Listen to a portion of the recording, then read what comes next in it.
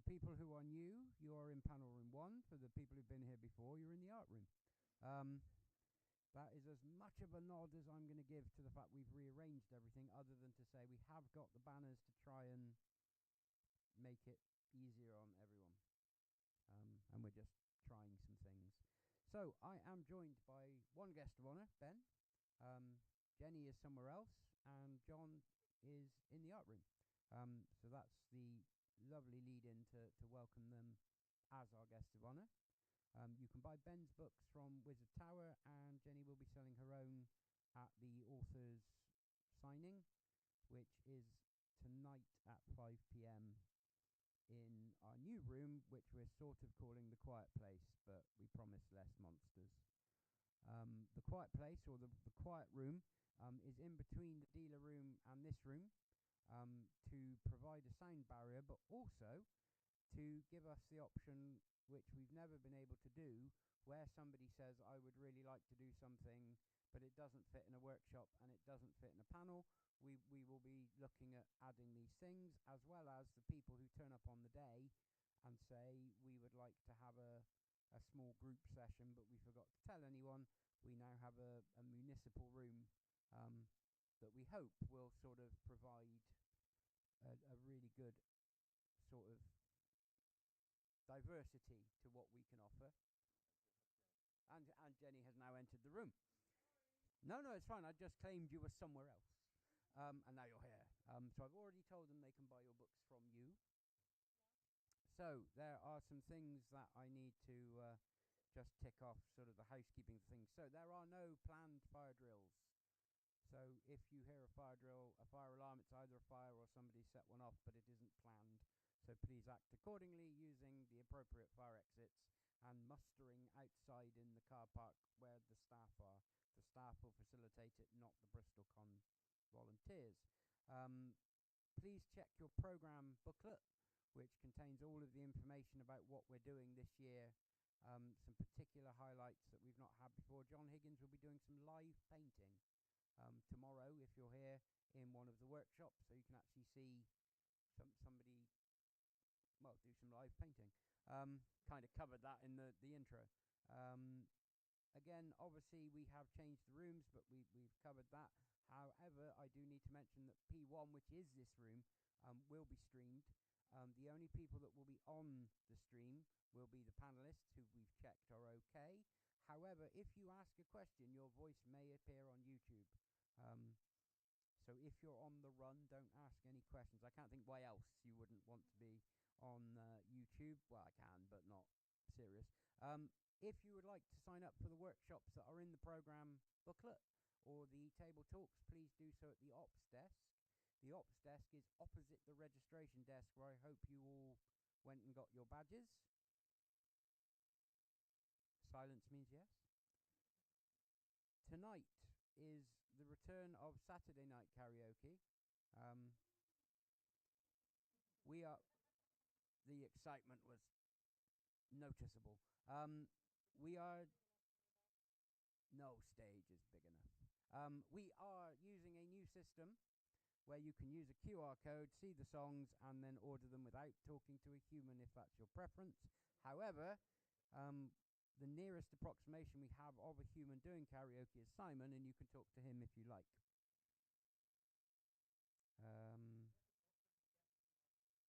No, you can just shout QR code and he'll... He's even finding a way that you can avoid him. If you have any questions at all about the convention, be it how do I get this person to leave me alone, or where are this rooms, please ask ops and we will appropriately deal with all manner of questions. And also, just to let you know, you don't have to talk to people, and if people say you do, you can come and have a chat with us. That's our code of conduct chat. We do have a leaflet if you'd like to read it. It's very long, and it basically says be excellent to each other, which we stole from a film. You should know the film. If not, you probably shouldn't be here. You're not going to have fun. So the only thing that really stands left for me to say is please enjoy all the rooms. They are all here for your happiness. And hopefully there's at least one room that you will really love, be it a panel room, a workshop, the art room, the dealer room. Buy books in the dealer room, buy other things for sale in the dealer room. That's the capitalist bit done. And also to let you know, this year we have a charity. We've selected the Sophie Lancaster Foundation. The explanation is why in the programme booklet we will be having a raffle on Sunday. So if you are here on Sunday and in the closing ceremony, get yourself a ticket. If you're not, but you want to participate, please find somebody that is here that you trust, not to pick a weird prize. We have a number of different weird prizes, and maybe 3 normal ones. So that's pretty much it. I think I'm all right for time. Oh no, I've got like 9 minutes. There's no reading, is there? There is a reading. Then I have no minutes and I've gone over. So I will leave you to enjoy the convention. If you have any questions and you don't want to go to Ops, the people you can ask are wearing the orange or yellow lanyards. And also to let you know, I, for various reasons, can't see very well. So you need to make it very obvious you want to talk to me by saying "Oi, Bab" or something. And if I know you and I don't recognise you, I can't see very well. That's it. Thank you. Have fun.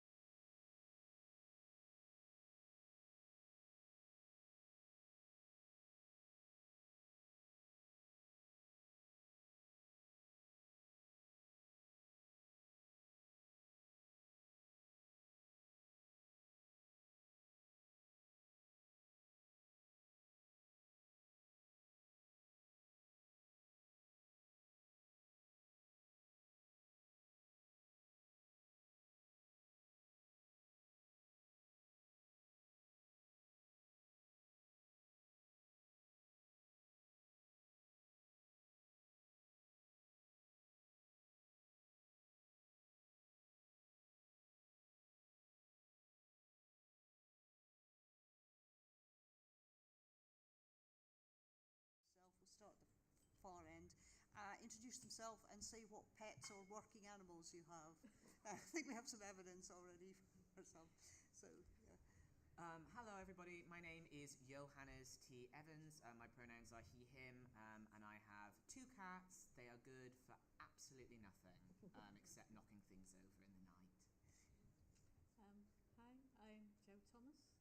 I have a dog called Rosie, that's the important bit, and yeah, she's in charge.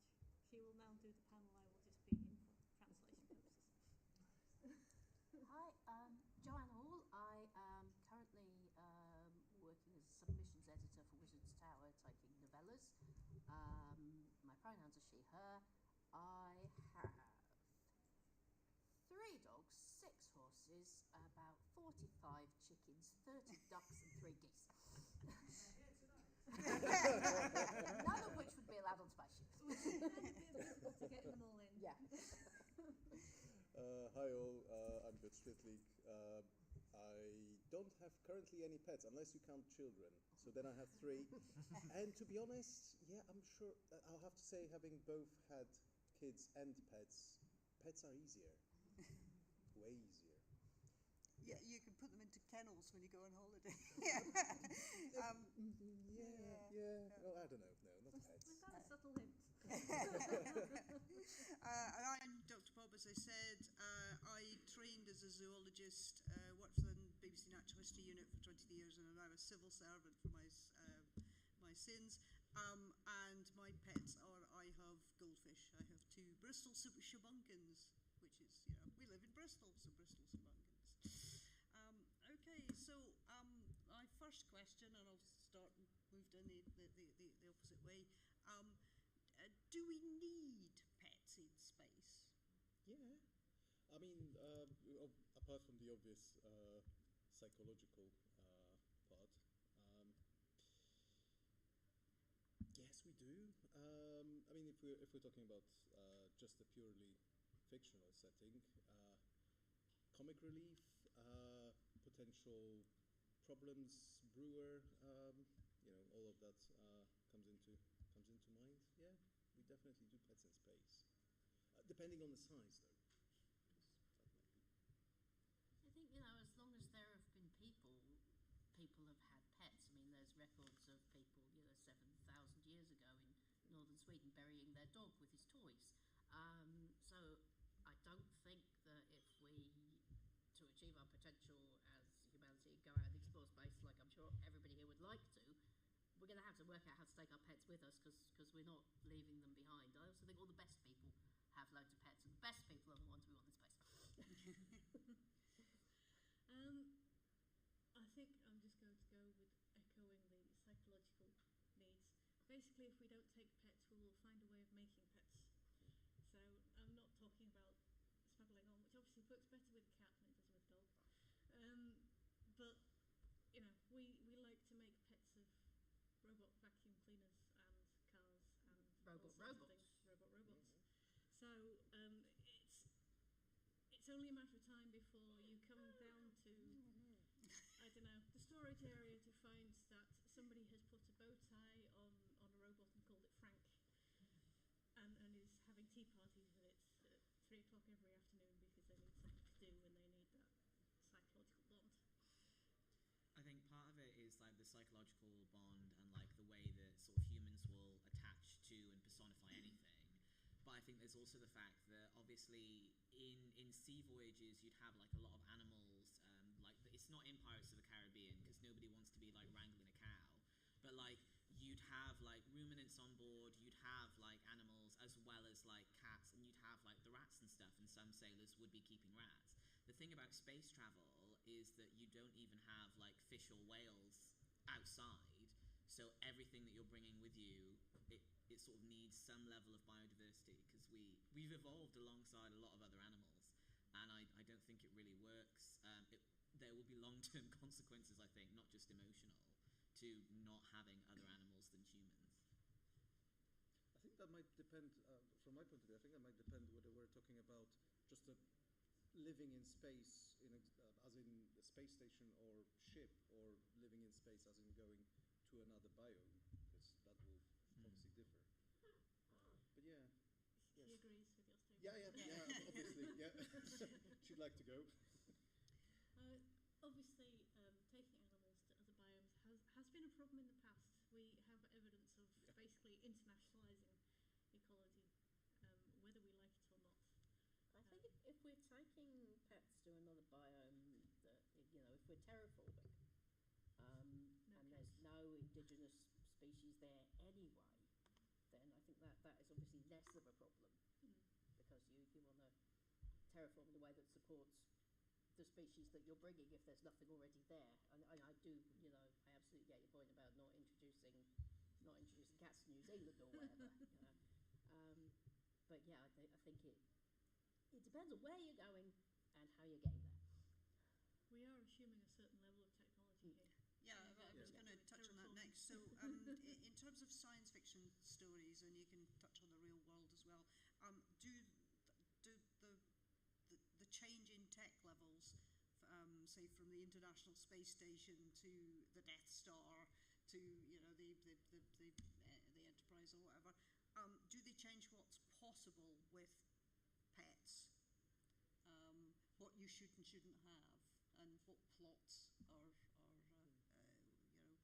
do chip in with recommendations and favourites and things. So what does the technology level of the story you're writing, how would that affect what pets you couldn't have?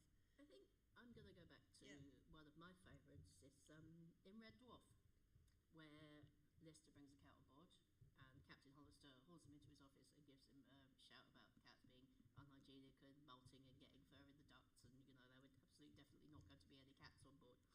And if he'd worried less about there being a cat on board and more about how Rimmer hadn't fixed the drive plate, the crew of Red Dwarf might still be with us.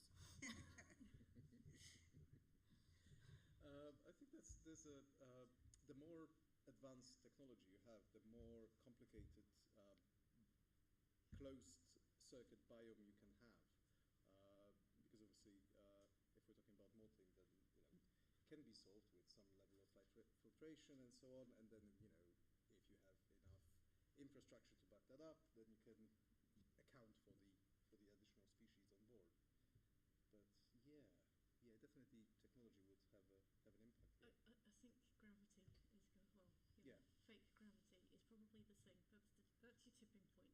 I mean, as much as I would love to repeat the experiments of the US Air Force with the cat on the vomit comet. I don't know that. I know the vomit comet. Please elucidate the audience. I may be remembering the details wrong. There may be somebody who remembers them an awful lot better and knows them correctly. But I believe in the 50s they took a cat up. I would imagine that being a bunch of men in the Air Force, it was really just for shits and giggles. Please forgive the language, and possibly literally. But the excuse was they were finding out whether an animal that is that good at balance could function in effectively zero G, because that's what taking them up in space flight, air flight to simulate space flight and a free flight is supposed to do. And I believe that the cats were singular cat was somewhat disorientated. Was it messy? I don't know, but I didn't vomit comet for a reason. Yes. How many airmen got their eyes clawed out by an angry cat? Well, that wasn't in the story of it that I read, so I mean, maybe it's not real because nobody has the scars to prove it. But it might be a question of with that cat. It might be a question of length of exposure, because as far as I remember, the zero gravity part isn't that long. So kind of the cat's sort of in a normal gravity-ish. When they ascend, then suddenly there's no gravity. Then there's gravity again. There's no gravity. But the point is humans that would be disoriented. if you want to put an animal on the space station, you're going to have to go through that training first, because they're going to be put through not just being in free fall, but the things about G-forces as you take off. I was thinking the cat's ears need popping a as you place to hide it and all that kind of thing, which is obviously technically possible, but nobody's going to want to spend the billions of dollars. Well, the cheap answer is you sedate the cat. If it's unconscious, it can't complain that its ears are popping and so on. Anyway, I think you've got in-universe and out-of-universe restrictions. So in-universe, like most of the time, like for example, so Red Dwarf, part of the reason that there are like strict laws is because like these are all basically indentured servants, working class, below working class, on a mining vessel. They don't want them, they're already going to be drinking and gambling. You don't want them basically to be fighting with the cats if they have too many of them, which is why there's such harsh restrictions on it, and because it adds more money to the journey. We know that in some working class things, thinking about, for example, in Alien, that some people are allowed pets, but a lot of the time you've got like the in-universe thing of like, well, these are working class people who are packed into a big tube in space. There's only so much space for animals. And then mostly I think a lot of the restrictions when we look at like our sci-fi TV and film, it's extra diegetic. It's the fact that like nobody wants to be wrangling cats or cows or goats for the new season of Murderbot. It's just occurred to me, actually, you're saying about the rules in Red Dwarf. In most instances, health and safety laws exist because something happened already. I mean, obviously not in made universes, but it does kind of imply that if it were real, somebody has done something silly with cats on board one of these mining ships. Or that the people that run the mining ship and want the fewest costs possible don't care about workers' happiness, which is another big motivator for a lot of health and safety restrictions. That's a whole panel in itself. Yeah. I remember there's a scene in The Expanse that there's a bird flying around in zero G, just as a bit of local. Just as a bit of local colour and so on. I thought, oh, that's quite cute. If there's birds and people like birds and so on, and I'm thinking, whose job is it to clean the bird shit off everything? The way I always feel sorry for Batman's butler because the Batcave is full of bats. And so, are there any sort of animal you think we should ban from people taking to space? On the pet front. I mean, obviously, not many people have rattlesnakes as pets, but those would probably be bad, Snakes would be a good pet in space because they're not, you don't get the dander or whatever. Snakes are quite self-contained. They're not going to get hair in your ducts. But when I worked in the zoology department in Aberdeen, we had a problem where crickets had got loose and got into the ducts, and you just had cheep, cheep, cheep, cheep, crickety noises everywhere you went in the building. Someone did suggest that we put the departmental python into the ducts or grass snakes or something in there to get rid of them, but the reptile people said we would never see the snakes again. That would be a great start of an urban legend. They said no, just start saying that we never saw these snakes again. Still lived somewhere in the ducts to this day. I think that's the thing, isn't it? It's the containment issue. So if you live in a universe where there are other planets and they have life on, it's going to be about, well, we know we have problems with rats and so on. So there's going to be those kind of restrictions. You're going to have if this crawls into the belly of the ship, how do we get it back? Restrictions. Nearly everything else they'll probably actually have to find out by accident. So I would love to see the rule book as it gradually grows with nobody to bring. No, pythons, mice, rats, cockroaches, crickets, dogs. I mean, if you're building in a contained biome, the actual thing about sustainable farming, you get to a stage where how do we recreate that environmental building in space?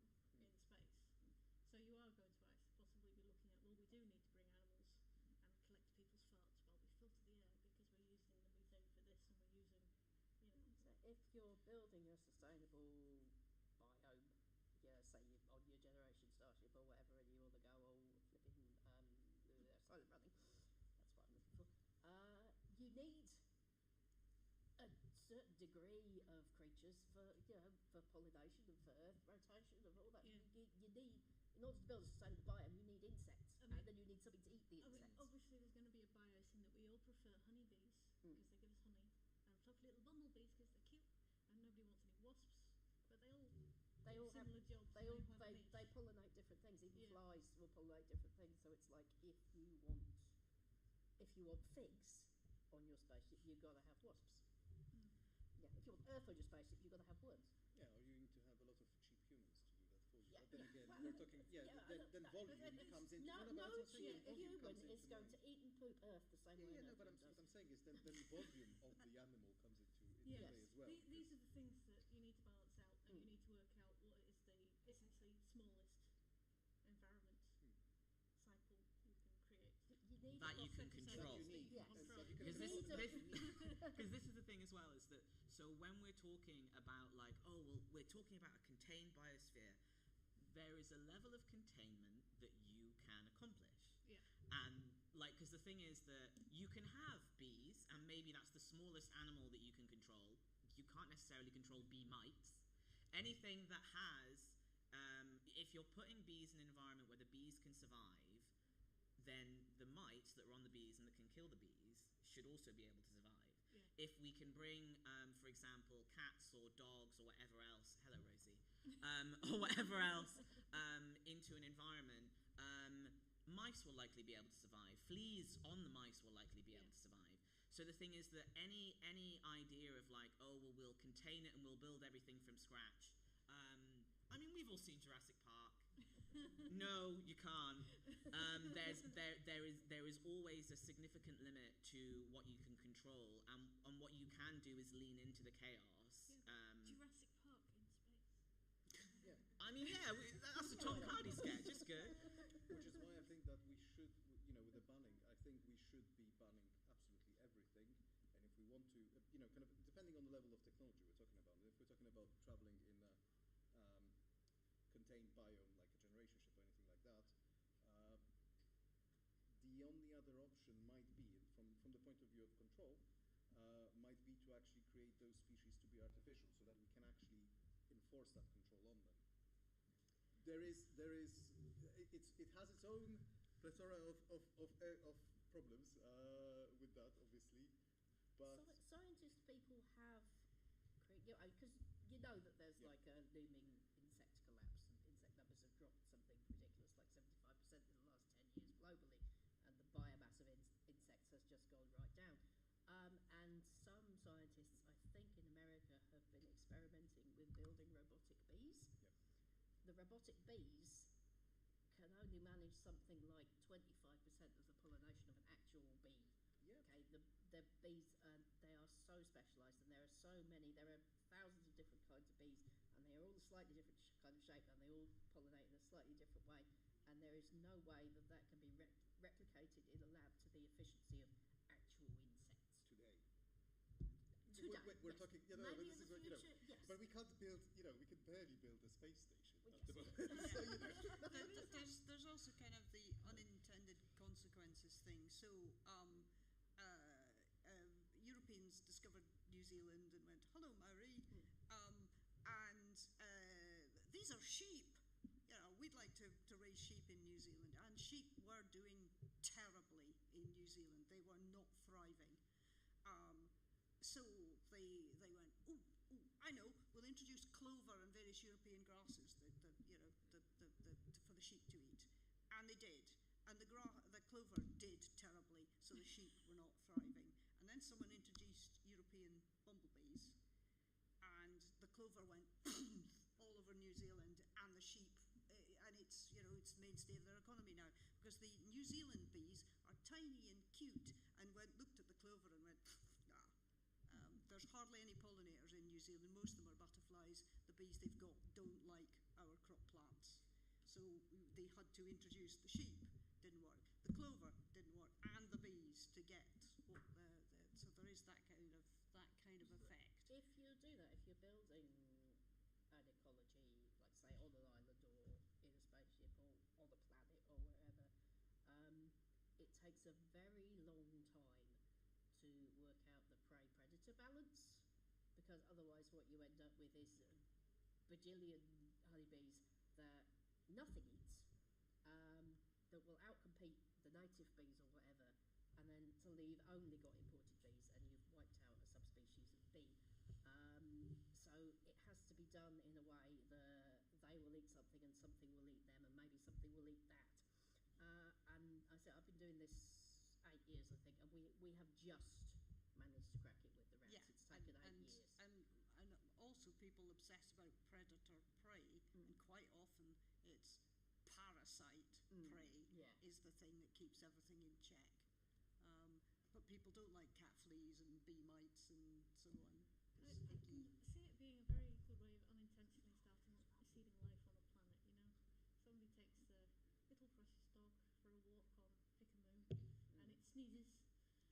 and then you come back 100 years later, and I thought they said this was uninhabited. That planet is entirely populated by dogs, not squeakers. I think that Dog, please. with ecological balance, I think that there's an anxiety that people feel as well, where people automatically remove humans from the food chain because they think of them as us like not being part of that ecosystem. But for example, looking in here in the UK, for an example, deer are pest animals, and everyone's like, "Oh, Bambi's so cute." Bambi is spreading disease between every tree because Bambi is not being checked by any natural predators, and people feel uncomfortable about hunting, which is fine. Like, you don't have to. But the thing is that, like, you primarily get your meat through factory farming because the idea of killing a deer makes you uncomfortable. The cow in an abattoir is fine. But then you've got that population which is unchecked, and then you see it like impacting other parts of ecology. So in terms of like, because what they do is they rub themselves on trees and then spread disease, and they go far. Because, you know, like they roam and they're outchecked, and that's also why you see deer in the middle of London, because, like, well, what, you want the foxes to get them? They're bigger than we are. They might not be bigger than a bus, but they can go around the bus. But it's also, I think, when we're talking about this, like, so I'm talking about like Bambi, and I'm talking about like this ecological impact because of that in fiction. But I think all of these things are so complex, and they're so like a subtle thing impacting a subtle thing impacting a subtle thing. In terms of like the fiction in science fiction, in terms of animals, is it just that like animals are too complex for us to deal with in terms of like, well, what is the motif and what's the meaning, and like, oh, well, if I include a dog in this story, what is the whole background of like the other animals that I have to think about? And then we're like, oh, well, it's easier to control. You can control a narrative even if you can't control the space station. So is it just that we remove them and don't have them even in written fiction rather than in TV, because it's like, well, that's a lot to think about. I think in reality, humans are very averse to taking on long-term problems. We have difficulty coping with the idea of them. So that tends to make us very financially squeamish about things like population control of deer and managing TB in badgers, because we can do things like put out medicated salt licks for badgers, and we can do things like capture and release of deer, so that forcible sterilisation, or at least, you know, regular injections to make sure that they don't get pregnant this cycle, so we're reducing the numbers of fawns every year, that kind of thing. We could do that. It would just be intensive, and somebody has to pay for it, so we don't want to do that. We would rather shoot them, except we don't want to shoot them because the majority of the population isn't into that. So you have things like we will pay a specialist to be essentially pest control and do these things. Where that rears its ugly head in fiction, is that then means that we just don't tend to think of those things, because a lot of people don't really have the experience of possibly being around the ecosystem to understand that that's how it works, or doesn't want to talk about that kind of equivalency. I don't know what the equivalent of putting out salt licks for badgers is with respect to, you know, pets in space. But if you're wanting to maintain the health and reduce the fertility of a population of pest animals on your controlled environment, whether it's in your spaceship or in a planet you're settling or that kind of thing, you don't actually have to be saying, how do I exterminate them, in terms of let's kill them, let's put out the traps. It could actually be, they're kind of beneficial, but we want to keep the numbers low, as you were saying about the predator. Yes. In America, they're actually introducing contraceptive food for rats. Yeah. They haven't brought it over here yet, but we are keeping an eye on it, because that would be something that would be... There's also what is viewed as a pest changes culturally as the culture changes. So in Victorian times, dogs were a pest. There were feral dogs everywhere, and they were paranoid that rabies would come across from the continent, get into the feral dog garden, and your children would be mauled to death by rabid dogs. So gradually Britain has got more and restrictive on, you know, you had to have a dog license at one point, and stray dogs are rounded up and all the rest of it. So we don't have feral dogs running loose in the streets anymore. And as soon as you remove feral dogs from the urban niche, you get urban foxes. There are scientific papers, the interaction between feral dogs and urban foxes in Australia and India and so on shows that they are not quite, you know, they are a few decades behind us in the transition. And then everyone's going, bloody foxes at the bins, you know. So it was dogs that were the problem, and now it's foxes. And if we control the foxes, it'll be rats. Foxes And can be okay if you Yeah. know how to plan for them. So Yeah. this is the thing that, you know, it's not just about, is this a problem? It's can we find a way to make this work for us? Yeah, cool. In which case, I will throw open. Is there any audience questions about pets in space and stuff we've been talking about? Yeah, okay. So, a gentleman with a black t-shirt. Do we even have the right to decide whether the pet should go into space? Because I think from the early days of the space program, weren't they there first? So we set up like mice and Leica and monkeys. Dogs, Yeah. I think. And chimpanzees. Chimpanzees, yes. Aren't they the pioneers? And we're just like the followers. The Johnny-come-latelys. There's a panel somewhere in space of like a bunch of space monkeys going, should we take humans into space? Well, Monkey Planet by Pierre Yeah. Boulle. Yeah. I've recently watched the Planet of the Apes, and I haven't remembered how good of a film it is, seeing it as a kid, and how deeply morbid it is as well, at least the first two. We shouldn't be. I don't know. I'm on the side that I think we shouldn't be taking pets to space at all. We either should be, if we have a technological level that allows us to travel to another biome or another empty biome that we're terraforming, that's okay. It's a transfer. We can manage that if we've got that level of technology that allows us to get there. If we're just going there because we want to live on a space station, it's a payoff for, in my opinion, for doing that. It's a cool place to live. You get your own bonuses, but if you want to have a pet, get yourself, I don't know, an AI watch that will talk to you in the evening or will tell you that, you know, oh, you're so wonderful, I love you. Yeah, I think that's I believe that's called ChatGPT. Yeah, I know. Yeah.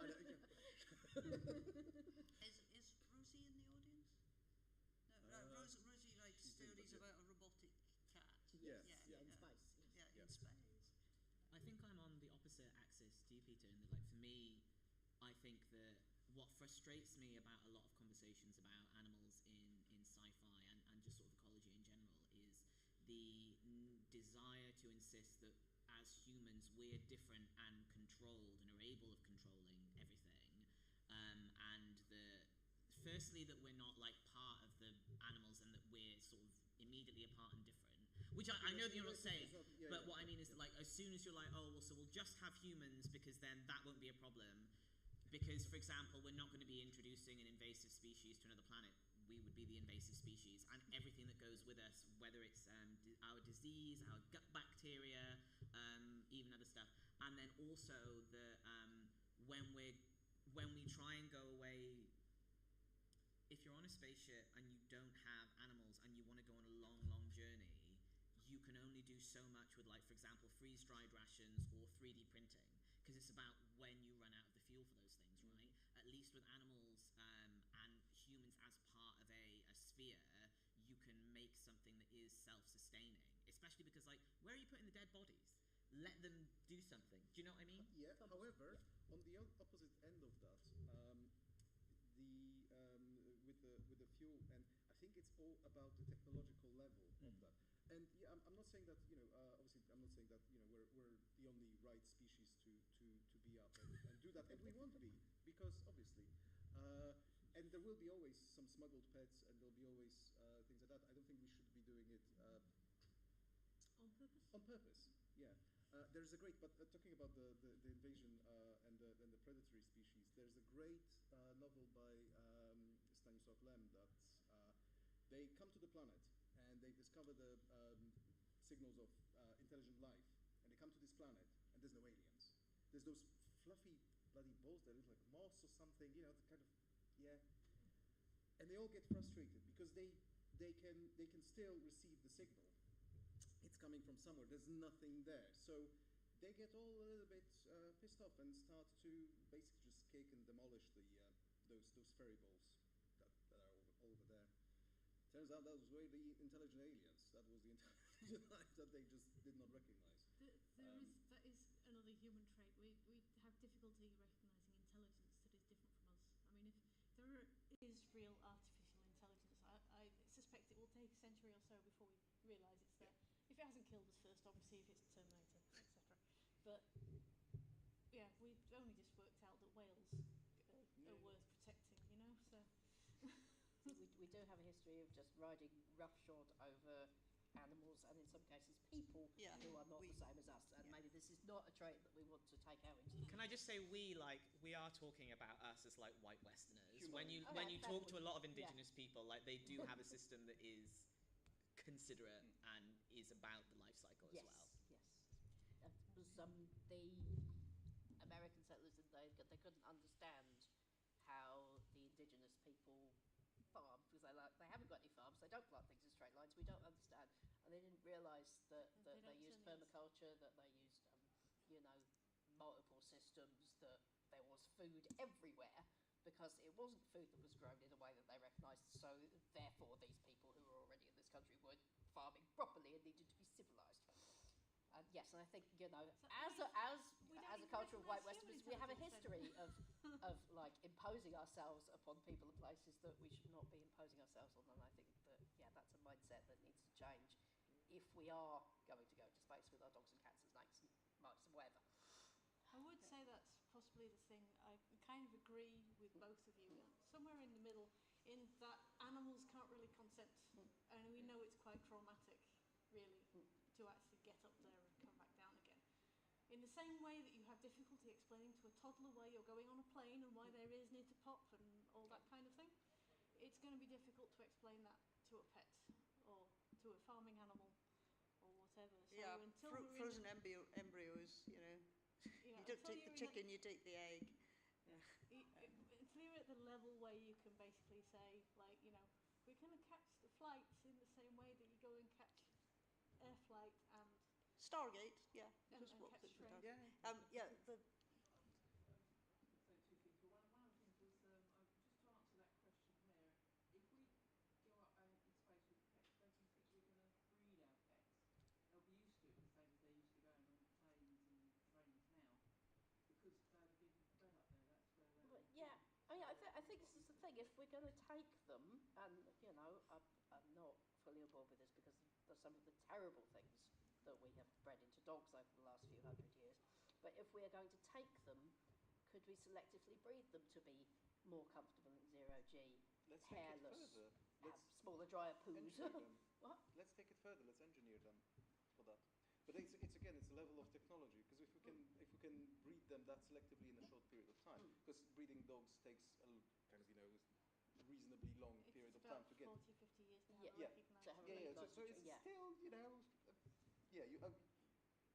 Fruit flies are assuming sweet, that they're we're not faster. going to live 200 Yeah, but years. I'm not It's going gonna to be a rather space with a long. box of fruit flies. So let's engineer that. okay, I'll do red hair and then Joe. Yeah. With the advances in AI technology, and if you believe the best speculations, would the role of humans in space be pets? There's a great short novel by William Tenn of Men and Monsters, and basically humans live inside the walls of a spaceship, I think, as rats, effectively, in the same comparison. It's a separate panel, isn't it? They're going to need to work on the filtration to catch all the hair in the dander. But it's another panel big about why do you need humans in space at all if you've got AI that can do it for you. You know, you could see it from that point of view. You know. That's the culture. I think the discussion we're having is about like two separate things. Well, like four separate things. But like the main two things is that so we're talking about animals in space and the idea of humans as animals, and then we haven't really defined necessarily what a pet is, because we're talking about, for example, like the psychological companionship of a pet, or like the value of a pet.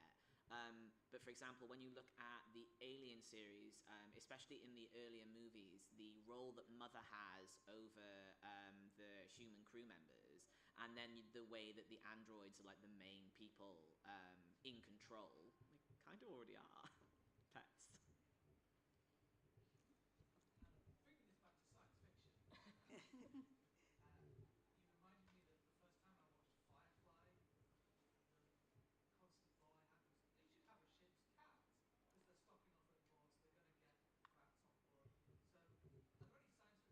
So, are there any science fiction settings where you think pets are kind of a glaring omission? Putting aside production issues, I don't mean to brag like that on stage, but what science fiction setting do you think has that niche that should be filled?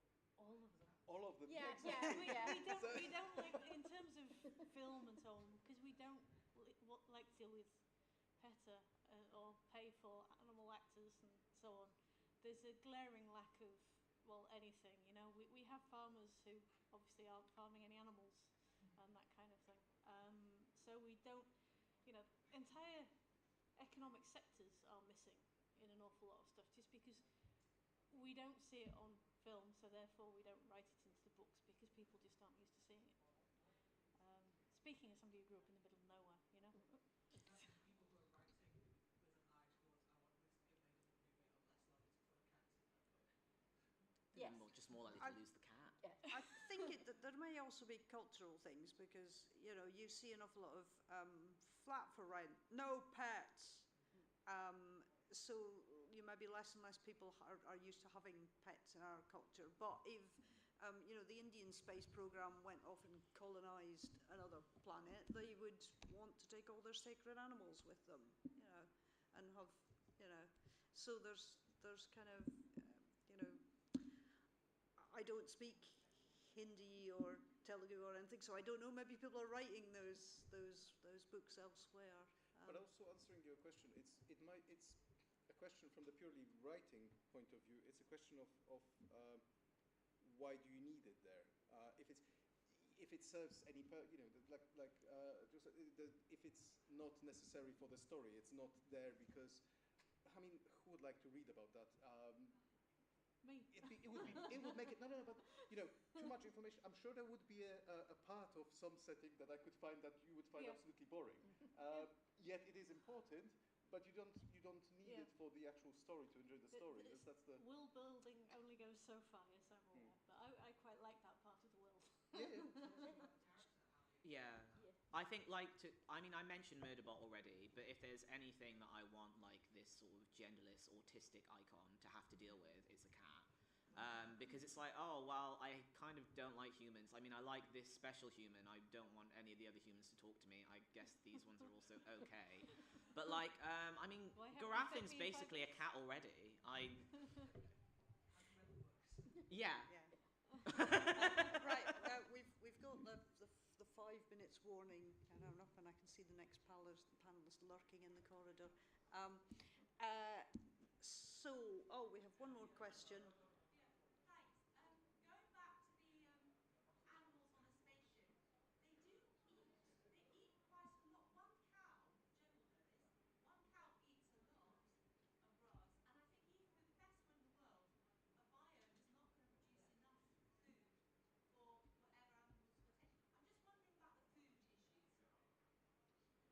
And then energy, like you said, then it becomes a question of limited resources, being able to produce those resources, providing energy for processing those resources into food and so on. So, hence my argument of not having pets in space. I think most books that I've read that have involved moving livestock in space, so Elizabeth Moon moves horses about quite a lot in her books, and obviously Anne McCaffrey, when there was a Generation Starship that went to Pern and they had cows and horses on board. And as far as I can tell, most people have got around that by putting their horses or cows either into deep sleep or just taking up, you know, fertilised eggs. It's also, there's quite a lot of real world research going on closed system aquaponics. So fish and prawns and freshwater crayfish and things as a system for providing oxygen, recycling stuff. You do not plug it into your sewage system because the ecosystems do not. Oh, you can't do that because the plugs are different sizes. They've tried it. You can't join the internal sewage and the internal pipes to outside Fish are used to living in water that's got other fish poo in it. If you put human sewage in it, it just wrecks the thing. But anyway, we're almost out of time, so I would ask our panelists to sum up. Do you have a favourite pet in science fiction story that you would recommend to the audience? Just a title or a name of a type of pet. It's not a pet exactly, and it's not in space, but it is sci-fi pets. The film Swallowed, 2023. It is bad. Mark Patton is in it, and it's really, really gay. It is 18 plus, 18 plus. I think I would just say I think you should all just watch the Alien movies. I know that we like to pretend that some of them don't exist, but there's a cat in one of them, okay? He's in two. That's what I was going to say was Jonesy, because if you listen to the language of the cat, you don't die. Very not quickly. Really, no. Portos in Enterprise, maybe, but. Okay. See the beagle. Right. Thank you very much. And thank you to our panelists. Thank you, guys.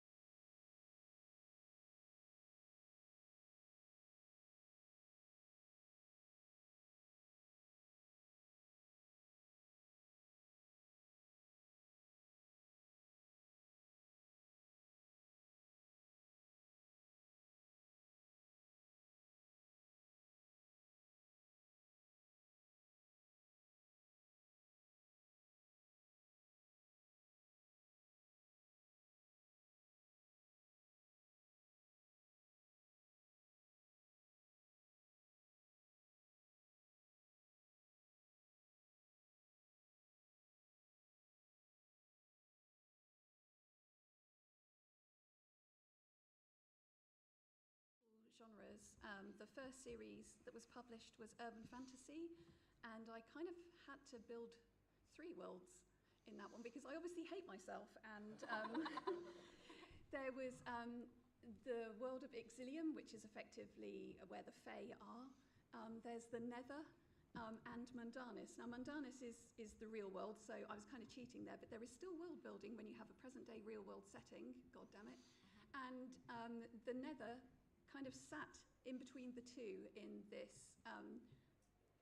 weird place where it's all mists apart from particular properties that are reflected magically from Mundanus. And it has its own culture and society that's really, really screwed up. And then I jumped to science fiction and had a book called Planetfall, which is set on a distant world, a colony. So the world building in that was very much about future technology that is designed to leave a very light footprint. It's kind of like an anti-colonialist approach to a colony.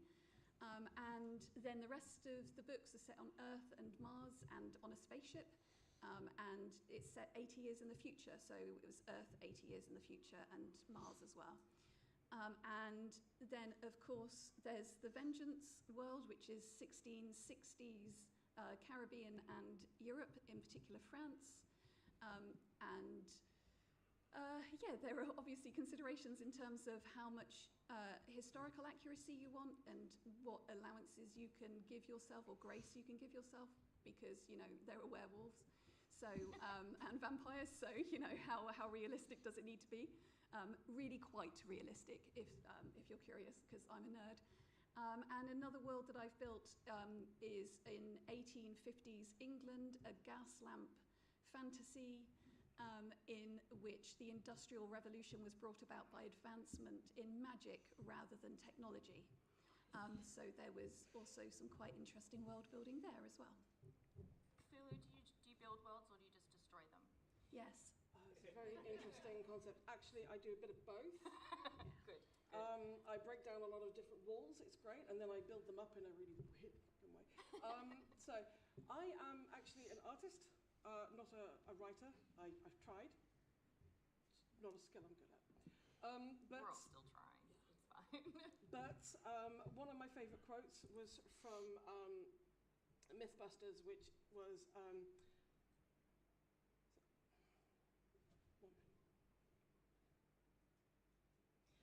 can't remember the exact quote.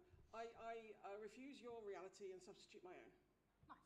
So, I don't like your reality. Just chaos. Your reality sucks. I like my reality. Chaos is great. Tentacles are great. Tentacles are great. So my name's Cam Scott.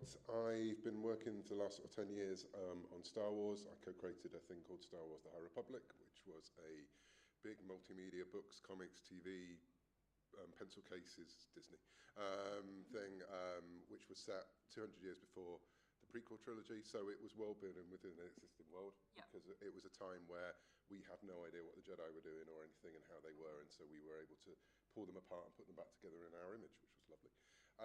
Beyond that, I write for Marvel and DC in the comics, so again, established worlds where you have to do world building within it. And then I write a number of creator-owned comics, usually in the horror genre. The one's probably most linked to world building is something called Dead Seas, which is a world where the ghosts are real, they're expected, and ectoplasm is the source of a miracle drug. It's also really difficult to get hold of, because you see a ghost, you largely go mad. So they gather ghosts on ships in the middle of international waters and send in prisoners to scrape it off the walls. And of course, on one of those ships, it starts to sink, which means more ghosts. So a bit of established world building with IP and also my own stuff as well. So where do we want to build our world? The one that we're going to build today. First world, second world. What kind of climate do we want? I mean, do we want a nice desert climate, which is just horrible, and you need water and you don't have any water, and I personally love it when you go cray-cray. Yeah. So are we doing a completely new world then? Yeah. Okay. So I'm going to give us a bit of a continent. So we go in secondary world then? Yeah, let's do that. That's for people who know. So first world is what we live in, and you change it, like the Dead Seas thing. And secondary world is when you're in a completely different reality. Well, what's hilarious is that before this panel this morning, Cav and I were sitting in the bar going, I don't know how to build worlds. How do we do that then? I can't remember. I can't remember anything about it. So when I started writing the trilogy, the main reason that I wrote it was because I had a map that had an empty space at the bottom, and I didn't know what was there, and so I dreamt up this character that was going to take me and show me what was there. See, that's really And important. so I drew the rest of it as I went. So whereas when I wrote the sci-fi, it just kind of popped into my head, and I didn't plan it, and she just took me on I was like a cameraman.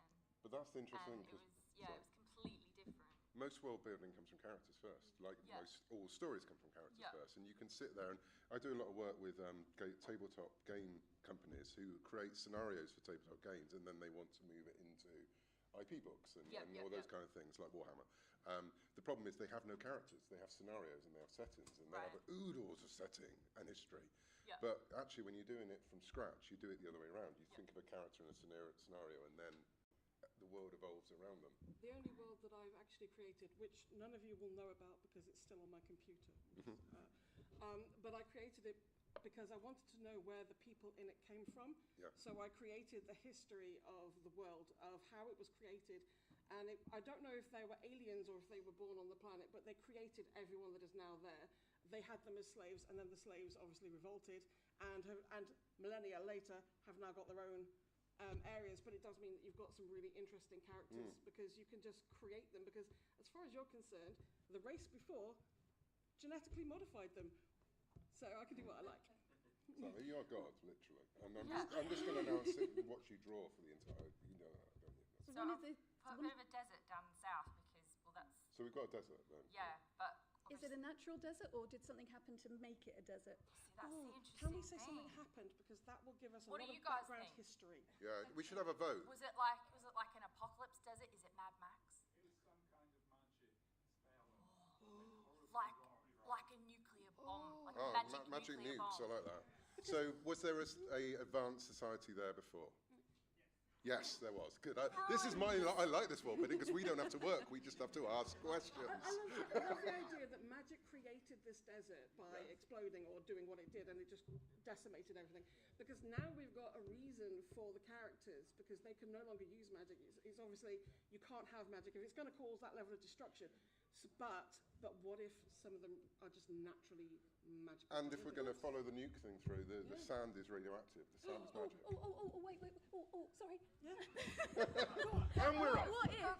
What if the magic was designed to try and take care of some kind of abundance of life, and what it's actually done is sucked all of the life out of that area and actually just moved it, and so there's even more life over where people were trying to live, and they were like, well, let's make a little bit less over there so it's actually easier to live in it, and they did it far too much.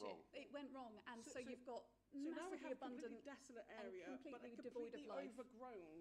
overgrown, full of life. Like the people are just having get through the house. Yeah. Knock down the, What if there's too much life? What if people who live in the too much life area, like if they're not careful, if they stay somewhere too long, if they're around the trees too much, they will then start growing bark, and everything's a bit out of control. It's like a cast bark skin that went really bad. Yeah. Oh my God. Guys, vote. Yes or no? Alright. Yeah. So now we need like a rainforesty area. Yes. Well, this is good because we haven't got a monoculture now. Tablelands. Okay. Yeah. Okay. And is the Keep talking. life creeping out over the dead zone? Is Yeah. it starting to reclaim? I think it's trying to, and Yeah. maybe if the life gets strong enough, it can. But I think the dead zone is just a bit powerful. Oh, so you may have like a marginal area, like a tiny strip where people can actually live. But there's balance. Yeah, well, kind of. Within reason. But where it's not too much and not too little, and everyone's trying to eke out a life in this margin. So we've now created 3 zones. Yeah. The desolate desert, the overgrown population, and then the Goldilocks. Yeah, I've the never Goldilocks done zone. world building like this before. I've never created a full secondary world. And one of the things when I'm world building, when I'm just like taking an idea like of a real place and then tweak it, one of the things I like to establish are what I call my pillars that support everything else. Because that comes from being a GM, where when you have a scenario that you think, right, this evening they're going to go and do this, and then you rapidly discover that your players will always go in the opposite direction. You have to understand how your world works, because not only will they go in the opposite direction, they'll find a button and go, well, what happens if I press this? Oh God, they do that all the time. Yeah, so having an idea of like the metaphysics and the foundations of the world that are really clear in my mind means that in terms of writing a world, I don't get to a situation, once or twice I have, where you paint yourself into a corner because you're getting so tied up in character and what they're doing and plot that comes from their actions that suddenly you may hit a thing and go, well, they can't do that because in my world there are no eggs or whatever. Why did I think that? But so they can't make an omelette to calm down or whatever. And oh no, my plot has entirely fallen apart. That would be a really crap plot. But anyway. I don't know, I'd read it. Do you see what I mean? This is why so many people have gone for MacGuffins. Yeah. It's like I've painted myself into a corner. We need to get out of the corner. Let's just have something completely unfeasible. Let's do that. And I do get mildly annoyed. I understand. I get mildly annoyed. I really think you should come up with another way of getting out of it. Yeah. Yeah. Okay. So we've got a world. We've actually got 4 worlds. We've got the living abundance of life world, the Goldilocks zone, the desolate desert, and the underlying civilization that was there before. Yes. Is there normal physics? I just need to know because I'm feeling quite nervous. Are we at 1G? Does water behave like water behaves? Would it behave differently depending on what zone you're in? I think it might, but the interesting thing about water that I find interesting, because I'm a nerd, is that mathematically a river of liquid will always meander at the same rate dependent on the width of the river, no matter what planet it's on. So we're saying physics is the same. So across our universe, it doesn't matter what liquid it is, whether it's water, methane, whatever, as long as it's a liquid, if it's moving across a land surface, the meander will be determined by the width of the river. Okay.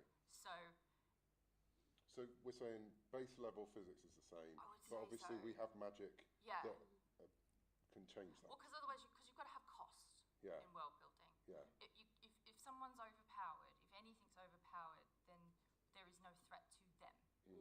There's threat to a lot of other people, but there's no threat to them. So we've also got to think about where is our conflict coming from. Are our people or our characters in conflict with the environment? Is their enemy the world? Or is this causing conflict between them?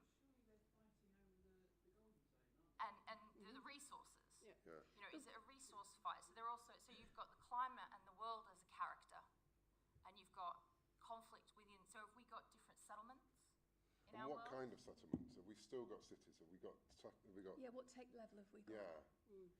Could there be a conflict? Because if there's only a very narrow place where people can live, obviously the survival pressure is going to be how do we expand this area? Yep. And if they have a knowledge of is it the previous civilization that did this really bad magic? Yeah. I think so. So if people are starting to get magic again or whatever, then there could be a conflict within the civilization about whether magic should be used to try and increase the habitable zone when there are people they're like, we're only in this mess because of what was used before, but then there'll be people saying, well, yes, but it can save. Oh my god, it's an analogy for tech bros.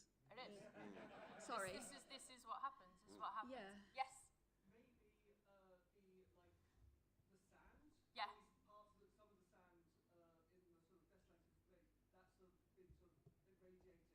Yeah. It's been irradiated. It could theoretically be used in like components. What if it's been like glassified? Yeah. Well, it's like you go into the desert area and you can pick up the remnants that are there, which have been there for a while, which have been soaking up all of the magical energy. And you can do that thing of going into the desert to have a pilgrimage. Yeah. And while you're out there, you start changing because but it sucks the life from you because that magical effect was to reduce life. So you can only go for short expeditions because it literally sucks the life from you. Oh man, we can and have it like holds radiation. And what happens if you take the sand into the live zone? Yeah. I don't know. Some really bad Because is that a way to balance the live zone? You grab some sand or glass from the desolate zone. You take it into what would happen. And it makes it normal. So they're increasing So we've got business people, bros, taking irradiated magic death sound and putting it into the live zone to make more Goldilocks land. It's that thing like in Britain, we only have so much land, we can't make any more. Yeah. They can by using the death sound. I think there would have to be something in place there so that they don't just go, you know what, there's a lot of sand, there's a lot of, let's just up that and fix the Well, problem. or the thing, It's I mean, gonna that have could to be be the a- story, you know, that they don't have boundaries because they're going, we can do this. Maybe because it's so difficult to get hold of Yeah. or to bring back because of how it works. It's taking a really long time for you to get enough sand. Okay, and so that's a world building question. Yes. Is what point since the bomb are we? You know, is this new? How far back? Are we? You know, are they hundreds of years down when they've started to work out how they can do it? You know. We also need to think about what we're going to call these zones as well. So have a think about that while we're talking, because we're going to need some names for some places. I think we have some ideas. If we're past living memory, there are massive implications for how people deal with the crisis. Yeah. If it's within living memory, so I think it's better for it to be at least 3 generations. Because then you get back myths and plus. legends and all those kind of Yeah, things. so I And think a people who long say, time- well, there was no bomb. You know, there was no Yeah, magic bomb. yeah. What are you talking about? They can start to The walk. no bombers. What Yeah, yeah, happened, yeah. yeah. Yeah. Should we get the audience? Yes, Yes. please, please. What about the spirit of balance? If the people who are going out into the desert, if they have magic, that instead of the desert sucking life out of them, the desert sucking magic out of them, that's Yeah. the Goldilocks area. So you could have people, maybe, because there's a lot of civilization that doesn't like people having magic, if you start to manifest magic, you get roped into going to collect the sand. Yeah. So it neutralizes you as a threat and it benefits society. But then you'll start to get strata within society with exploitation and And you also have parents whose kids are starting to manifest and they go, right, send to the desert quick. Yeah. And you have people who say, You also I'm have going to take people kids that out. are hiding the magic from the outer world because they don't want to lose They it. don't want to go Exactly. to the desert, yeah. Yeah. So, yeah. And maybe there's some kind of penal system where if you don't have magic but you do something and people are like very upset with you, the punishment could be being sent to collect the sand from farther away because it will definitely be reduce your life Yeah. and kill you off if you're not So you get magical. sent to Australia. Yeah, basically. Yeah. Yeah, I'm glad to yeah. understand. Yeah. Adrian. So if you've got these two inhospitable regions, do they have any intent or agency of their own? Yes. Apparently, yes. So is it? So No, I is meant that. life? Like, that's a good idea. So is the life is the overgrowing bit? Is that sentient? Does it have a sentience? Does it have an emergent sentience? I Just think from emerging its would be good. complexity? That'd be interesting. Yeah. That people are starting to realise that it seems to be doing things of its own volition, Yeah. and it's an emergent property of being so complex and so full of life. And there'd be some people who'd want to go there to experience that as well. Yeah. And Yeah, there'd be and also then come back all weird. Yeah, and there'll also be thrill seekers who want to go and see if they can survive a day in the jungle kind of Yeah, thing. and like coming of age. Because that's Yeah. the thing. Creatures. You could have Yes. the two areas. Good cold zones where you can collect the magic. You would also have pirates and bandits trying to Yes. Yes. Yeah. Oh, bandits. Go on. If you've got massive overpopulation, what about a sea-based nation with people living on massive barges or floating islands? So we've not talked about water yet, have we? Really? Any great? Have we got a bit of sea on the map? We do. Are we right? Cool. Maybe they can were do like, this. actually, screw this. We don't like either of those places. We're going to go and live in the water. Do you know what? Don't really Jeff, want to be on the Jeff, desert. Jeff. Oh no. Yeah. What goes on Yeah. in Arctic regions? How? That has That's what always it been looks my like issue. so far. Is like so many places. Like the whole planet is one way of being, and I'm like, So what's the scale? What's the scale on the map? Are we still within a Yeah. small Are enough we in a area? continent? Or are we? Yeah, we're like kind of a corner of a continent, I would say. Are we going to have like north being cold, east being cold, west being cold? Oh, do we have compass points? Can. And what's the dead stone done to them? Has it changed? There's the nothing. There's magnetic- no means of navigation there. That's No. that's partly why it's so risky because as well. the magic would because the way everything is, the magic would screw that up. So you'd be walking into the desert, and you would therefore no longer know which way you're going. Yeah, so Is our people, magic related to magnetic poles? Maybe it's changed. I the think that's quite magnetic a poles. dangerous precedent I to know. set. I know. If there's no magnetosphere, there's nothing protecting the atmosphere anyway. So if you probably ever had life on it, you probably need a magnetosphere. Yeah. It does have compass points. Yep. Or it could be that I don't you like have, that. like the like ground zero of the explosion as effectively their north point. Yeah. So it's flipped the poles. Yeah, but that's not. kind of what I was thinking. Like Yeah. that's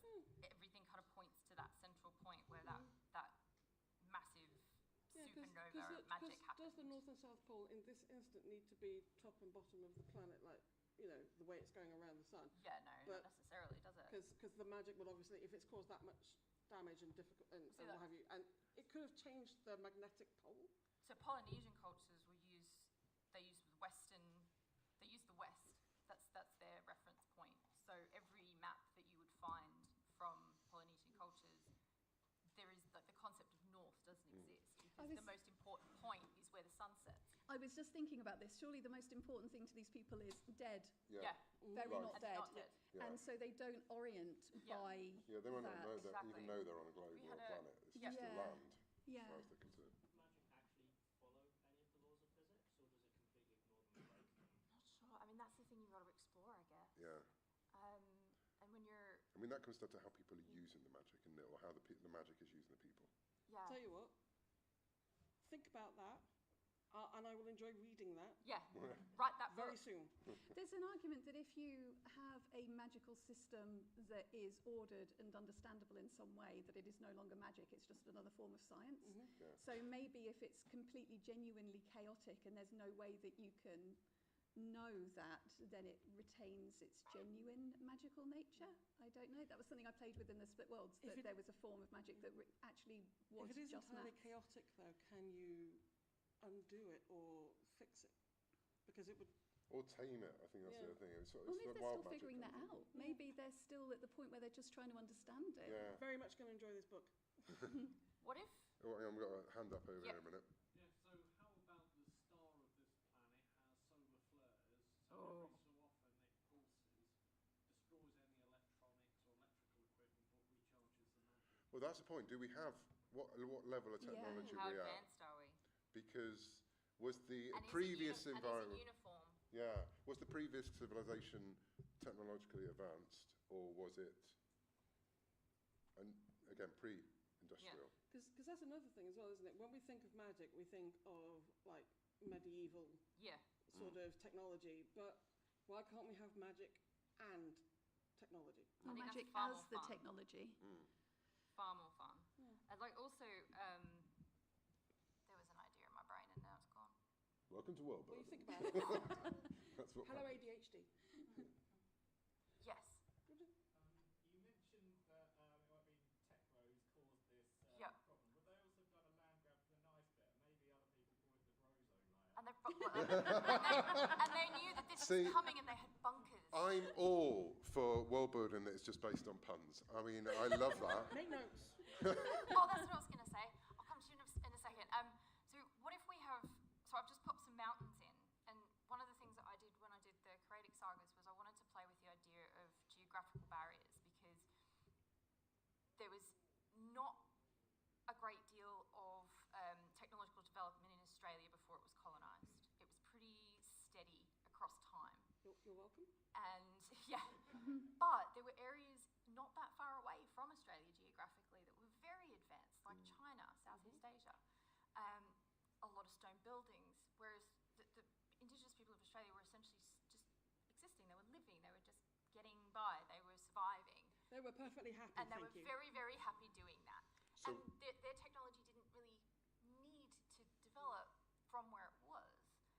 But it also wasn't having a lot of input. And sharing technology across communities is what tends to push it forward. And so I played with this idea that there was a impassable set of mountains. And so one group of people were living with one set of technology, and so we got a Bronze Zone area. And then above that we had a bit more of a medieval area. And then we've got other people kind of starting to play around with a bit more steampunky kind of stuff, gunpowder. But what if there's some people in our world that don't know what's happened? Yeah, I was going to say, is this just happened on one continent? And or is maybe it, it's affecting them in a different way. and what happens when they come over the mountains? Yeah. So did the previous civilization exist elsewhere on the planet, and do they still exist? Atlanteans. You But know? it could be that they're just a very long way away. Yeah. Yeah, well, that's it. Well, again, it's really coming big back to what oceans. we're saying about a planet not just being a monoculture. If you're talking about a planet, say, the size of Earth, and we've got this on one side of the planet, then on the exact opposite side of the planet, it's going to be completely different. Yeah, well, I mean, it's like Chernobyl, isn't it? You know, there is an area around Chernobyl that's still affected, but the rest of the world there is some effect, but there are parts of the world it doesn't affect when at all. Chernobyl happened, there was the cloud that went around, and we It did were affect those monitoring other the cloud. Yeah. But then there was a load of places that were just like, what cloud? And there's So also it's places sometimes that go, we won't go there, Yeah. and other people, What if when it happened, so it sounded like a monkey. What about when it happened? It was a bit like Krakatoa, Yes. where on the other side of the world, people, you had the sunsets, you had the sound in some places, and so they would know that something happened because there was that ripple effect, but they don't actually know what it was. So in the other continent In or that whatever, case, they've got stories about they've got what myths happened and back legends then. and gods that have come from this in event. that case, the want to level of find out. technology we're at is we haven't gotten around the world yet. We don't know what's on the other side of the Pre-industrial, planet. isn't it? Yeah. I think. So far we've got everything is fine here. The jungle, the Goldilocks zone, the dead zone, some bandits and some pirates and some islands that I haven't really drawn very well yet. We haven't explored them yet. We haven't explored will. them yet. So maybe it's a really stormy sea thing, because obviously the Yes. Polynesians were crossing Yeah. huge expanses of ocean with really relatively low tech in terms of our pre-industrial definition, but incredibly high tech in like terms the of Vikings sailing. getting to America. Yeah. It's like, So maybe there is a geographical reason, or like a Let's put some weather swirls and some reason. reefs in out here then. Well, again, Yeah, it's the stormy. magic bomb could have done that as well. There could be Yeah. an eternal storm swirling Oh, around. it could this be kind like of- that, Yeah, it that would be thing, the just a- landslide that made the giant wave that went across. Did you hear about that? That went across the lake? The Greenland thing. Yeah, the Greenland. They noticed that there was this sound that, around the world, and they couldn't. All of these people couldn't figure out what this sound was, and it was because this giant landslide had happened. I can't remember where it was. I think somewhere, maybe like Alaska, Greenland, somewhere Northern like Europe, that, somewhere in the north. And it created this wave that just kept going backwards and forwards across the expanse of water, Yeah. and that people could hear that all the way around the world. What if this has created like this wave that is still literally happening? Yes, John. What if, like we get here, where we get the Sahara Yep. dust, what if it happens there? Oh, so you've got the Ooh, dead sand is raining down on Yep. and no west. And you have to get See, inside, see, otherwise the in life our will be good place- leached in from our you. good place, they're not affected because for some reason the It's dead zone goes the other way. Or the Yeah. life is too strong, Yeah. so it's not going to make much of It's a being difference. protected by the jungle. Yeah, We yeah. are creating an entire planet of people here. It's great. Have we got any? We haven't got people yet. This is the thing. We will. Yeah, like so. What are we populating our world Yeah. with? Yes. I'd just like to know how narrow is the Goldilocks zone. And I'd Yeah. like it to be hilariously narrow. It's ridiculously narrow Like right this room. now. Yeah. It is ridiculously narrow. In terms of actual mileage, if we make it less than the channel, the Yeah. British Channel, Yeah. so if we make it smaller than that, so it's a nice. I like that idea too because I think that's hilarious. Because in that instance, what you do is you go along, but you also then you go up because it's in the Goldilocks zone, don't you? So we've probably got this really high wall going up there. There are loads of forest down here and loads of desert that Which way. means the Goldilocks zone is massively overpopulated. Yes. Yeah. And Well, who if doesn't it wanna live there? varied in Yeah. width as well, where you have a very, very, very narrow bit, that could be where all of the people who can't afford to live in the Yes. really, really wide area, which is Because much in the safer. narrow bit, you're too close to both. You're just like, well, And there are walls around the wide bits to Yes. keep all the riffraff, we're living in Yes. slumland. So the well done, Goldilocks, we now have a hierarchy. Goldilocks sounds lovely, but actually it's a miles of slum Yeah. Yes. and big wide expanses Yeah, of Only water. what happens in Yes. the Goldilocks, yeah. It's the perfect place to be. Everyone wants to be there. Yes. If Oh, sorry. the forest Yeah. is sentient, Yep. Yeah. then it's not going to want to be reduced to No, it's No. going to fight back. So the other problem they have is a sentient forest that has enmity towards people. Yeah. Which is trying to reduce it. So they have a dead zone and the life zone. Or- Unfortunately hostile. Yes. Or you have a life zone that actually wants to heal the rest of it, because you could have a benevolent But if forest. they That's want what I to was heal it, they're thinking, going to have to yeah. get past the Goldilocks zone, and the humans aren't going to allow it. Exactly. But what if what they want to do is to not necessarily destroy the people, but use them? Yeah, yeah. Like Or evolve taking them them. over and sending them out. So sometimes people may just, like, those parasitic wasps, Yeah. that they suddenly have this urge to go into the desert and take lots of Fungus. life with them. Now you're going with the girl with all the gifts, dude. It's just, Yeah. Yeah. Mushrooms. this is the girl with all the gifts. Myconoids. Sorry? Myconoids. Like mushroom people Yeah. that live in the forest. What if in the middle of the dead zone you're starting to get little oases crop up because it's all going on underground? So the forest is spreading And roots. there's myths of this place. Yeah. So the forest is growing roots underneath the Goldilocks zone into the dead zone. Humans, you're getting in my way, not a problem. Yeah. Off we go. That's the wrong pin. But when you've got a benevolent living forest, again, it doesn't really understand what it thinks it's got this gift it's going to bestow. So again, you've got that kind of thing of. Well, also, the forest. Is it a gift? The sentient forest wouldn't understand the way humans think. No. And humans are obviously not understanding the way the forest thinks. Sorry, humans. That water's fizzy. Sorry. Oh no! Is that the Not forest? as a Ted Lasso moment. Yes, Tammy. The ones on the left are fizzy, the ones on the right. With the underlying civilization, what if they had actually, when they realized what they'd done, Yeah. if they had fled, and that could be your other civilization elsewhere, Yep. or perhaps the forest having also realized what they'd done and thinking people, Yep. whatever, had pushed them out, and they went the other way. So Or they became the forest. yeah, The original people became the forest, maybe. They are the Fae. Yes. That's where ants maybe come there's from, some people. rebels within that society that are Yes. or harm. Because if the forest is the original civilization, that explains the benevolence, because it's actually it's not just altruistic. They're wanting to put right what they did. Yeah. And so there is a little bit of guilt there as well in the middle of the benevolence.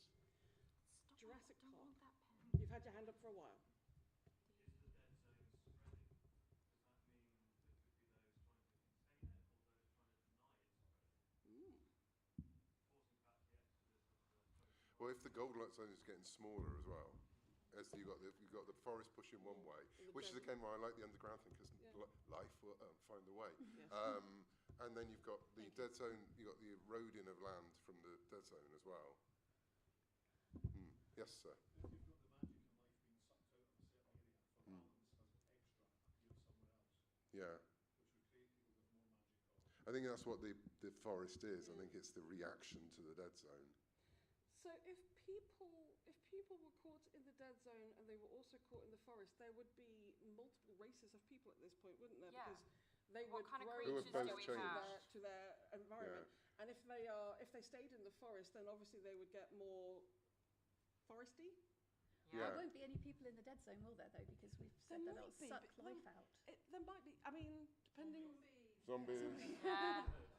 What happened Always to the love animals in the desert? Sorry? What happened to the animals Well, in the desert? that's the thing. Like, if I you're was thinking talking about dead. things like that, in Chernobyl, there is a load of animals. There is a load of No, creatures and doctor. animals that are living there. Yeah. Some have been altered genetically slightly Yeah. by the radiation, but they're still living there. Yeah.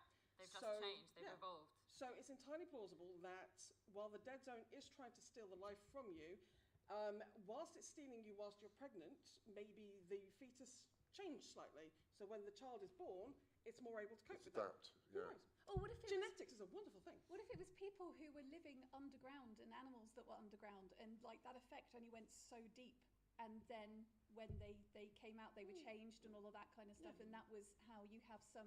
But there were only rumours in the habitable zone Yeah. of there being life in the Yeah. desert Yeah. still, and everyone just discards that as frivolity. Well, who could survive in that? Exactly. And could people have used magic to change themselves to be able to survive the zone that kills the magic? Yeah. Yeah. So, The sun sucks the magic out of them instead of the life. yeah. Maybe. They still have the life. Maybe So it wasn't in to that do case, with yeah, it. it's the magic people that have stayed in the dead zone, but they're staying alive because the magic is gone. So they're just people now. So Yeah. they're just normal people now. Yeah. But in the Goldilocks zone, people are still being born with magic, therefore they're being sent out, etc., to do that. So what's happening in the? Oh, and in the- so yeah, you can have the most magical person in the world who's sent to the desert. And how long have they got before the magic's gone? So they're on a ticking clock. But maybe it wasn't all. Maybe the whole thing is a lie. I've been reading too much of your stuff. I'm looking at you, Adrian. Maybe it wasn't because there was too much life and it was very hard to live. Maybe that the people who lived over there had a lot more magic and were just doing far better. Yeah. And the people in this side were like, no, let's suck all of the magic out of them To give it to us. to give it to us. And that went very And wrong it for went them wrong, as and well. it sucked life out, and they've ended up in this terrible situation. But it wasn't to do with trying to make it an easier And place to live. It was to do with destroying other people. And it's monkey paw for them because they thought they'd be great, but actually they're now living tree, fairy things that they can't. It's There's all wild magic going wild that they can't control. Yeah. So, and I quite like the idea that it's no magic and wild, uncontrollable magic. So we've talked about the geography and some of the politics and some of the climate and the landscape and all of that sort of thing. How does our economy work? Well, if you've got a limited or dangerous to obtain resource, then presumably the people that can control the sourcing and distribution of that resource are the ones that would be more. And we're back to June. Yeah, I don't. Well, is there a way that we can do something different? If the Goldilocks zone is overpopulated and massive slums, there's no resources in those areas. So there's got people living along it. So they've got to send people out to the other two. One for the magic sand and one for the ever-growing trees and things, so that because you need wood to build, right? Yeah. So it's going to be like. And there will be relics as well. There will both zones. Oh, absolutely. There's going to be relics because if you've had a civilization there before, there's. Have you got people who are doing what Viking Age Norse people did, which was resourced, like not much farmland. We need to leave. Yeah. You know, and we're actually going to go and try and find somewhere else to live because then what is their story? Then they get tricked into Greenland. Yeah. It's lovely here. The biggest real estate lie of the 900s. But could people be wanting to leave this continent that is so poisoned? Well, I think they're going to, especially the people who are at the lowest rung of the social ladder, the ones living in the slums. They're not going to want it. There will be, the people who want to get out, and there are also the people who will prey on those people to get them out. Well, this is what the water areas are for. It's just like, well, the land is no longer viable. Let's go onto the water. Now you've got your pirates and your bandits, but you're also trying to because you're just fishing. Yeah. So you're surviving quite well, and if you can build a civilization on water. So you've got floating cities. Water world, everybody. Yes. Could we have people who are actually living a really balanced existence and having like pockets? Because the thing that I've been thinking about a lot lately is that the natural state, I believe, and other people believe as well, for humans is cooperation, and that it's a hangover of various things like feudalism and then capitalism and et cetera, that forces people into competition. But that's not where we would necessarily thrive. No. And to thrive, it may be that there are people that live away from the areas that are very strictly controlled by the people who are exploiting the situation. And they live a long way away and actually just have a balanced life. They find a way to make it work and they cooperate and they people live in deserts now in the real world. So people, if it's not sucking out life, but it's sucking out magic, you could actually survive in the desert. In the desert. Yeah. It might be hard. Yeah. But there could be, that could be a story. There is this fabled city in the middle of the Deadlands where they've made it work. I think it has to suck out life because otherwise it wouldn't necessarily otherwise kill you'd you. It will suck out. So the people that survive there are the ones that had the magic. Therefore, they're no longer magic, but they're still living. So, but they would then get communities together because it's not going to be easy to live in a desolate space. So, like you say, but like people do in the deserts here. Is like they join communities and they move around. Yeah. So a very nomadic lifestyle. Yeah.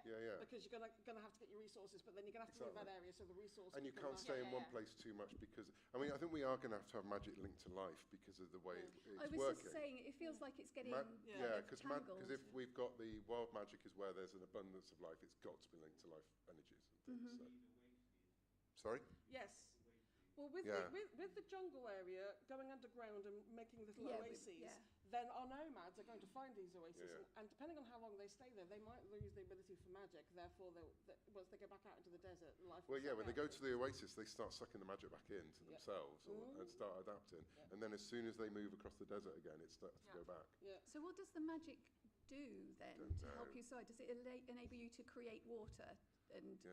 Survive that way, or does it just magically sustain you? Or I feel like this is a missing pillar. Yeah, we need to know why they did this in the first place. I mean, I like your idea that they did. It was a jealousy thing at the minute. They've got this, we want it, we haven't, so that's what caused it. But I think it would have to be magic if magic is linked to life and abundance, it should be to create more abundance. Yeah. And that's why the wild magic bit is so over the top, because that's where it's all is, and no one can control it. Yeah. So, they could, if you find the oasis, then you can have the ability to start pushing against the desert. So Maybe. if a nomadic group found the oasis, realised that they had the magic again, and could actually help to grow the planet, they could make the oases even bigger. They could do it from the inside. Well, Inside job. that's quite interesting. And then also you would have some people who didn't want to do that. So that's what Emma was saying about the cooperation. And you would have some people who would want to hoard it. Yeah, rewild in the dead zone. It's like a bunch of druids. And that's why every science fiction and fantasy book is about today. Yeah. This is what we're doing, right? This is a really good example of how all of these things that we're fretting about and thinking about and living within now is coming out in the ideas. It's the same from fantasy and science fiction since it started. Exactly. It's always about the day that it's written in. Yeah. I mean, that's why Star Wars is Vietnam. It's all those things. The X-Men is gay rights. It's like, and it's why those things chime again. In that case, I'm really, really looking forward to the future of sci-fi and how they're going to fix this. Well, we are. I mean, that's what happens in times of bleakness. You get both horror and fantasy and sci-fi thriving because people are going, "What? How?" It's more horror at the moment. Yeah, it's absolutely more horror. Yes. Going back to the sense of economy, Mm-hmm. you've got an area of scarcity where you don't have magic that's being drained away. Yeah. And the magic may be protecting the people. But once they run out of magic, they may still be running out of life. They have reduced lifespans. Yeah. So there could be a market then of taking magical wood, etc., from the forest, Moving it across. selling it across to protect them like talismans. Yeah. And you've got the sense of consumption, the cutting away of the Like, forest. are we actually chopping away the forest? Are we cutting it down to try and? And Because also, there you're were gonna people have a going, "There's dodgy loads of market. forest. It's fine. It's going to last This forever." necklace will give you an extra 10 years, and then you wake up and you've got like vines growing out of your face. Sorry? Oh God. Exactly. Yeah. Philip. We talked about magic creates life. Does that mean that no magic, no fertility? Because if you're living in the dead zone, then and you're not able to reproduce, that means that your population. So that means you definitely get folk magic linked to fertility, as we just bring those two things together, which is the best part of world building. You've got all that kind of stuff going on as well. They have to go to an oasis to copulate. So you've got migration based on copulation. I reckon this. I just had this image in my head of like I know. seeing trees and It's things, in and then nature. let's get it If on. you have, if you have nomadic cultures that don't I'm see keeping each an other eye very on often, every one of that you, happens. and I am looking forward to the stories that you write This in is this gonna be world, so because this is going to be amazing. I mean, it's literally mating grounds, isn't it? Yes. It's. But are you going to have people that will go magic, into the no. wild areas as well, who are like, no, we really, really want to have a kid. We want to have many children. Balancing We want that them to risk. grow quickly and be strong and all that. So we're Like just going to go into this trees. area and copulate so that we can have big, strong children. And then they wake up in the morning and they're like, They've got "Oh, bark. what's this?" And then all these like, and they're like, "No, not children like this. No, And also, this is if not you what I do, wanted." if you do conceive. You didn't mean my senile children. No, this is horror. This is Well, and also, horror. I know, but if but again, the best bit of world building, if you can do it, is that the world can have horror in it, can have fantasy, it can have romance in it, and this world could have all of those things. Yes. So you can have multi-genre within this world, which is the best kind of world. Yes. It absolutely full. doesn't have to work Yeah. the way It's that real. our society and our values work. It can be completely different. So And we've gone full circle because we've created this entire, 50 minutes or whatever, and now we're starting to go. The couple are going into the woods and they're having, Yes. so It always we've comes gone down back to, to yeah, Because we've where come are people now, going to we've shag come and back- why, doesn't Yeah. it? We've come back down from this big, expansive place that has history and it has societies and it has economics and it has climate and it has conflict within it, and we've come all the way down to the people who are just trying to survive. to survive. And occasional solar flares that wipe out. Oh yeah, I forgot about the solar flares. Like it's like on hard mode, isn't it? Really Yeah. on hard mode. Won't history repeat itself if they're using And magic to try and improve Exactly. life and everything? Well, as we know, history does that. Well, And they're that- doing that. And that's And the it's constant can't help cycle. believe it. Somewhere else turning into a desert. If someone could write a story where that happens and history repeats itself, but in this instance we learn from it. Yeah. That's Maybe true just this one fantasy. time. Wouldn't that be nice? So I think we've only got a couple of minutes left.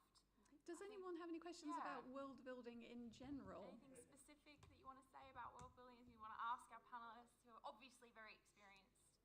Anything at all? Yes.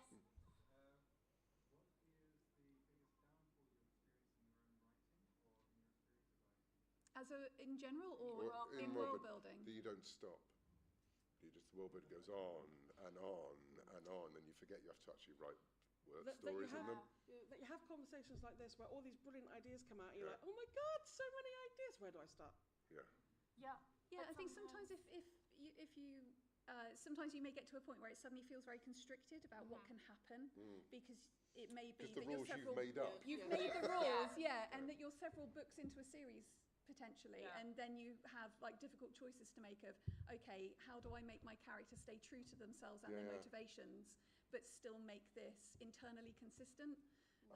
You forget that you can change those rules. So I've been working this week on a completely different genre, on a crime thing, brainstorming a pilot for a show, and we went round and round and round the houses because we basically made one character do something, and that would stop the plot completely, and we just forgot we could say, they don't have to do that.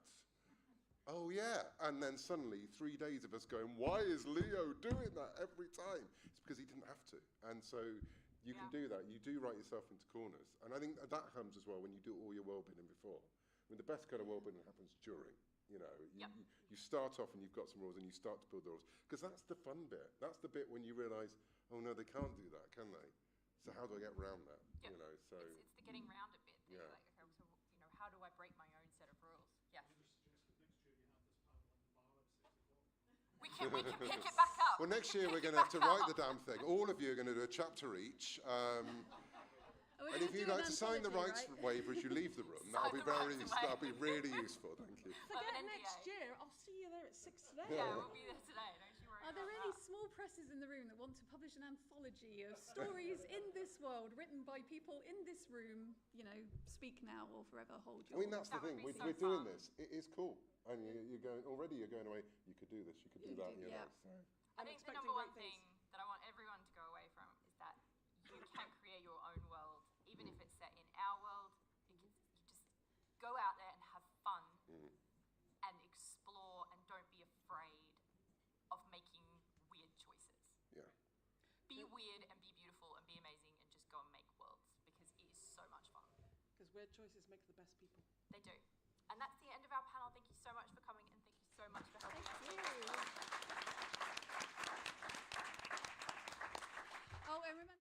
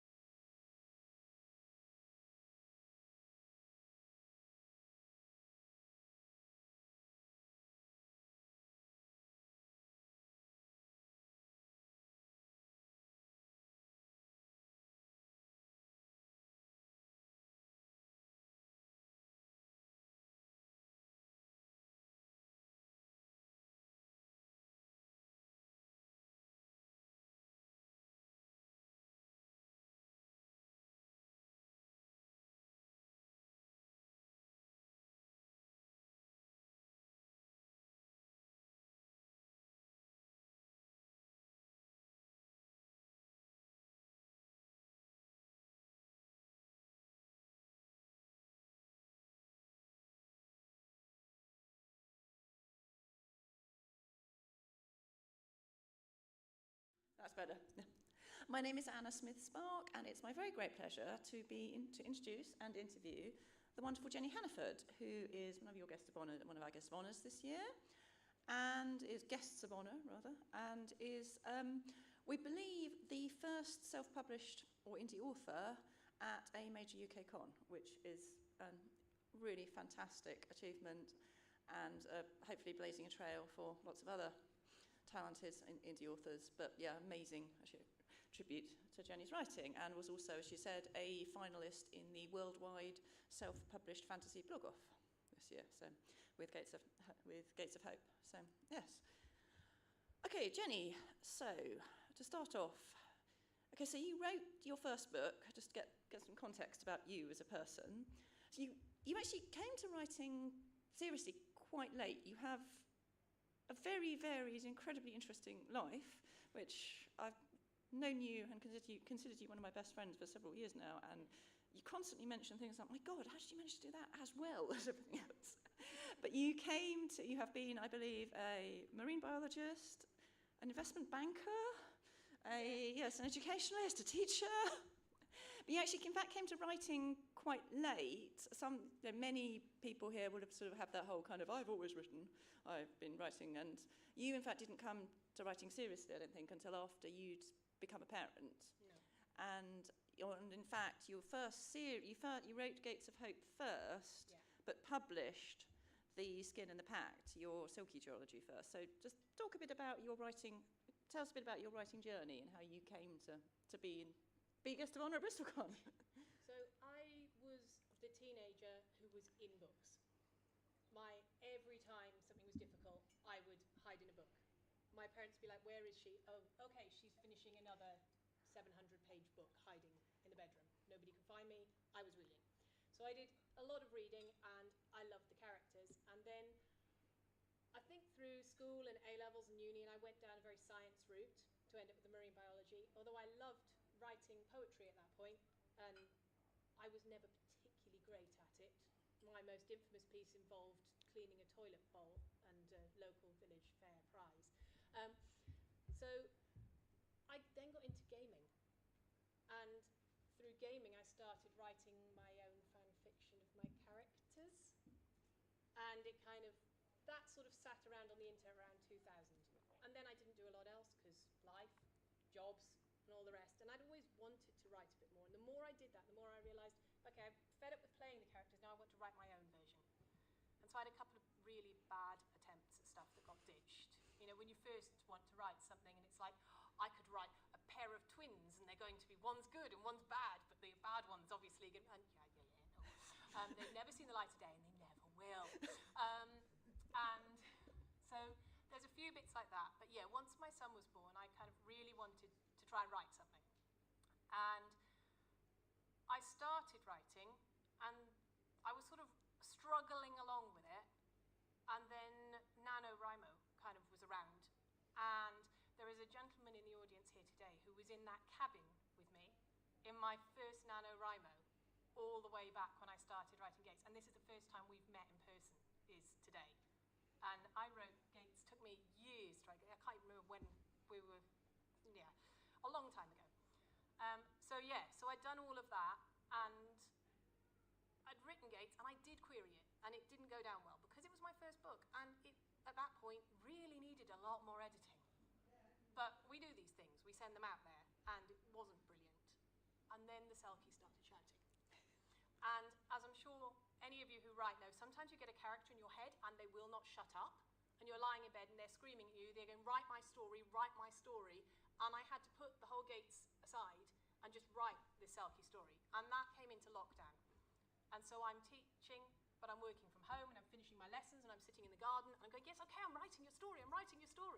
So that's why the Skin came out, and then I finished the Skin, and she's like, but we haven't finished yet, there's another book. We need to get to the end of the story. So then I had to finish that.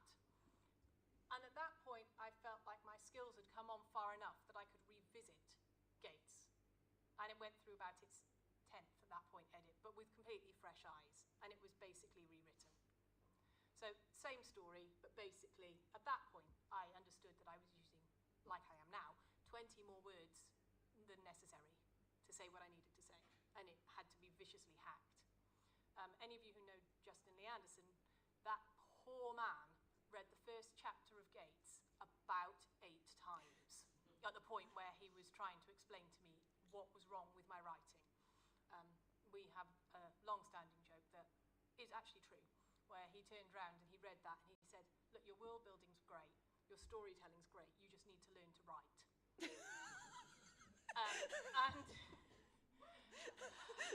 And then proceeded to really coach me through what needed to change from where I was to where I needed to be, which was incredibly kind of him, and I owe him a massive debt of gratitude for that.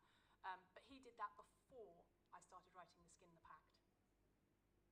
So I'd kind of edited, re-edited, and then he said that, and I went, right, okay, I understand now, oh, I get it, and I wrote those two.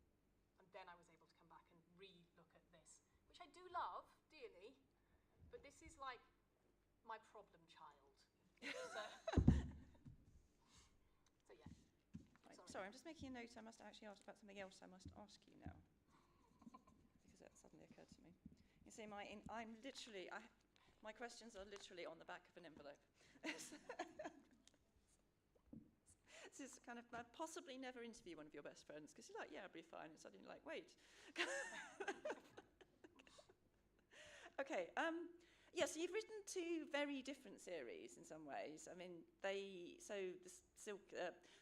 Black Hind's Wake, the Skin and the Pact are very much folklore-based. They're kind of, and they're set in a post-apocalyptic version of Europe.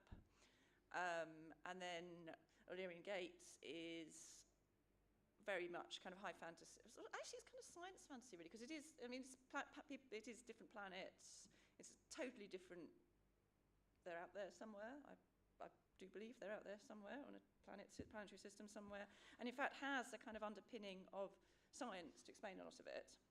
And then also you also have your lovely Unfamiliared novella, which is kind of sort of when you hit me if I say cozy, it's kind of cozy. Yes, I mean I think your writing has been described as not so much cozy as epic fantasy, but someone giving you a hug at the same time, which is a love.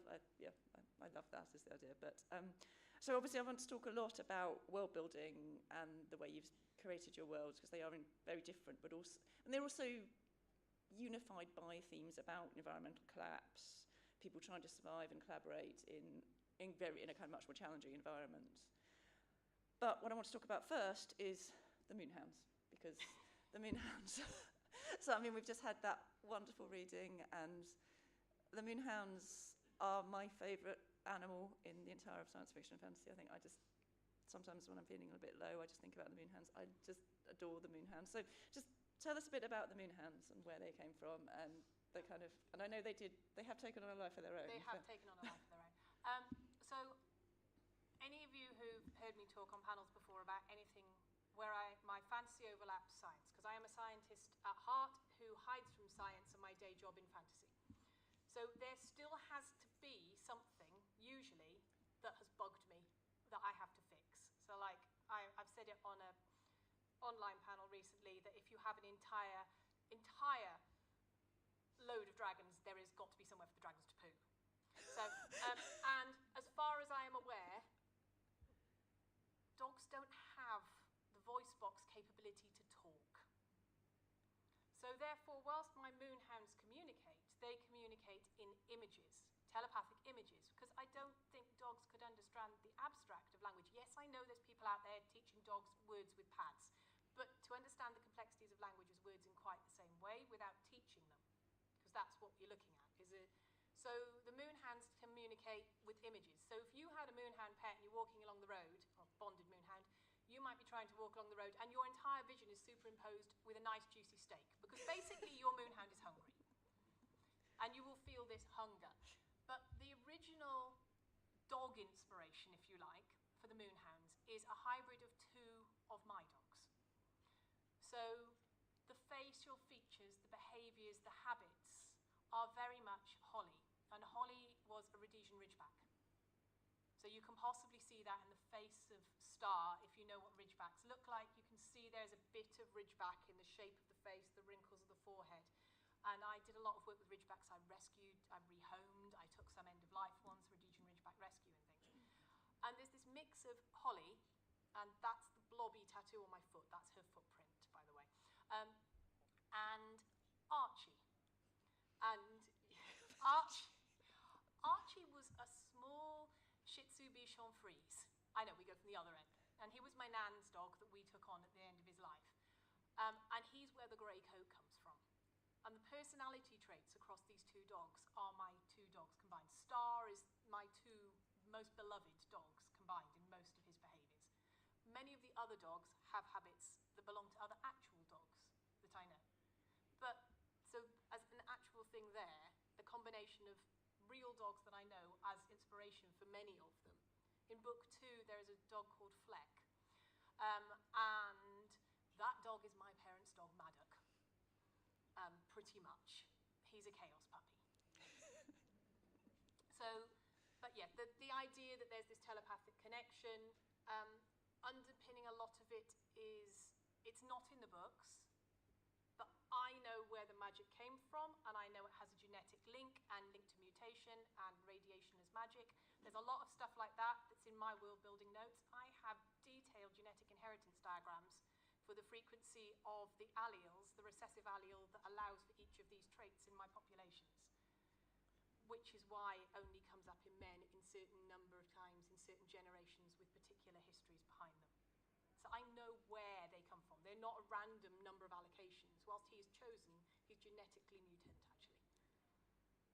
So the ability to talk telepathically is an X chromosome thing, which is why most of the women can do it and the guys can't. So there's this whole link of stuff that's buried in the science underneath the fantasy that is not there in the books, but is there for my world building beneath. And yes, so the Moonhounds have this ability, because they came from Dahl. And Dahl is near the gates, and the gates are the source of magic on the planet, and the magic is radiation, in a way. So that actually very neatly leads into my next question about your world building, because yeah, so I mean, you had a wonderful review from Before We Go blog where John Morrow described you as having a Brandon Sanderson level of world building, and that your worlds are incredibly complicated, incredibly richly realised, but also, as I said, very different. So the world in Gates is, we have different planets orbiting a sun, and kind of the different species. We have humans, we have another species who are very, very different.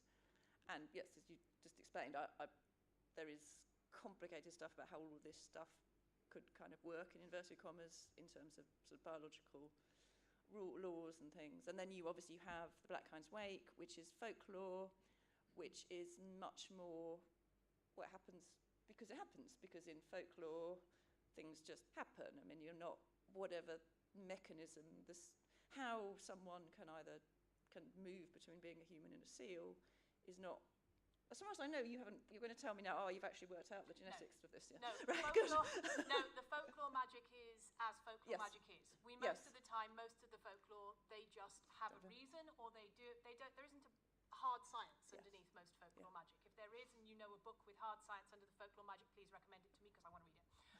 But most of the time with folklore, yes, very much so.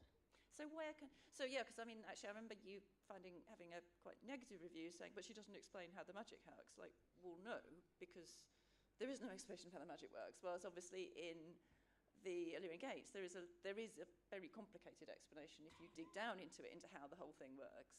And so talk about that a bit, and then Unfamiliared, which is just totally different again. Yes, totally different again, and a kind of magical romp. So can you talk how you go, because as someone who basically just writes in the same world continually, how does this kind of, I'm quite in awe of the way you can create these very different worlds. So Black Hind's Wake is very much, again, there is a bit of science in the building.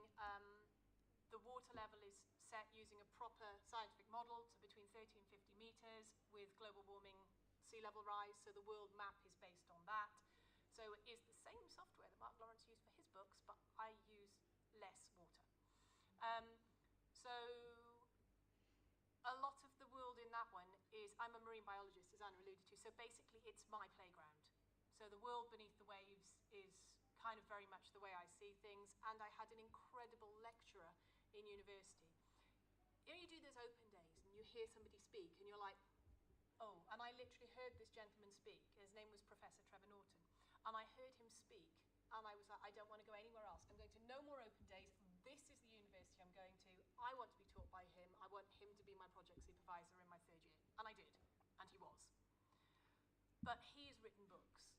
And the way he wrote is, although it's non-fiction, his books are about the history of diving, Stars Beneath the Sea and other things. And the way he wrote was a way that, although I'm writing fiction, I wanted to emulate that feeling, which is why I write in first person very much, because I like that storytelling aspect. So yes, with the Black Hind's Wake, there is that solid world building. It's our world, so it's much easier to build, but you're raising the sea level. And the magic is very much, there is a cost, an exhaustion, there is a cost of other things, and I did a lot of digging into folklore for Black Hind's Wake. That was really difficult because I wanted to use real folklore. And trying to find non-Christian based folklore in Portugal is really hard. Having to go deep enough to go pre-Christian folklore in Portugal took me about several weeks before I came to the conclusion, oh, it's the same as most of the Celtic stuff. I can use my animals, I can use that there. But that was actually incredibly difficult. I bought a lot of indie researched books and things like that with people's grandmothers, their tales, their lists of tales, all these. So it was a huge amount of stuff in there. And the second book with that, again, is mostly Welsh folklore. And I went for some of the ones that are not common, the really obscure ones, little tales, and tales recorded by the gentleman whose name I really should remember, who toured around Wales writing down all these myths and legends as he went round. So all of the different ones, and the name is totally gone, but he wrote all these stories down firsthand from people that he interviewed as he travelled around Wales at that point in time. So we're talking 15th century stories, the old stories that passed down. So I pulled from those. Whereas, because Gates was my first book, I was massively overambitious and I built an enormous world, and then I played in it. So it's a hard magic system. I wanted to make a hard magic system after playing with a very soft magic, with just had the cost and the soft magic side. And Unfamiliared is actually more like the one that I've just finished as well, in the sense that both Unfamiliared and the new book I've written, the magic doesn't come directly to the people. The magic comes via something else. I'm hoping that makes it. I'm looking and Julia's got it. And I'm hoping that makes sense. And that's it, yeah. So with Unfamiliared, the idea is they're witches, but the witches don't have their own power without their animals. Their familiars are the source. They are the tap that allows them to access the magic. So in Unfamiliared, it's a little magical place, nowhere defined, with 7 villages. The plan is to write 7 novellas, 1 in each village. Not continuous, not overlapping, totally different time and space. Maybe 2 of them are going to overlap, because lots of people like the old lady from Unfamiliared. So I guess I need to give her history. But yeah, so in that one it was there, and that I just wanted to create a little magical place. And yes, but the conduit, the idea of something else, is something I'm playing with at the moment as well. For the next world building, which is another completely different place and another completely different world with a completely different magic system. Sorry. So, I mean, because it sounds like you do have these very different, you've got very different experiences of writing all the 3 of them. So kind of, yeah, the Gates came from a kind of initial like, wow, I'm going to write something of my own. I'm going to write something, yeah. And I've read a million books that were all sword and sorcery. I went through back to back to back loads of, I am really sorry, I'm going to say this, and I know there's lots in the room, lots of straight, white, middle-aged men, authors writing books about swords and hitting people. And I got to saturation point. So Gates was like my kickback to that. So Gates was very much a reactive piece to, I cannot read another book about middle-aged white men saving the world and hitting people with swords. So I'm going to write about one who's like, not a chosen one in a way, but he's just like got a dog. And then there's the 2 girls, the 2 female perspectives as well. So the slightly older woman, and then there's the teenager in that one. And I'm a teacher. So I don't write teenagers the way teenagers want to be written. I write teenagers because I am a parent and a teacher. And so I write them the way they really that means she is both my most loved and hated character, particularly by people under 30, who have not yet got the distance to see that that's what they were like as teenagers, because I certainly was. But what's wonderful about your books is the way it is about collaboration. It is not about it's not about someone striding around with a sword. It is about people trying to find positive, collaborative solutions, things. And Darren is really interesting because he's there on the front cover of the book with his dog. He is the young peasant boy who discovers he has magical secrets, but he then does realise he has the answer to possibly helping and saving them all. But he is incredibly self-effacing. He's not ever. He doesn't make the big "I don't want to be the leader, but I feel I ought to be the leader" kind of speech. He just organises people, but also is very kind of in the background and he genuinely doesn't want to be the hero and doesn't want to be the leader. And he's a really interesting character. So you talk about him a bit and his. Yeah. So Darren is supposed to be in his mid-20s. So he was looking after his parents' pub. His parents' pub burnt down, and he was sort of collected by Hal, and Hal is a member of the Sodals. The point of this world is that these people live in a normal society with no magic. Normal society as far as they're concerned. It's an administrative organisation that runs them. It is not a lord, a lady. It's just an administrative one. It's supposed to be that they perceive that they're just looked after, everything happens. And it turns out that these people are actually magic users the whole time. So he gets into the castle and realises that this is not what his world was, and that he's one of these people who can do this. But yeah, so his journey is very much kind of discovering he's the first person in about 30 years to bond a Moonhound, the first man to bond a Moonhound. And the last one becomes his mentor. So he travels with the last one. So he is still the more senior figure. But his group of individuals, his support act, are all a bunch of old gentlemen who, because Moonhounds don't live as long as people, no longer have their hounds. But they are his support act as such, his team that help him along the way. And so because he's got these very grounded people around him, he doesn't do the whole "I am a chosen one" thing, because he's got these very grounded people with a life experience. And he only thought he was going there to go and wield a sword and stand on the gates and look after people. But yeah, but he comes into his own. He's sort of, by the end of the second book, he's starting to take a little bit more leadership and take a bit more control and accept he actually has a role that he has to step up to. So yes, I don't want to spoil the third book. And Silkies, the other kind of big, your other series, Geology, that kind of way. So you said the Silkies just kind of happened. First, you were sort of creating this world in Gates, which is very much a kind of very positive, constructive.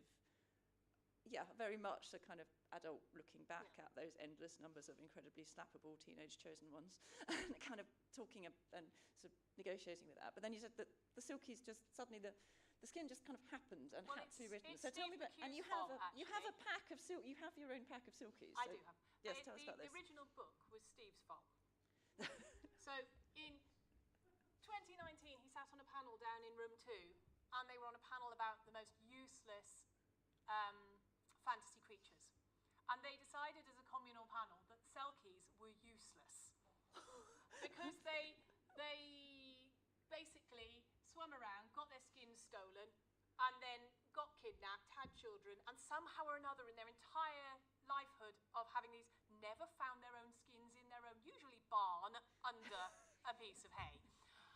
Until their child finds it, not them, not the adults, the child, and then they swim away, and there's usually a bit of trauma. And I'd written a short story about Selkies as part of Fantasy Faction had this.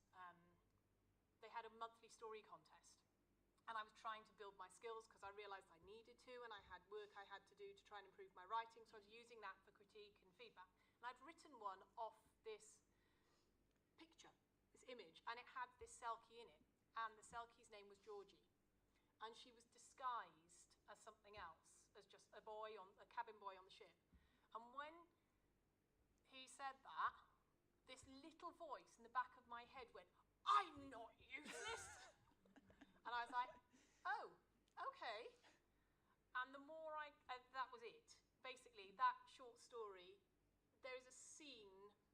in the book where there are parts of that original short story kind of come together. And two of the characters, so the siren in the book and the Selkie, both came from that very first original short story on Fancy Faction. But yeah, the whole Selkies thing came from literally sitting in that panel where they went, Selkies are the most useless. And I went off and I did some research and found out that actually the further north you go, the less useless they are. They're quite dark. They're healers, shapeshifters. There is a lot more darkness, and the Selkies. Can you tell that amazing Faroese Selkie story? Yeah. I love this story. So the Selkies, when you get further up and you get towards the Faroes, there is there's a fantastic statue which I desperately want to go and see because it's massive. And there is a Selkie tale up there about how, and I can't remember her name. I'm having a names day, okay? Perimenopause, all the rest of it, names, gone. But there is a Selkie, and she basically has cursed the men of this isle because they killed her mate. So she was taken ashore, and she cursed the men of the isle after they killed her family that they would fall from the cliffs until sufficient men had died that their bodies could ring the island. They still fall from the cliffs today. And that is the kind of darkness of the Selkies and the Selkie curse and the shape-shifting. And I was like, they're only soft Selkies when you come to the south coast of the UK.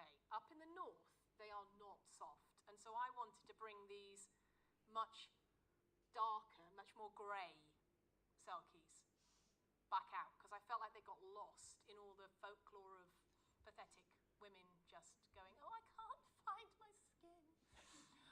I will languish here until someone finds it for me, then me and my children will swim away and leave my rapist, basically, leaving there.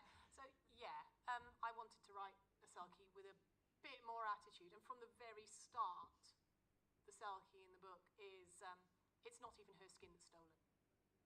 It's her sister's. And she's like, nah, you can't go. Because you can't be the one who goes. I'll pretend it's mine. I'll go and I'll get your skin back. So right from the off, I switched it up. And so she is very much a driving force. But the idea that these Selkies are actually among us, one of you could actually be a Selkie kind of thing, and you wouldn't know because they have that shape-shifting glamour ability. So that northern Selkie legend includes this ability to shape-shift. So she glamorizes her teeth, so you can't see that she's actually got quite sharp fangs. So when she's in public, you wouldn't see that. And she's not a beautiful Selkie. She's neutral. She would blend in. She's very tall, but she's not this curvaceous, beautiful woman. She is able to switch it on because of the glamour and the ability. But she could be any one person. And she's quite gender neutral in her looks, so it allows her to switch her shape and form up. But yes, their perception of beauty as well being different. So to the Selkies, a larger woman is better because they have that extra padding, that extra fat for the winter, that extra insulation. So to them, their perception of beauty is shifted as well. So the male Selkies have very different preferences. It's attacking me. And you have a very beautiful short story in an anthology where you talk about, you bring out a lot of these. Minutes long. I couldn't read it today, you bring out a lot of these themes really clearly about the kind of the sort of the Selkie stories being essentially a rape narrative, and also there's issues around, again, of kind of environmental collapse and kind of what we're doing to our own world is actually a huge theme in a lot of your writing. And I mean, even unfamiliar, the animals disappear. Suddenly it's kind of a mini extinction. It's kind of a very cozy mini extinction narrative. How do we cope when suddenly the animals are gone? It's a really kind of strong theme in your book. I think that kind of extinction narratives and catastrophe narratives. And I guess that comes from your marine biology training? Probably, yeah. And found family, and we're messing up, or somebody's messing up the planet and it needs a little bit of looking after, or things went wrong and so the planet's messed up and now we've got to live with the state it's in and find a way through it, depending upon which book, I guess, And you also, I mean, animals and plants are something, moving away from kind of moonhounds and silkies, but the kind of the animals and the fauna and flora of the Illyrian Gate series is incredibly worked out. It has these very beautiful little kind of details about things. There's a little section with the chava when these little dragon-like creatures hatch and things, and kind of legs, and so talk a bit about that, because that's, I mean, that's a kind of, again, it's a natural world, a lot of it. It's things which have a kind of magic healing. Some plants have healing powers or poisonous, but it is a natural world. But you've created a complicated, really rich fauna and flora on a planet which is totally different to our own. And yet I have cheated.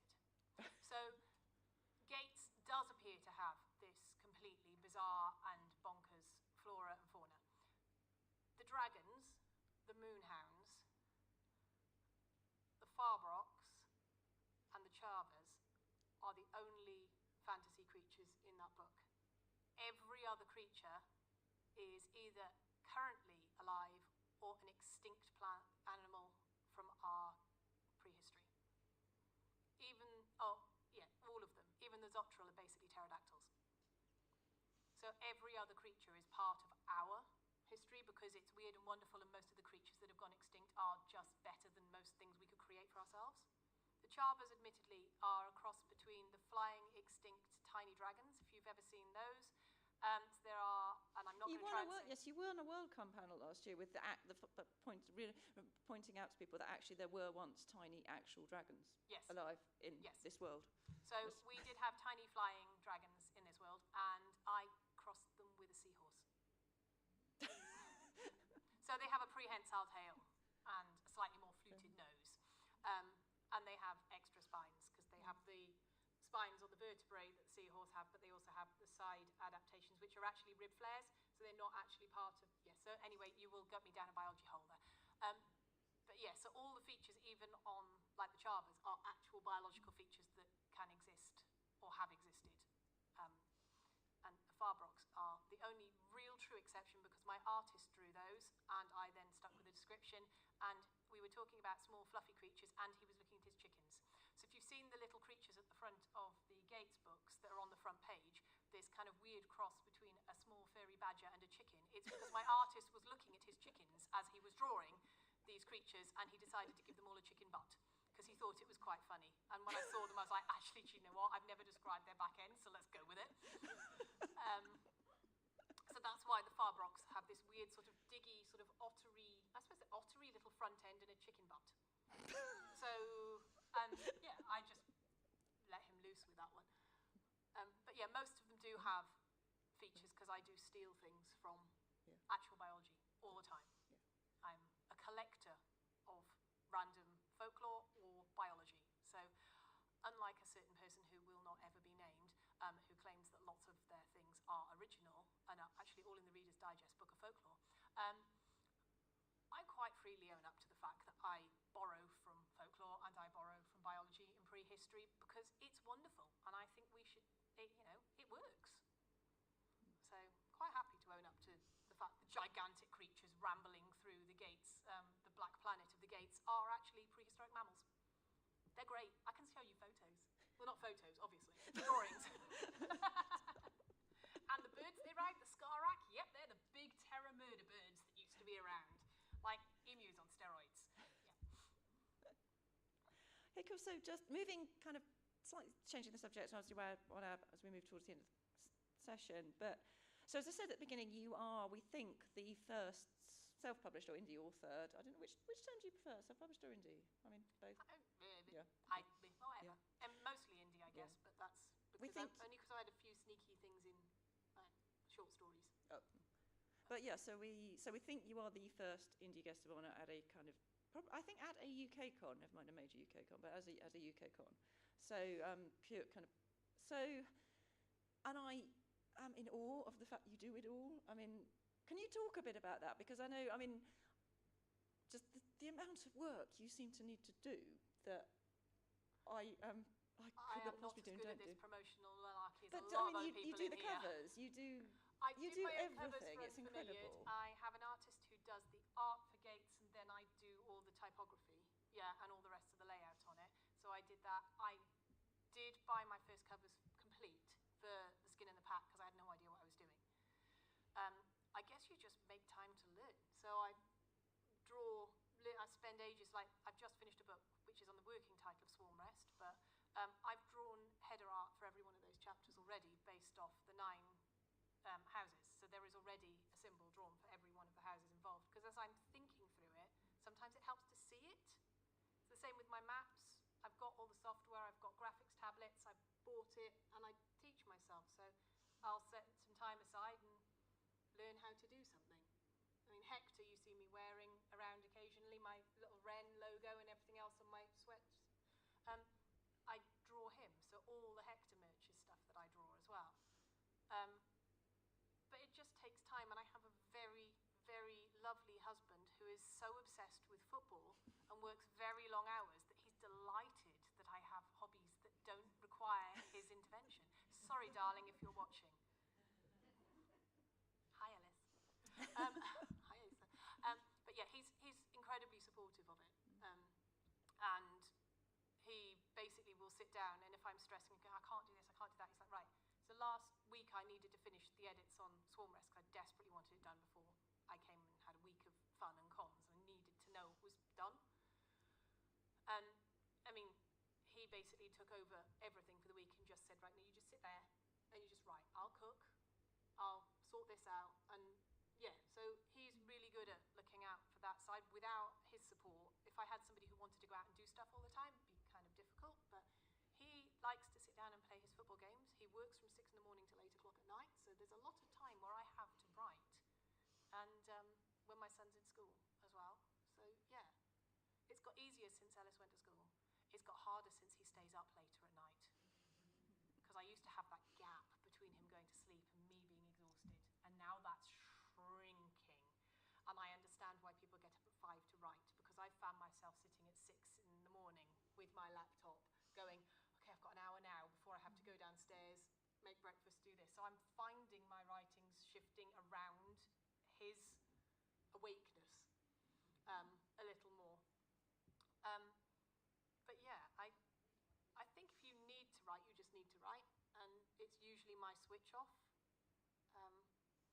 But yeah, if I figure I need to do something and I can't afford to do it, I learn to do it myself. So yeah, I'm just rubbish at marketing. I'm very aware that marketing is an area I struggle badly with doing enough of the self-promotion. I probably shouldn't be shouting about that, but I think a lot of us do.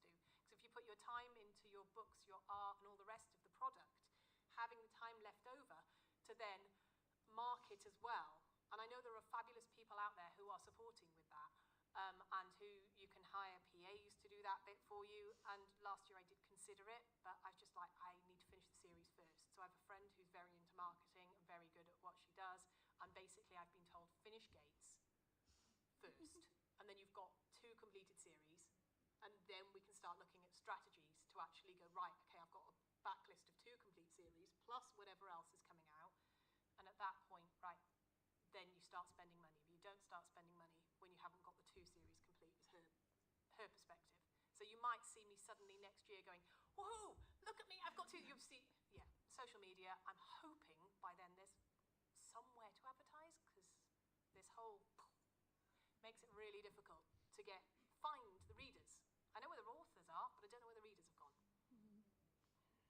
And that, I think, is the hardest bit, when you've got nobody shouting your cause. Though, I understand that a lot of people in trad also are struggling to get their cause shouted as well. So I know it's not just indie. I think the current, but yeah, marketing is something I struggle hugely with. I didn't think I could do face on YouTube, I know, but I now teach in a school where I spend all day teaching to camera and potentially only having text back, and I'm coming to the conclusion that actually, do you know what, I may as well, because they're incredibly supportive.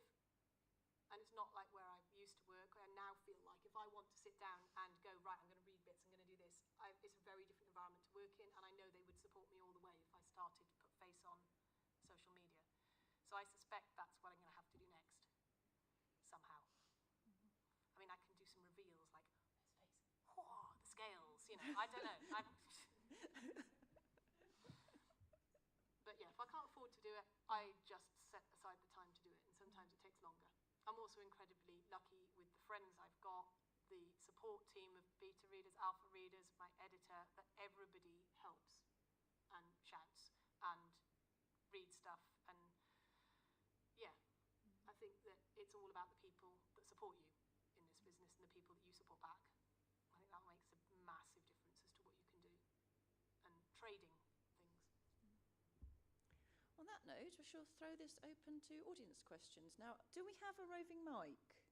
He's gone. Oh. Does anyone even want does to ask me anyone anything? does Or have I anyone- told you too much already? That's the thing. Is there a mic to row? Can I give row? I don't know. Yeah, I don't There know. appears to be a mic there, but it's probably not on. No. It isn't on. This one is on, but it's on a wire, so we Yeah, might let's have not a run sort off of... with the wires and mess it up. Do we have a roving? No. Okay. Shout, or I'll try and repeat back. Does anyone have any questions? Oh, do we have a roving mic? Hooray! That's if anybody needs Does it. You anyone- might set it up Yes. and nobody's got anything to say because Well, I've talked someone's too got to have much. something to say now. Come on, who's got some questions? Someone must have a question now. Right, Aid has a question. Just for the comedy factor now. Yeah, so Dave says I've got a question, so now I have to think of one really quickly. So obviously I know you started DMing recently. Did you find that helps with your world building? Because obviously you're having to control, like, You Dave. lot. Yeah. I think it's quite distracting. When I couldn't focus because we moved house this summer, I spent an inordinate amount of time building the world that you guys now play in. Because I was trying to focus. So I have self-built my own worlds that they are playing D&D in. But yes, in some ways I think it does, but I think I therefore again try and stick away as much as I can from D&D tropes in my writing, because I try not to end up producing a D&D trope book. Because I love reading them, but I don't want to then write them as well. Because they're two different spheres of my weird fantasy life.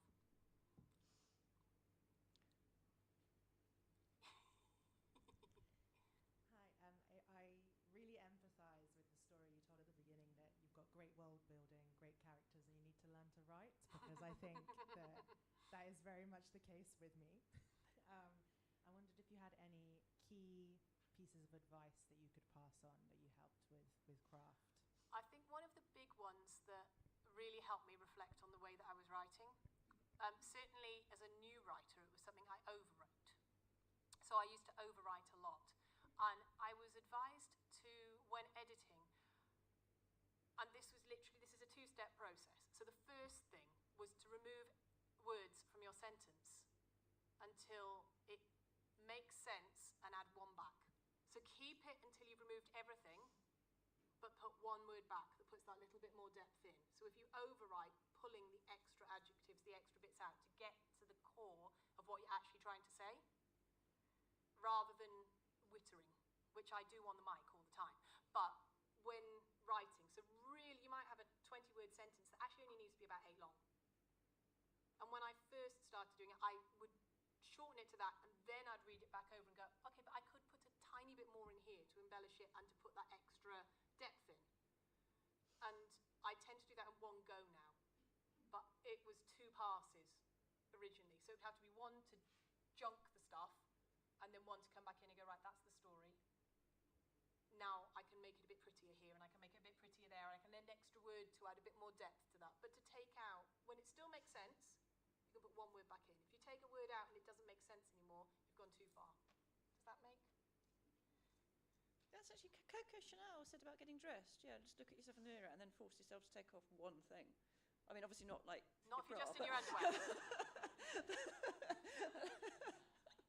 But yeah, that sounds sort of similar, that kind of, strip. So strip it down until it no longer makes sense and put the last word back in. And then if you look at it and it needs something, you can add that something, but it shouldn't all be there to start with necessarily. But the more you do it, the more when you're writing it, you see that. So my first pass is like, brain on page. And the second pass, I then do that. I'll look at each sentence and go, right, what have I got to actually say? What do I want to say? But I do it in one go now. And it used to take me a couple of runs to do that. Oh, we just had it. Oh, this is very flash. We got a little bit here that says 5 minutes. It's flashed up on the screen. We've had a card there saying 5 minutes, and now we've got it here as well. Right, more questions? Oh, David. You said before that you were writing Gates a long time ago and then, changed gears and stuff. If you could go back and talk to yourself back then, like after everything that you've learned since, what would you tell yourself? I don't know that I'd do it differently, because I needed to have written the Skin and the Pact to have the skills to come back to write that. and I needed to write that to know I could finish a book. Because I think that finishing that first book is sometimes the biggest hurdle. So I needed to write that to know I could finish one, but I didn't have the skills to do it the justice that it needed. So I don't know that I'd do it differently. And I think I probably would still say just keep at it. You'll get there. And I submitted something that got rejected by somebody who is now a very good friend, and she doesn't even remember reading it. So, yeah. Sorry to jump in here, but I mean, we were talking last night about AI and the kind of, you need, there's the thing a lot of people say, you need to have written loads of books that are rubbish before you have to do the work. Yeah. Yeah, that kind of work of writing something which you have to learn it and do it. That horror of AI that you could just say, tell me, I've got this idea about these, describe it, and then it's written. It's just, you have to, in fact, someone was saying even the danger of AI, that it, you get it to write up your notes of your minutes at work and edit them. Well, no, you need to do that work, because even that, editing work minutes, is the work, the training, that means you can write creative stuff, and we're not doing that anymore. You need to do the work. And it sounds like you really did do the work. I did. Yeah. I could have benched this. And I did for a couple of years. I thought it was never going to get published. And then I realised I had got the skills now to go back and look at it again. But it would have stayed benched, potentially. And I was convinced into doing it by my editor, who has never given up on Gates. She has sworn that it had to be actually out there ever since she first read it. So she has never, ever given up on that book. So because of that, that's why Gates is out. Otherwise, it would have been benched. But she was like, you can do it now. But she's the one who made that happen. So. Any more questions? Looked like someone was asking, putting their hand up down here, but you were just putting your hand in here? I could ask one. Okay, ask a question. We have a couple more, about 2 minutes or something. So might be in our last one. Yes.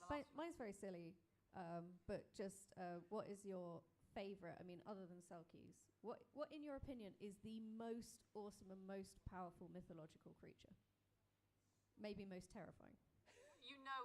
This is like the most set up question in the world. It's obviously a dragon. But I think they can be lots of different forms. And the awesomeness of a dragon in a fantasy world is that it can be whatever you need it to be for the narrative, depending upon the origin of the dragon in your world and where it comes from. And I think they can provide that moment in a lot of stories. Yeah. Obviously, it's going to be a dragon. Although I'm very fond of my sirens in the Selkie book, because I think they're pretty flippin' terrifying as well. Okay, any last questions? I don't know where the person who's going to be coming. Someone's coming. Oh, one last question. Sorry. Sorry. Right. For us to get off the stage. Right, we better get off the stage then. So, I suppose my last question is: how much further is the transformation into a dragon yourself going to go? Well, I have to go and become a dragon now because he says end. So, right. Yeah. Oh, right. But I believe that Jenny has copies of her books with her. I have lots of copies of my books just corner me, and apparently there's a signing at 5 or something like that. So if you do want any of them, I have the Skin, Gates, the Pack. I have all 5. So I have got them all here. So they are around if you do want copies of any of them. So yeah. And thank you for coming and listening to me witter at you.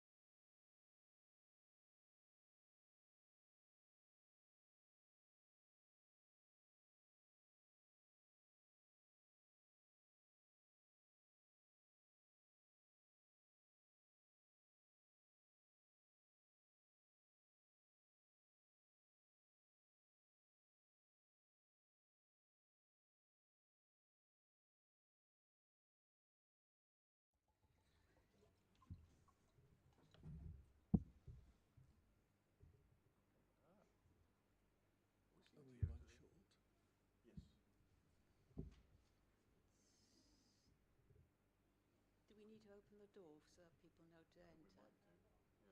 Yeah. Thank you.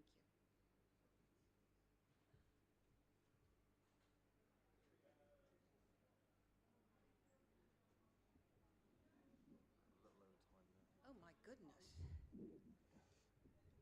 Quite an array of technology.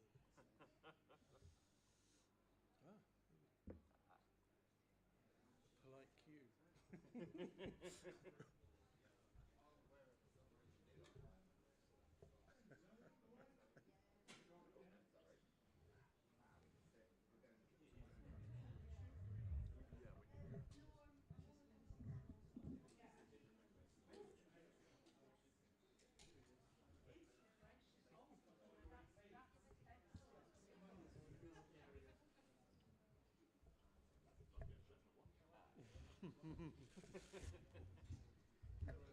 We need more glasses, though. There's a bunch of them. Oh, I see. Exactly. Right. Okay. That's right. We don't really need the measure. Do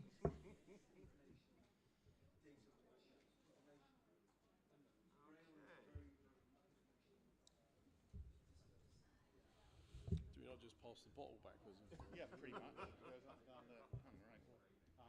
We need more glasses. The last ever time I hitchhiked, the driver opened a bottle of whiskey and refused to put the top back on until it was finished. It was awful. I ended up, I'll just got stuff to carry on doing. Thank you. What have we got?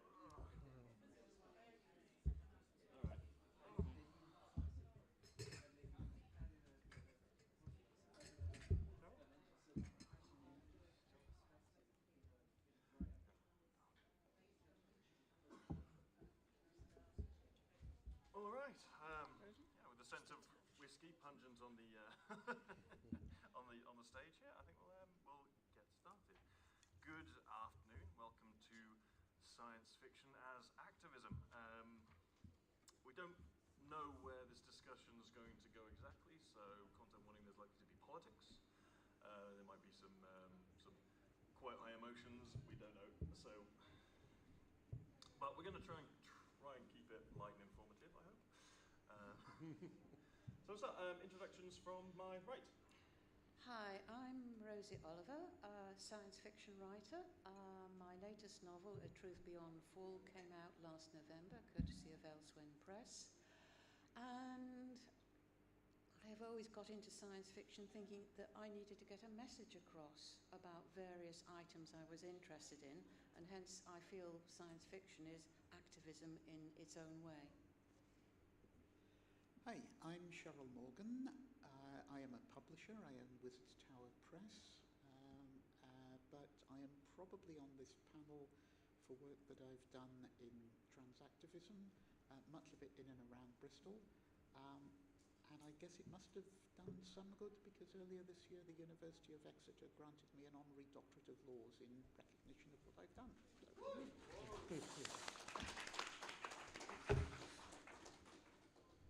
I'm Matthew T.O. Monroe.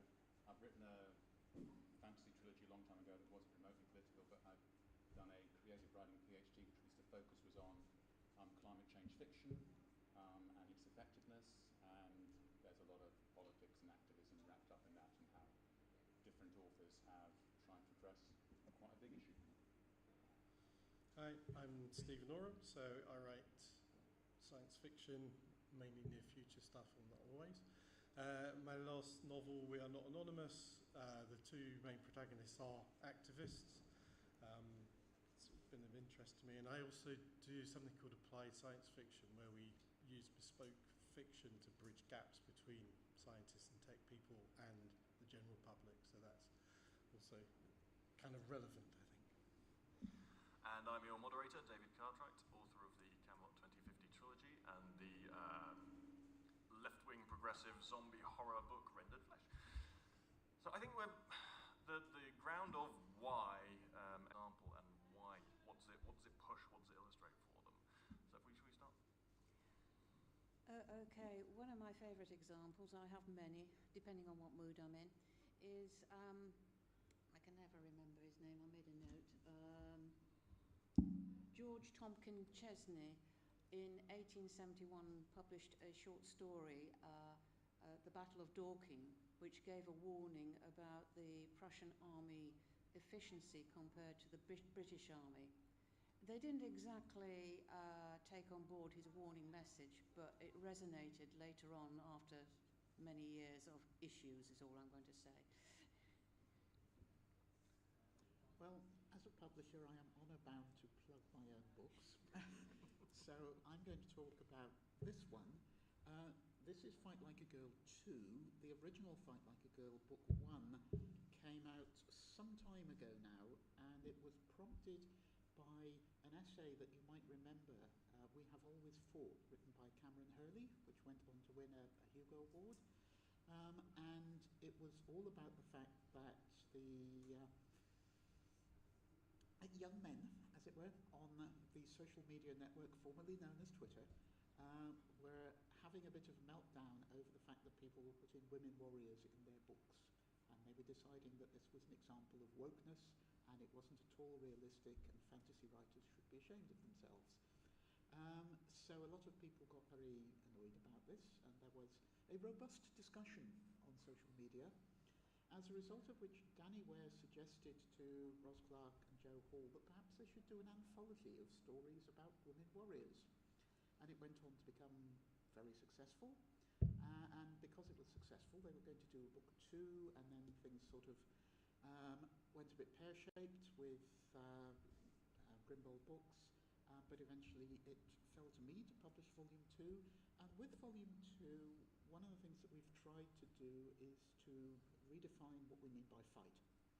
Because fighting, whilst it can involve hitting people with sharp, pointy objects, can also involve a whole range of other things as well, many of which women are rather adept at, and men sadly are not. So, yeah, that's Fight Like a Girl 2, which was a finalist for Best Collected Work in the British Science Fiction Association Awards, and is a finalist for Best Anthology in the British Fantasy Awards, being announced next weekend. Available from the store. The dealer's Tio? For me, it's mostly a matter of what I've been reading most recently. So I've got 2 forthcoming recommendations. Adrian Tchaikovsky's Saturation Point is a lovely science fiction story that does deal with climate change. You know, it's not just about rising sea levels, it's about heat domes, it's about the world being changed and us struggling to adapt. And it's a novella that looks really, really cleverly at that. And my other particular thought, again, a book that's coming out soon, Slow Gods by Claire North, which is more space opera, but wonderfully sweeping, wonderfully different issues being taken into it, with I particularly liked, and I don't think it could have happened at the time she wrote it, but there is a horrible leader in this, of a terrible sort of autocratic society, who makes an awful lot of a kind of bungled assassination attempt in order to bolster his own popularity. I can't imagine who she possibly could have been thinking of. But it's nice because it doesn't just have one autocratic, awful entity. It has a whole load of other societies that are sadly a bit incompetent in reining in that awfulness. And you're thinking, yeah, this is sounding a bit familiar. But it's very well written, very entertaining, and very satisfying. So the book I'm going to mention comes from, there's 2 things to say about why this one. One, I read it recently and my memory is so bad that the question, what's your favourite, always scares me because I can't remember much back more than a couple of weeks. But also I'm working with Yen Ui for Vector on 2 issues around Zoe Futurism, which is kind of looking at the world slightly differently. And that feels really important in this way, in that it's not trying to solve the problems in the usual way we try to solve problems. It's kind of going deeper in terms of how we view the world and interact with the world and see ourselves in it and all the rest of it. So the book that came out of one of the articles for Vector that was recommended, it's called It Lasts Forever and Then It's Over by Anne de Marken. And I think it's a beautiful book. I'm not going to say any more because it will kind of spoil it. Then yeah. Okay.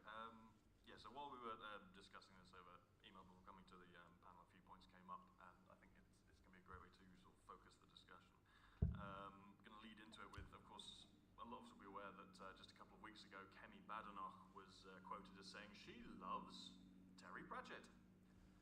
Which leads me to the question, I mean, we know that a lot of the people who are in charge and who make the awful decisions that we have to live with don't read science fiction and fantasy. The ones who do, how are they missing the point? Does anyone volunteer to pick that one? Well, in Bad Enoch's case, it's probably because she's not very bright. But yeah, I really don't know. I mean, Musk is another one that, if ever there was somebody who read a book that was warning about building the Torment Nexus and immediately decided to build one, Musk is the person who would do that. I think the problem is it's wrapped to death of the author, and everybody takes from a book what they they put their own meaning on the book, and they really are completely blind to some of the real messages. There are loads of people who are complaining about how Star Trek is all woke now, and really miss the whole point of the original series. And it is a selective blindness of people, and that is what we're combating. People who will not see facts, will not are blinded by their own opinions. Yeah, I completely agree. As with any book, you get out of it what you bring to it, don't you? And as authors, you can kind of only put something there to be interpreted by whoever.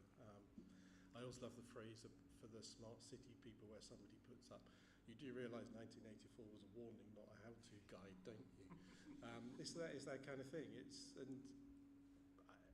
I don't think they're necessarily thick. They just have a particular worldview and lean into that and see what they want to see. Well, you can see it in the way they respond to the facts of society at the moment.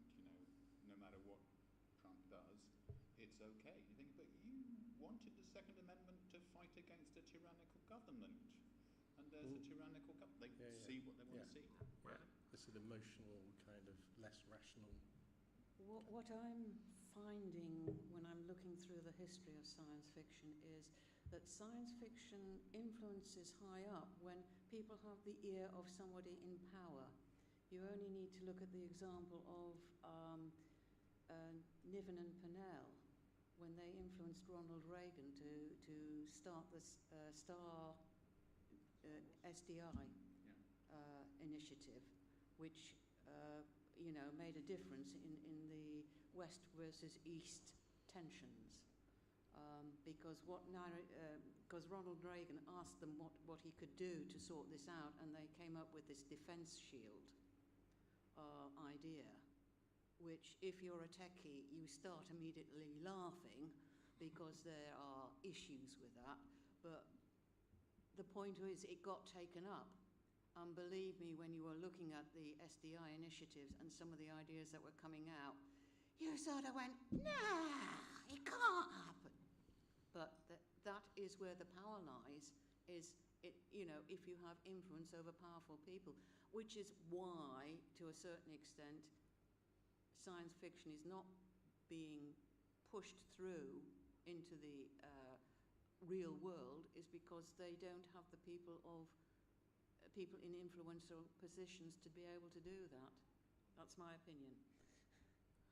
I mean, yeah, in this awful situation, you would ideally want the audience to influence what's going to the publishers, but we're seeing a lot of pushback from up on high. So, Cheryl, maybe we want to pick up how the current situation is affecting publishing as a wider thing.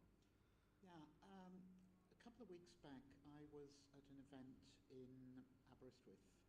It's called Queer Lit Quarterly. It's run by the local gay bookstore. So once every 3 months, they get a bunch of queer-identified writers to come and talk about their books. I was lucky enough to be on the panel for that one, and one of my fellow panelists was a drag queen who is writing a series of murder mysteries where the detective is a drag queen, as one does. And it's actually a lot of fun because having a drag queen writing it, you've got very much an authentic drag queen voice with the character. But Holly, having sort of got this out and whatever, her agent was saying, well, it would make good television. Television likes murder mysteries and whatever. It's ideal for the format. let's see if we can sell this. And obviously they went looking for agents in Hollywood. And they spoke to pretty much every agent that deals with film scripts and TV scripts in Los Angeles, and every single one of them said, no, in the current political climate, we cannot touch this. Now, that is obviously television, which is more high profile and more subject to interference by government, but the big five publishers all have offices in the USA. They're largely based there, and they will be looking at their forthcoming books and saying, what can we afford to publish? What is liable to get us into trouble? So I have a lot of friends who are trans writers, and many of them are convinced that they will never sell another book to a mainstream publisher. So they're coming to me and saying, is anything that small presses can do to keep us in print? And that is just where we are. That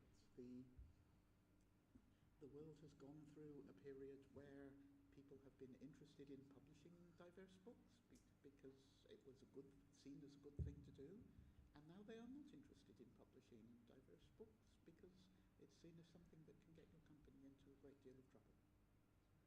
Yeah, so Stephen, on the subject of getting publishers to pick up diverse and progressive literature, what's your current opinion? I mean, I think I don't deal with big traditional publishers that much, so I don't know. But I can absolutely see that would happen, and I know there's some. It's slightly tangential, but there are people that have talked about, for instance, not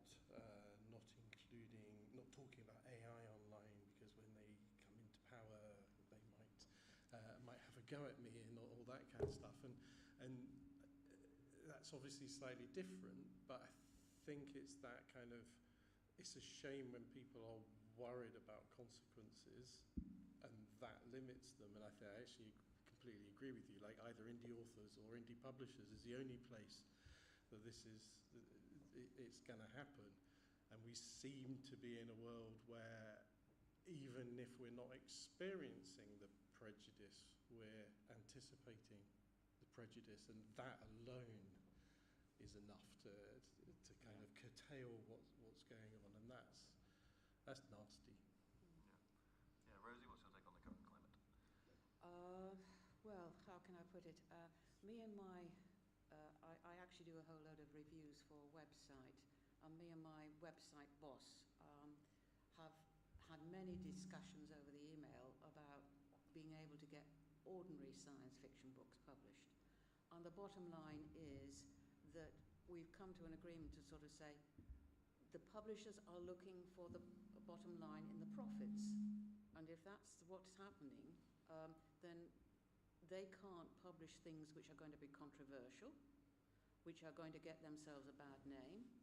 And we do have this era of what I would call overly conventional politics, trying to stultify anything new, let alone the diverse things like that. Because in my case, I know I do warped, weird science fiction in a zany way from a science point of view, but getting it published, no, you can't get through to the people that are doing. And in fact, what I'm seeing now from the big publishers like Galance is fantasy, fantasy, fantasy. Where the heck is the science fiction? Well, again, from what Rosie was saying, there's this point about getting your books in front of people. One of the sad things in the 1990s was Michael Crichton's State of Fear, which was a kind of, let's just attack the climate change lobby, was not only an attack on that, but it was picked up by whichever senator was in charge of the Environmental Committee in the US, and made compulsory reading for members of that committee. So you do have that point where books can change, can access policymakers, but too often the books that policymakers are picking up are shite, and are missing the point. And this is the danger, because you have got books which celebrate diversity, books which address climate change, but how do you get that literature into the right sphere? And that's a problem for us all, I think. Yeah. I mean, having said all this, there is a glimmer of hope for us. Science fiction is very popular in Russia. It was very popular under the Soviet regime, which was a deeply authoritarian government. And the reason that science fiction was popular, it was the only way that people could write stuff that was critical of the government, that the government wouldn't understand was being critical of them. Actually, so we have an opportunity here. Yeah. Which leads into the next question, and I hope you've all brought your best speaking points and thoughts on this, and that's, what's the point? Everything is horrible. Why are we even trying? Okay. I don't mind. Somebody else want to? I have an answer. I mean, because why not? I mean, if you don't, as you say, what's the point? But I think I've just done some work with Catherine Loveday from UCL, whose area of neuroscientific research is about memory. But she makes the point that the muscle in, or whatever it is in the brain, the bit of the brain that works on memory is also the bit that works on imagination. So if you read or watch something set in the future, when you've finished reading it, it becomes a memory. It becomes part of your past, and therefore influences how you can imagine the future.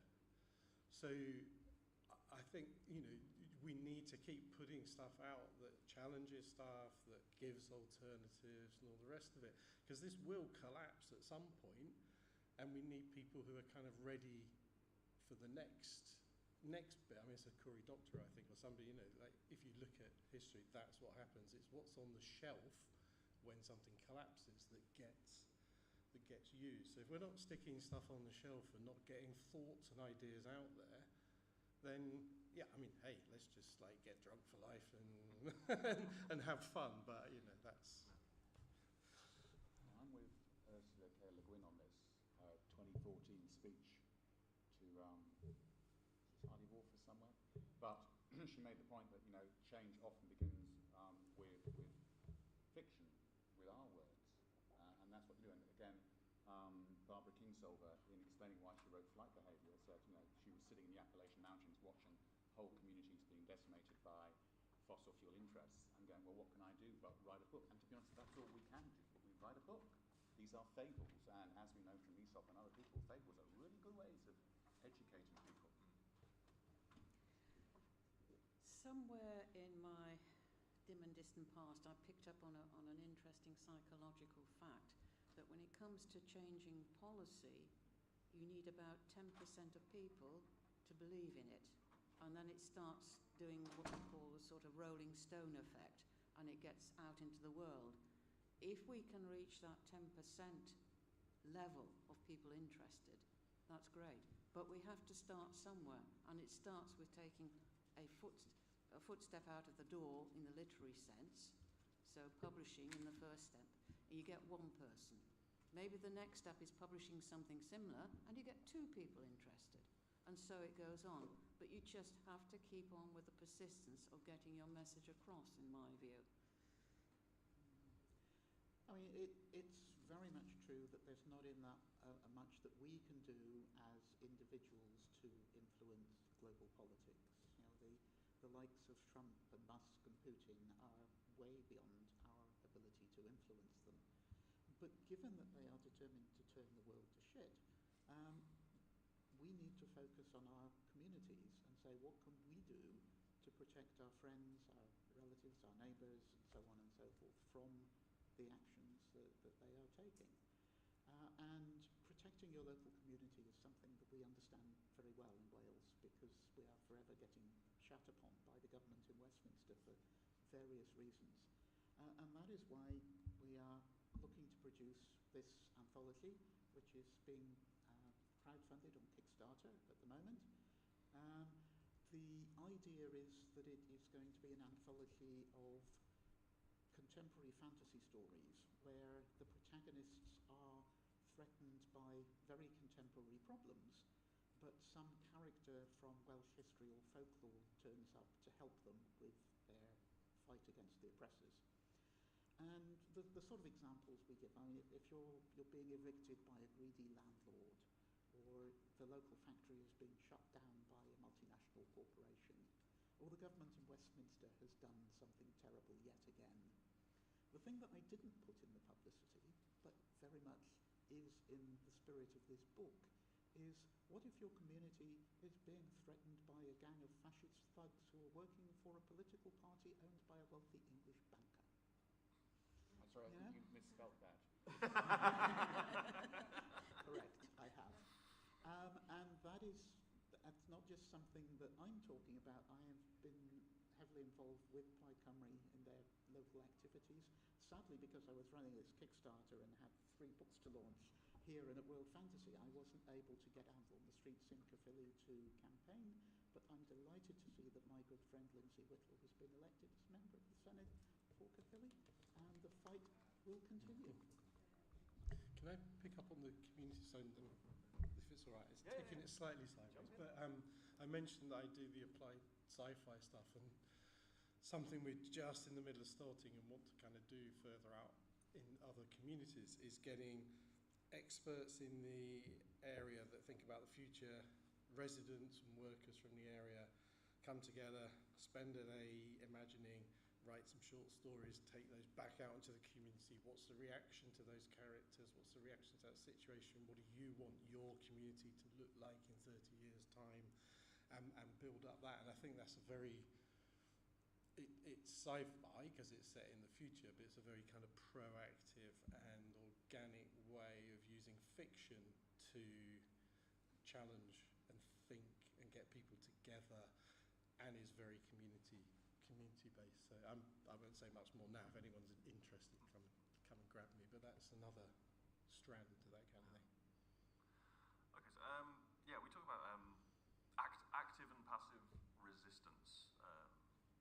I know that, say, the authorities are generally watching, but with so many small prints and so many independent authors self-publishing, there's a lot of sort of guerrilla aspects or avenues to push this kind of active resistance. So what's changed since, say, the day of the black shirts and the rise of the Nazis? What information do we have that's new that we want to be spreading out there about resistance and about how to do it safely? What new tools have we garnered over the last 80 years in order to do this? I think what's changed most obviously since the 1930s is the changing media landscape. And that's in 2 ways. Firstly, in the 1930s, there was a wide range of different mainstream media outlets that were owned by people with a wide range of political opinions. Nowadays, the vast majority of mainstream media outlets in the UK have very much the same political opinions.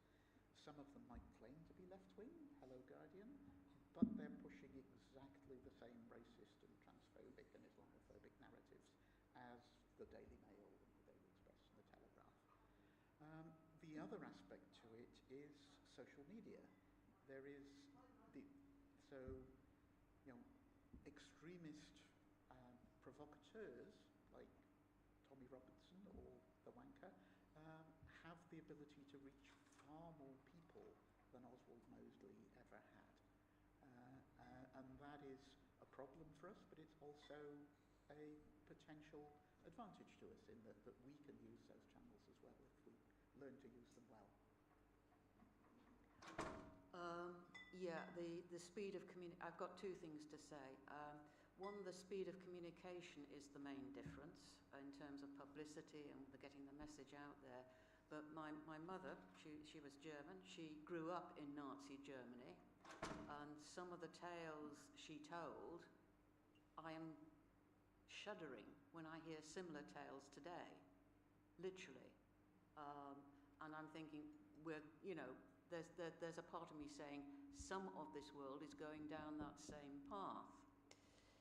The other thing I'd like to say is we don't understand really the way mass media affects mass memory. And And I think there's now a feedback loop, which I think we're missing out on, which means we're not going in the same way in terms of what is the outcomes of the publicity that we are now. And I actually fear that we are on a narrower path than we were in the 1930s. But that's, again, my opinion. I think my concern, as far as it affects fiction, is that our narratives of fantasy and science fiction are all about, well, tend to be about heroes.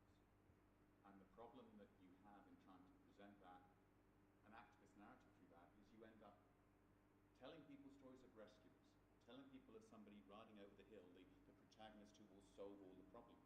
And actually what we need our fiction to be doing now more in this current climate is letting people on the ground feel more enabled, giving them more ideas. I remember a panel last year, someone saying, well, you know, if you want to do any kind of help, help fund a lawsuit against big business, that kind of thing. And it is those ideas that I think fiction needs to do to not just tell a story, but let people on the ground feel a bit more empowered. The example I've heard tell is of, because this is the problem, there's raising awareness, but there's also this kind of pornography of despair, where you just say, oh yeah, look, this is how shit the world is, and you go, oh God. You need to give people hope, but you need to create, in your fiction, a manual almost of how to respond. I have been following the sad conflict in Ukraine, and it is very, very sad that they are being got at. And from my point of view, each fire person, each nurse, each doctor are showing their heroism in great odds. If we want an example of ordinary day life and how to survive it, you know, look around at what's happening now, because, you know, that was the kind of thing that was happening during World War II in Germany. I can tell a story about my great aunt. Her friends were required to be on top of a department store to count the number of enemy aircraft going across. And unfortunately, that department store was bombed and all her friends died in that awful conflagration. And she openly complained about this, and one of her friends said, for goodness sake, shut up, otherwise you will be arrested. But she, in her own way, quietly fought against the atrocities that Nazi Germany were actually proclaiming. And it's these small things that will make a difference, like the stories that we're pushing out on the science fiction side will eventually come through and make that difference. So a step at a time. And I think it kind of, so picking up on what's been said, so I wasn't around in the 30s and don't profess to, I don't know a lot about it, but it does seem from what you read that there's a lot of similarity going on. I do wonder, so I'm going to try and be hopeful here, so I do wonder whether it's harder to ban books, it's harder to censorship now, I presume, than it was in the 30s. So, you know, not taking away from what you're saying, but like the indie press is there. Whatever you might think of Amazon, I can't see Amazon ever getting into censorship, particularly because they're more about money. Oh, I can. Yeah, seriously. Yeah. Indeed, it's already happening. Okay, so there you go. There's my hope gone. But there's other ways. It comes back to the communication thing and the connectedness. It feels as if the opportunities are probably better to connect across and counter things. I can do loads of reasons that it's horrible, such as, well, I don't need to, but I don't know. There is one of the Doctor Who series, Modern Doctor Who, where David Tennant's been imprisoned by the Master and made into a really old person. Which is a bit ageist, but there you go.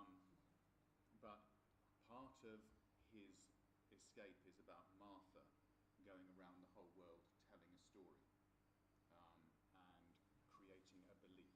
And I think the point there is just that all we can do is tell stories at every level to as many people as we can. And that is the fundamental bedrock of activism, talking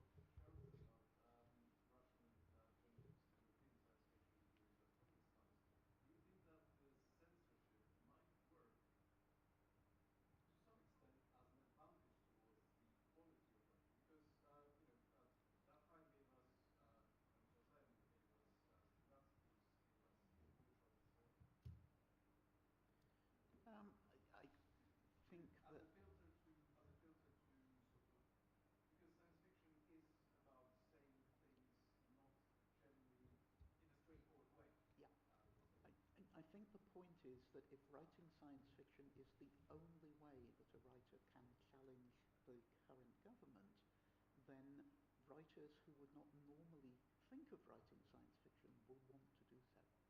And that might indeed improve the talent pool. In fact, I'm currently reading What Not by Rose Macaulay, which was published in 1918, and it is all about eugenics, which of course was a precursor to World War II issues. So that is an example of an ordinary writer turning to science fiction to bring up an issue.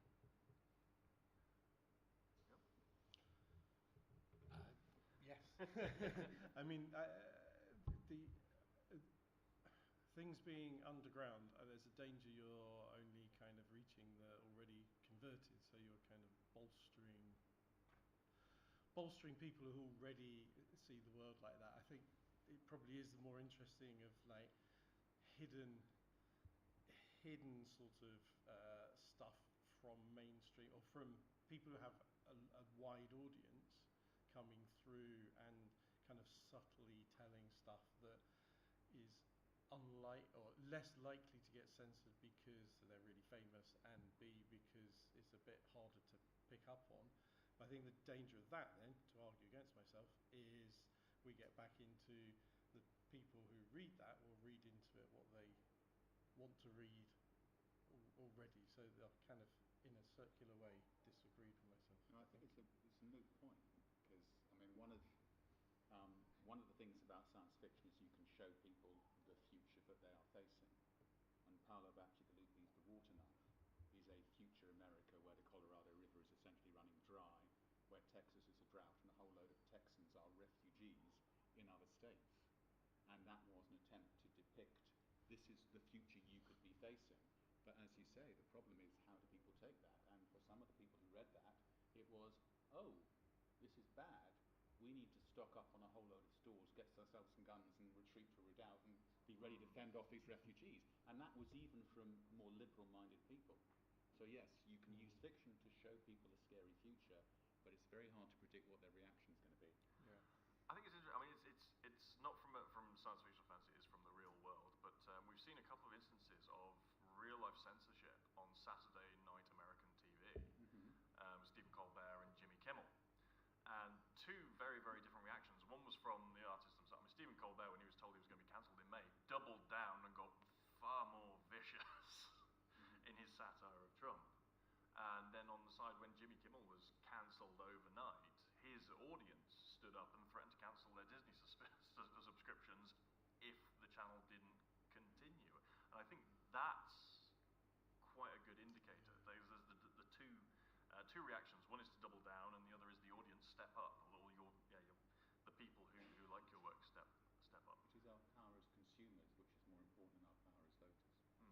Yes, sadly. I actually want to make that point. I think today's orange moron time is all about money. And if you counter that cult with money yourself, so, please just become incredibly successful so that they can't cancel the money. And I think one of the good things about this at the moment, it's not science fiction, but it's all the gay romance, what do you call it? There's a word for it. But yeah, romantic. So that coming into it and making pocket full of money might actually be a way to counter them. And then, just put diversity on it. How much more diverse can you get when you screw gay vampire, something like that.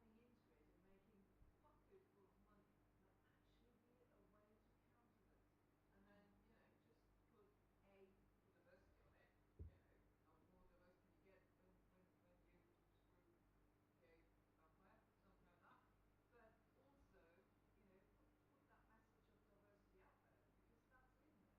And the same with science fiction.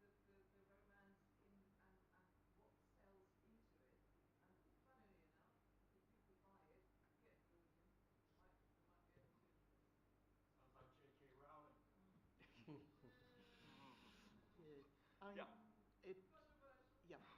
You can do this stuff, but you do have to be subtle about it. When I said that censorship is already happening, there are two good examples of that. The first one is with MasterCard and Visa forcing platforms to remove games with erotic content from their platforms on the basis of a complaint from a small Australian anti-porn organisation with like 50 members. And suddenly large numbers of independently produced adult games have been removed, and as far as I know are still removed. So that's one area where it can be done, where even though the platforms want to sell this stuff because, hey, porn sells, they're unable to do so because the payment processors won't let them do it. The other problem, of course, is things like the Online Safety Act, which at the moment is a complete pain in the butt for small websites. I've had to remove comments from every website that I manage because I do not want to have to go through the incredibly expensive and difficult process of registering under the Online Safety Act. And the way that that act is written means that it would be incredibly easy for the government to simply say, oh, and any trans content is banned. And then overnight, any book with trans content would have to be removed from people's websites in the UK. Yes. There is an economic element to the struggle that we have, in that there is a huge amount of money in right-wing politics that is being pumped into right-wing think tanks, which is influencing policy and also the reasons you've just given there, the way, because it feels like everything is constricted in terms of our ability to get the message out. I was wondering if the panel has any suggestions or thoughts about funding opportunities for people who want to do progressive projects.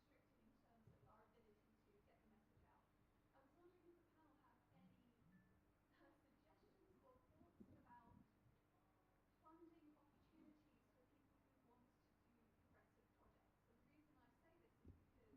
this is because I did a podcast a couple of years ago in partnership with Friends of the Earth that financially crippled me for 18 months because it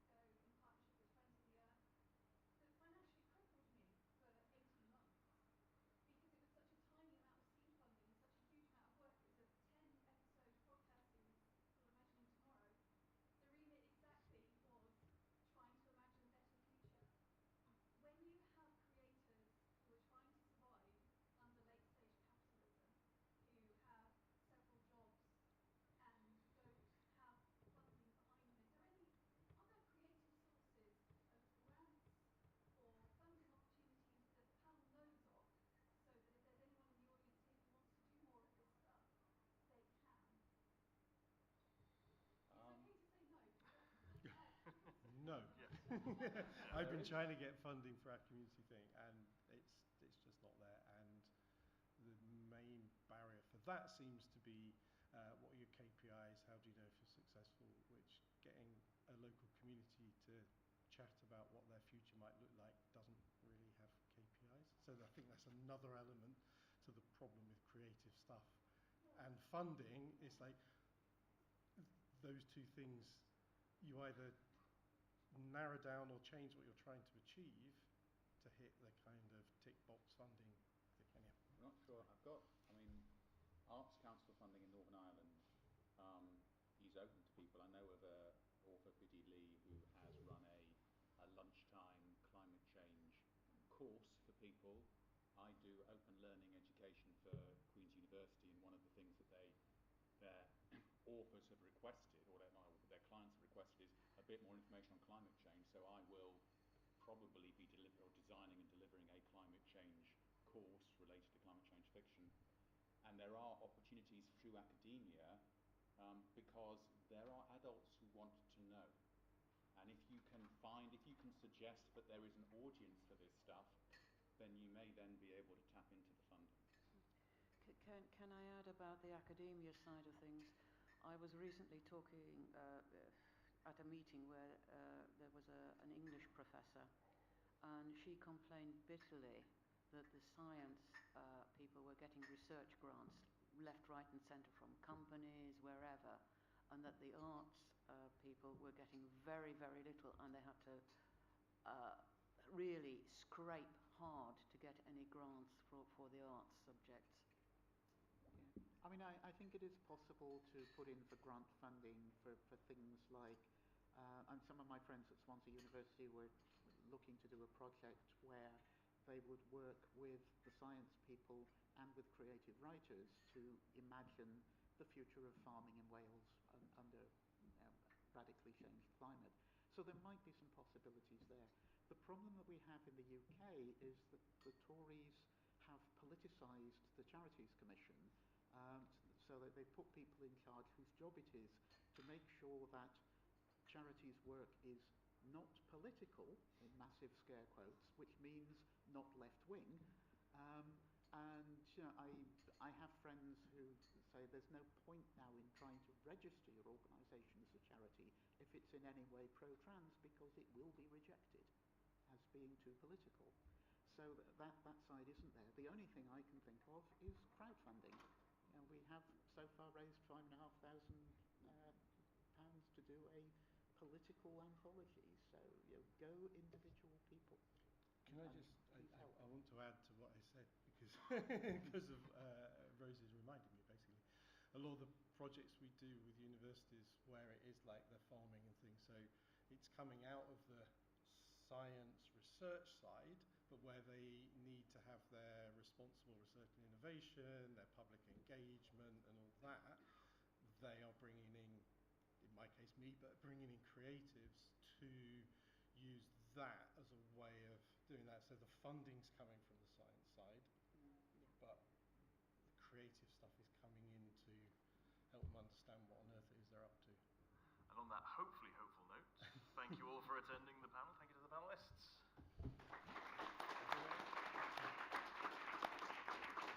And thank you for the whiskey. Anybody who wants the raffle tickets for the Sophie Lancaster project, this is the BristolCon charity for this year. Please come and see me outside. No, I know myself well enough that is. Well, I've got 2 more panels today and a different bottle of whiskey for each of them. So one is 92 is the beginning. It's £4 a strip or £1 yes, feel free. a Matthew. and I only take cash. I don't know. Sorry. And I write science fiction. Perfect. Science fiction, which is on that side. I'll be here tomorrow somewhere. Oh, okay. And that's literary non-fiction. Yeah. I would love to be in touch with you. Yeah. I also want to network. Yes, I do. It goes in fits and starts, actually. In BristolCon Comics Festival, and we have various. We've had a different course, Nick Hunt. He's a travel writer, really. He does so well. And various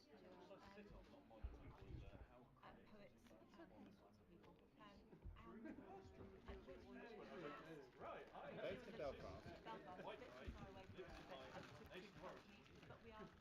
I was meeting with some people from the it's network Speedbird just a Books. month ago. We're trying to revise it, and we're going to have either a Zoom or an in-person meeting. One ticket is £1. Yeah. That's right. And I was thinking more about your research. I've been writing children's fiction since 2007. No, that's Only just got 2 books published, but it's been in my mind and my heart all that time. Yeah, I do have and the power of storytelling and all that. So I'd love to know more about your research. Yeah, I'd love to. You've got an email link on here as well, have you? I've got my website. Now That's £4. I've had to take it down this weekend, unpublish it, because it got overwhelmed by scam calls the last 2 or 3 days. Okay, 400 hits in take an that hour. as a donation if that makes you happy. I don't know what Google makes of that, but I don't think it's good. So I just took it down temporarily. But well, thank you very much. Yeah, it's our good contact form. Is that okay for you? Was it? Okay, let's do it. I hope I wasn't too controversial. If you can't be controversial, That's my email. perfect. I'll work on that one. And maybe you can come along. Who else have I got to annoy? Our next meeting will be Well, thank you. 4 weeks on Much Monday appreciated. on I'm Zoom. sure We Sophie haven't really Lancaster project publicised would it be yet appreciated. because we're not very good at that. But it would be a place for people just to say what we're doing, what we're up to, and all that kind of thing. But my whole point was, when I started it in 2017,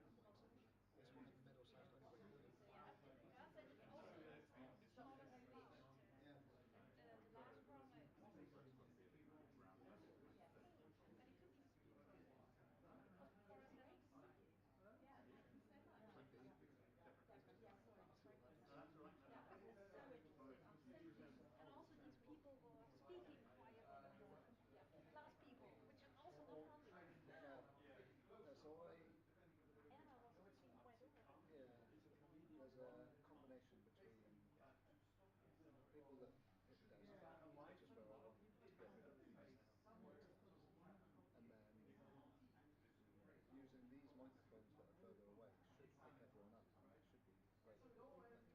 Yeah, the TO was the worst one.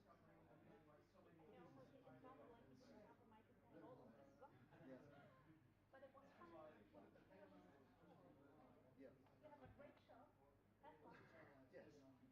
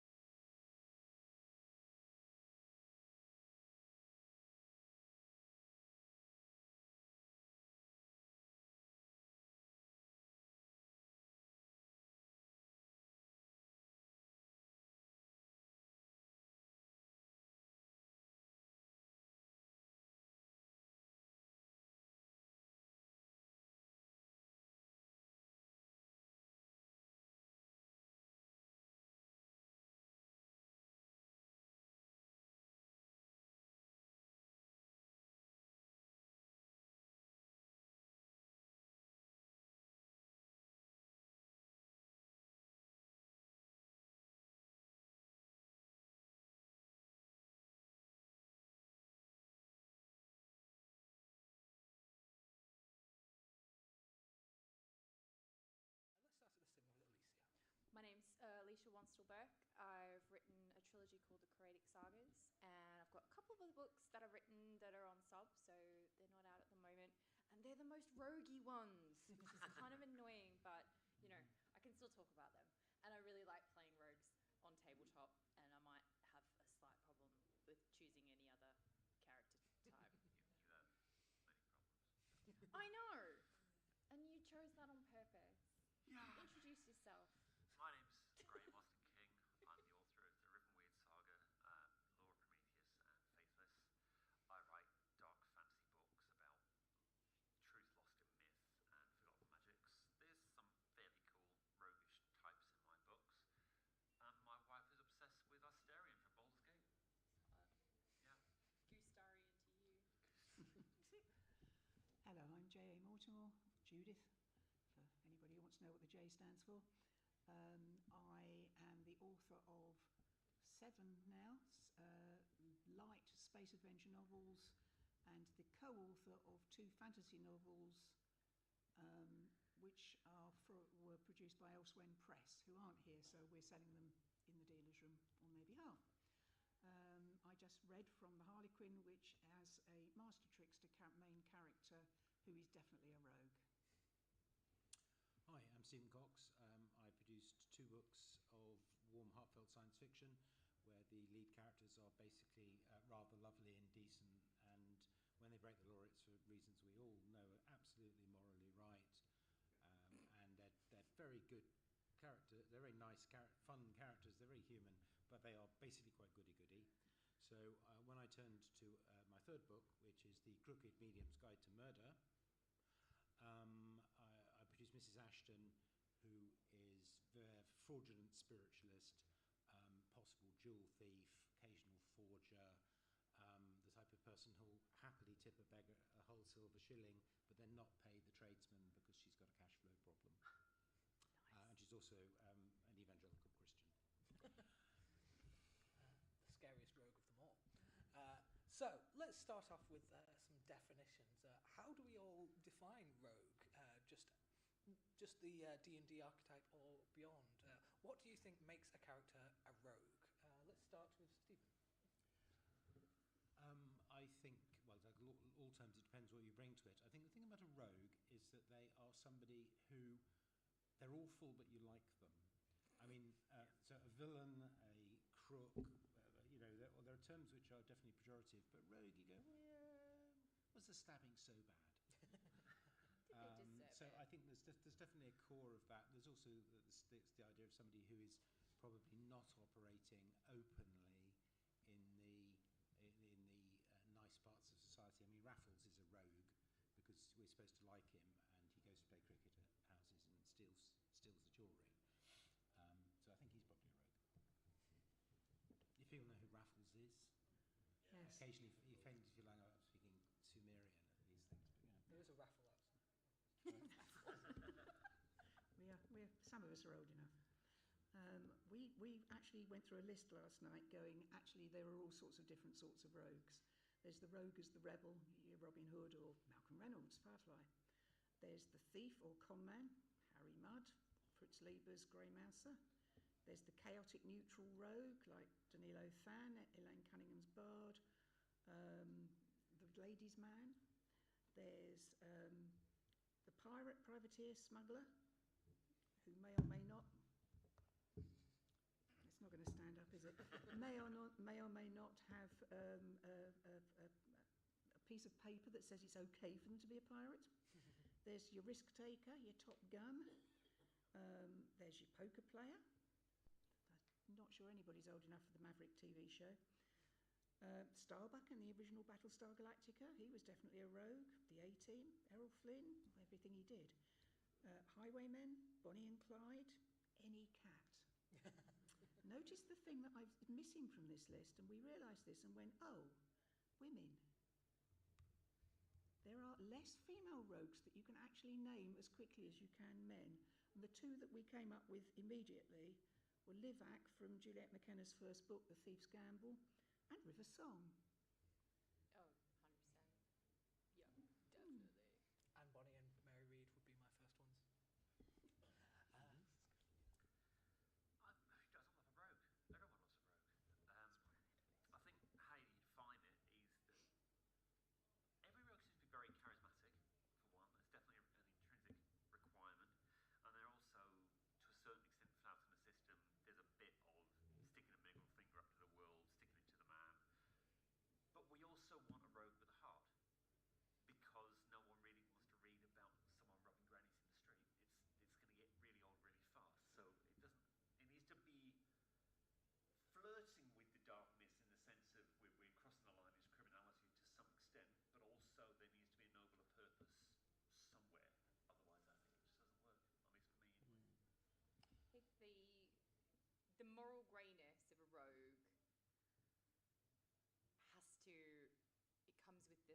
sprinkling of likability, because we then get to go on an adventure that we might be a bit too afraid to walk the line that a rogue might walk. And you can't do that with a character you don't like. So it has to be inherently likable and it has to be inherently relatable. So we have to believe in the thing that they're fighting against or the laws that they don't like, and they have to have that charm, and otherwise they are just a villain. Like, they are potentially the antagonist. So I kind of like that kind of on the fringes, but really likable and quite relatable in a way that is a bit of a, maybe a guilty pleasure for the person that's viewing, reading, playing, that it kind of gives us the ability to go into a space that we might not feel that we can because we don't want to go to jail. That's quite interesting, because one of my favourite rogue characters is a deeply reprehensible Flashman in the Flashman Papers. Does anybody know that? No. So this is a man who behaves abominably to women and is a liar, thief, a crook, and all the rest of it. And they're extraordinarily good books, but he's an extraordinarily unpleasant character. But he's very funny, and he's really rude about Victorian society. And the author always puts him through absolute terror. He's a coward, and he keeps getting stuck in the biggest battles of Victorian England, right at the front. And everything he does to get out of the battle, he's crapping himself on his horse, but he can't get out of it. And I think we come to like him because we just feel how much the author wants him to suffer. Would we think perhaps that we could say that most rogues have an aura of sex appeal? Yeah. I don't know why you guys are playing rogues, because that's what I am. Always. Or at least think they do. Yeah. Well, yeah. You talked a little bit about the different archetypes of rogue, and even within tabletop RPGs, D&D, for example, has various subclasses of rogues which all have a distinctly different flavour. You have masterminds, who are the sort of con artists, the sort of heist pullers. You've got arcane tricksters, who are more sort of magical. Inquisitors, which to me is more like an investigator, even a detective. I played a detective who was an inquisitive rogue.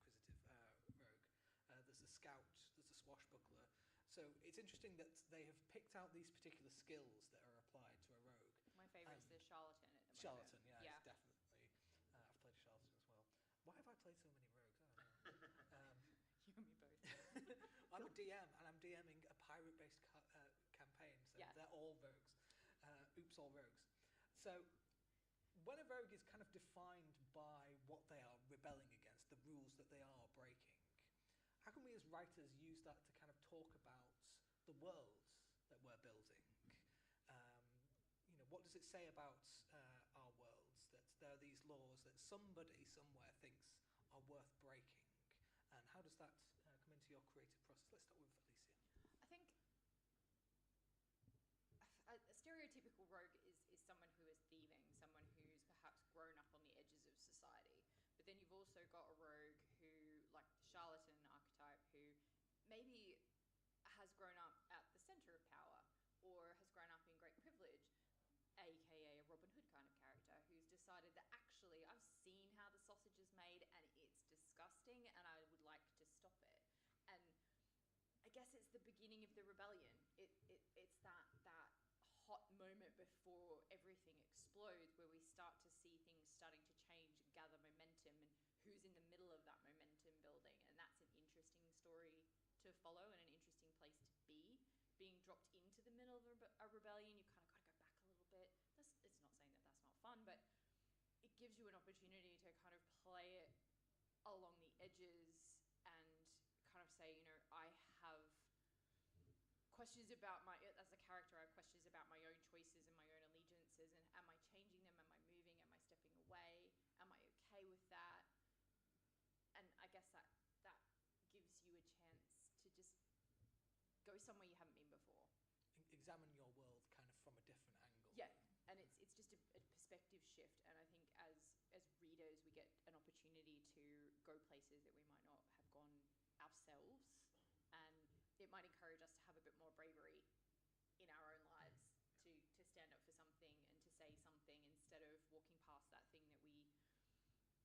I'm maybe a bit too scared to talk about. I don't really have anything else to say. I think rogues can be a really useful world building tool. And I'm holding forward. There you go.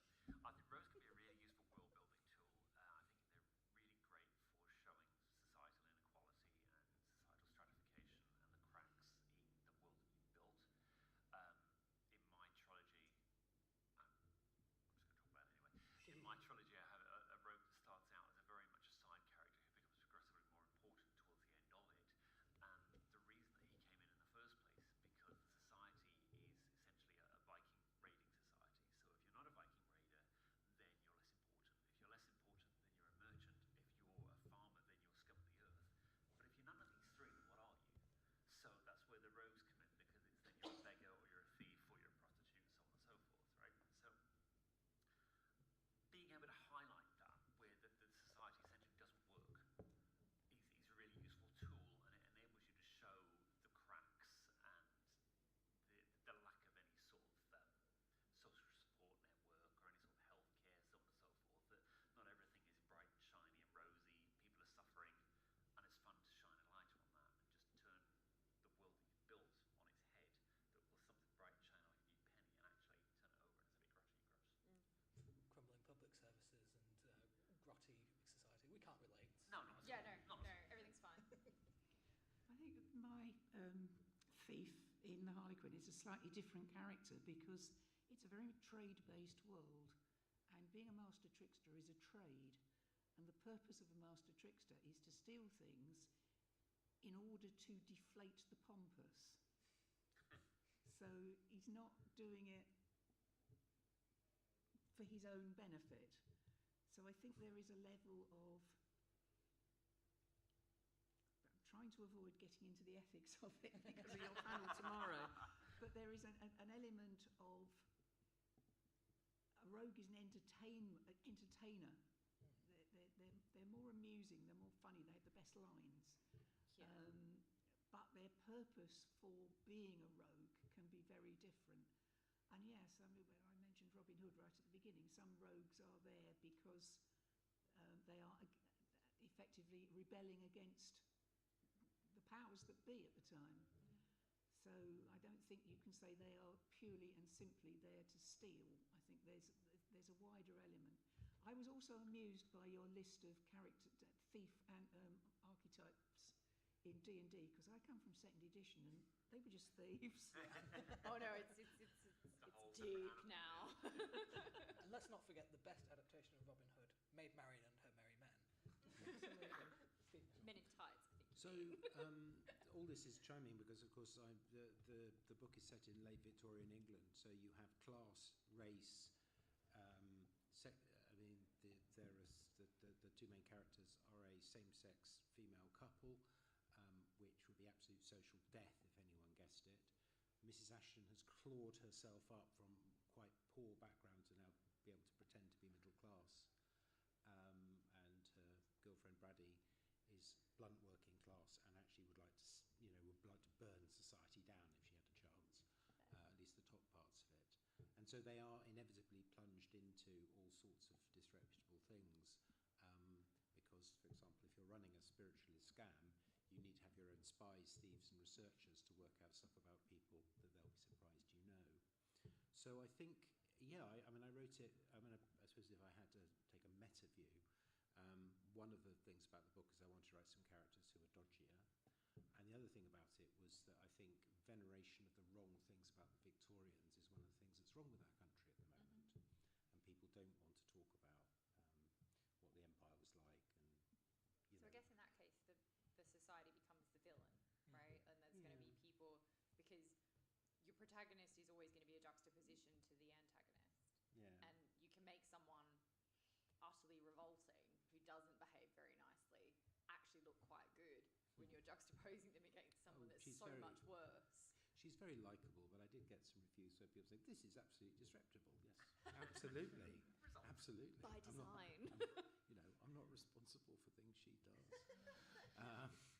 I was trying to decide whether you could have a lawful good rogue. Well, Robin Hood, because what Robin Hood is trying to do is counteract trying to counteract the fact that a bad king is on the throne. I mean, surely lawful is a matter of perspective. Yeah, but the thing is, if King John has usurped, and it's the old thing, if you have the right king, everything will be right, and also people aren't being fair in their taxes. So I would say Robin Hood's actually a lawful good.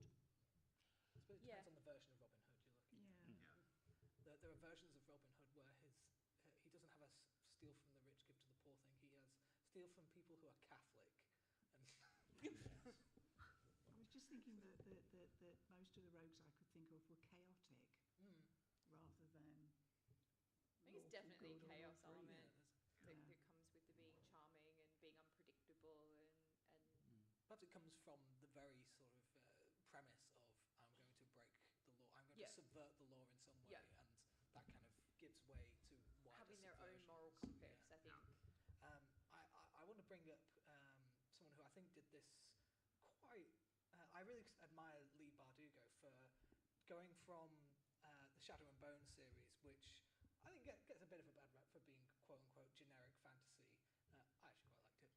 But then coming out with The Six of Crows set in the same world but following some con artists and gave a very different view of the same world. I don't think it's any surprise that I think that those are the better books. Not to disparage the other ones, I still quite like them. So that was just to put a bow on what we've just been talking about, just to pull you behind the curtain of my process here. So when our character is going rogue, they are in some way rebelling. So we've talked about rebels with a cause. There's also, of course, the rebel without a cause. So if you have a rogue who is chaotic, what can that do for your story, do you think? Let's start with you, Elise. You brought it up. I think it really depends on what they're like. Where does their moral compass lie? Like, are they doing something for society more broadly, or is it a personal crusade? Because I think that's perhaps a defining feature of someone who is a rogue, quote unquote. They have to have a purpose. If they're just running around stealing stuff for their own needs, they're just a thief. But everyone's got a reason why they stole the thing, whether it's because I need to eat, whether it's because I need to sell the thing to eat, or whether it's because my boss told me to, otherwise they're going to kill me. Like, everyone's got that kind of moral compass of where their limits lie. But that chaoticness is about the perspective of chaotic to whom, and why are you creating that chaos, and who are you creating it for, and how do you benefit as a character, and where does that move you to? And like Sierra, who I've just written in as science fiction, is a former she's a former service agent, an intelligence service agent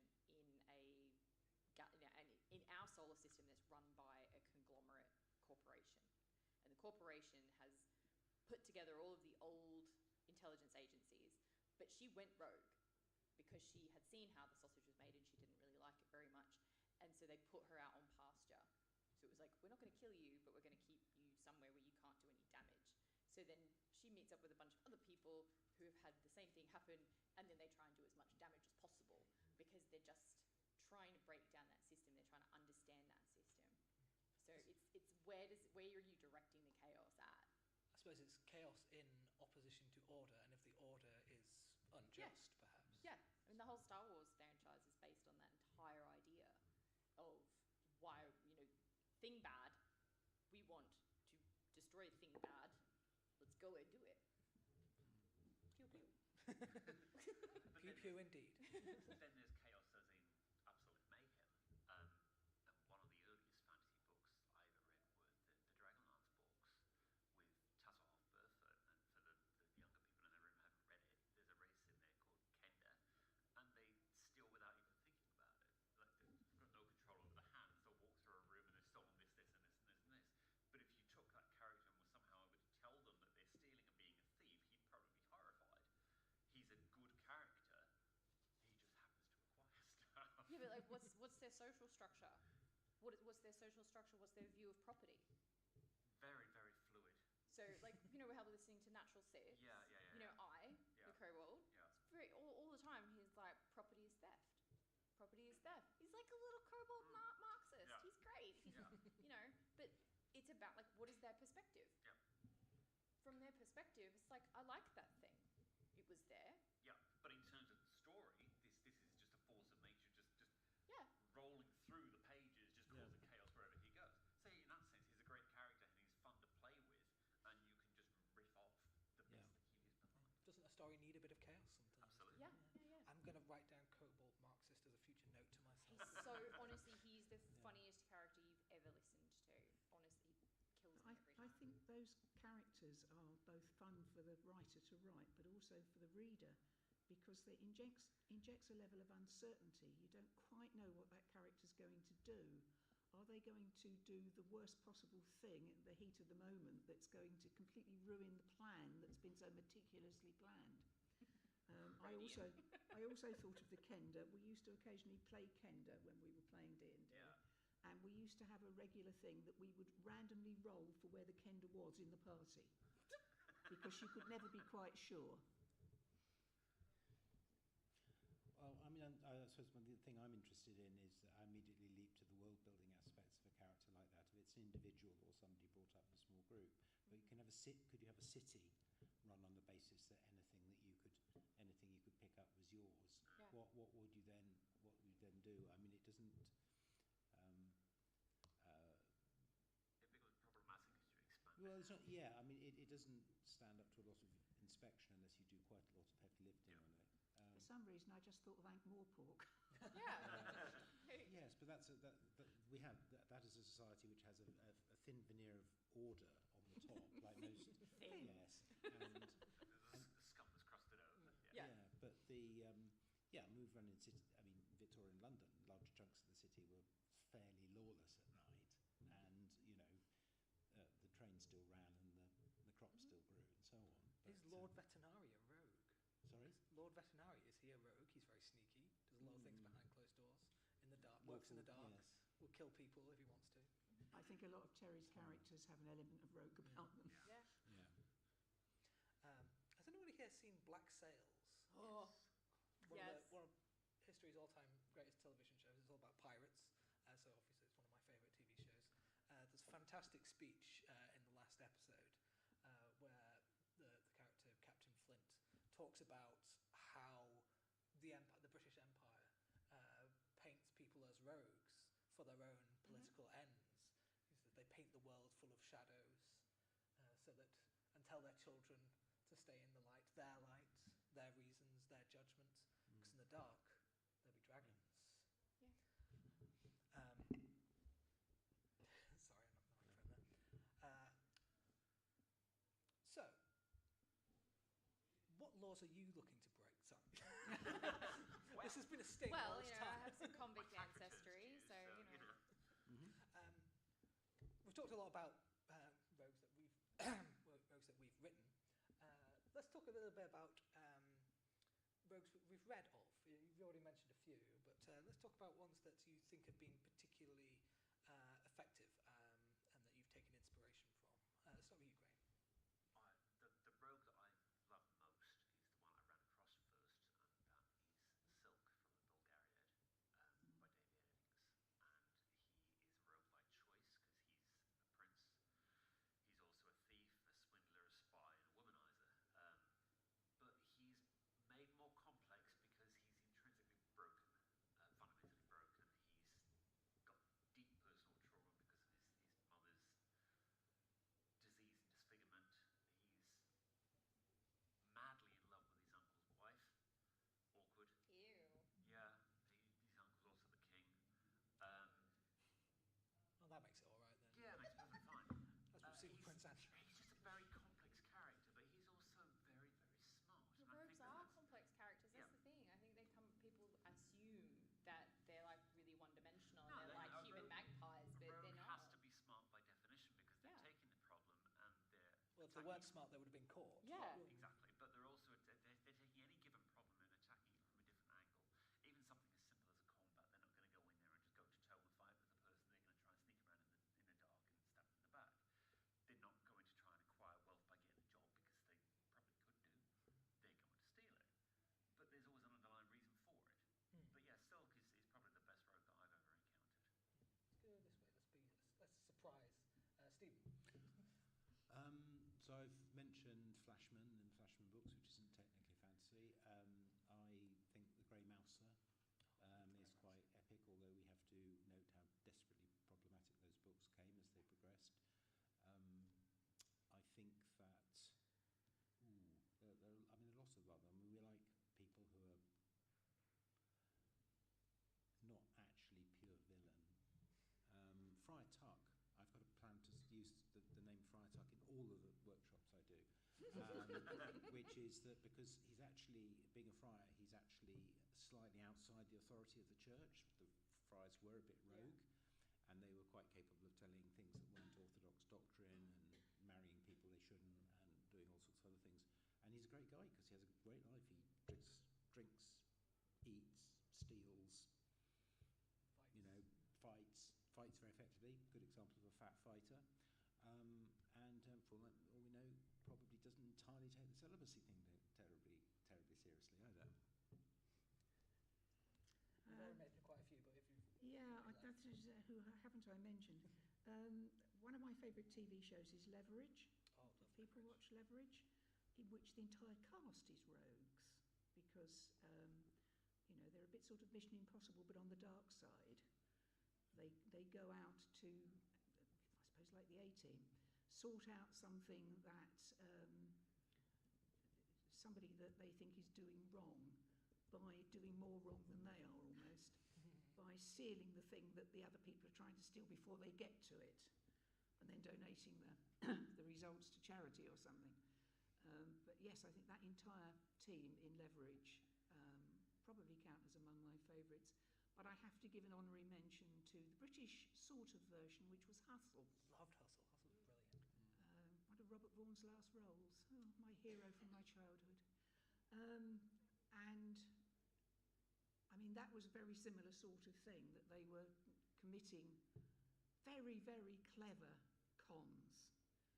And you could never be quite sure whether what you saw on the screen was what was actually happening, until you got to the end and they told you what was really happening and you went, oh yeah. So yes, I think those are probably my two, completely non-SF, sorry people. What I liked about Hustle is that they always, it almost felt like this is how we sleep at night. You can't con an honest man was their kind of mantra, which they say that to themselves at night just so they can get through the day. Something you said before, Graham, about I think it's been mentioned a few times, the rogue is often the cleverest character in the room, the wittiest, oftentimes cleverer than we, the authors, are. So how do we go about writing characters who are cleverer than us? If anybody has any ideas. I just watch them do what it is that they're doing and write it down. Like, even if I don't understand it. Because writing Sierra was, 100,000 words in 34 days? Like, I didn't have control over that book. I barely had control over myself. Like, my sleep schedule was completely destroyed because it was just coming out and I just didn't pay attention. I didn't ask the question of why in the moment of writing. I just followed the instinct that was there and just waited for whatever was going to happen later on to happen. And I don't know, it kind of worked.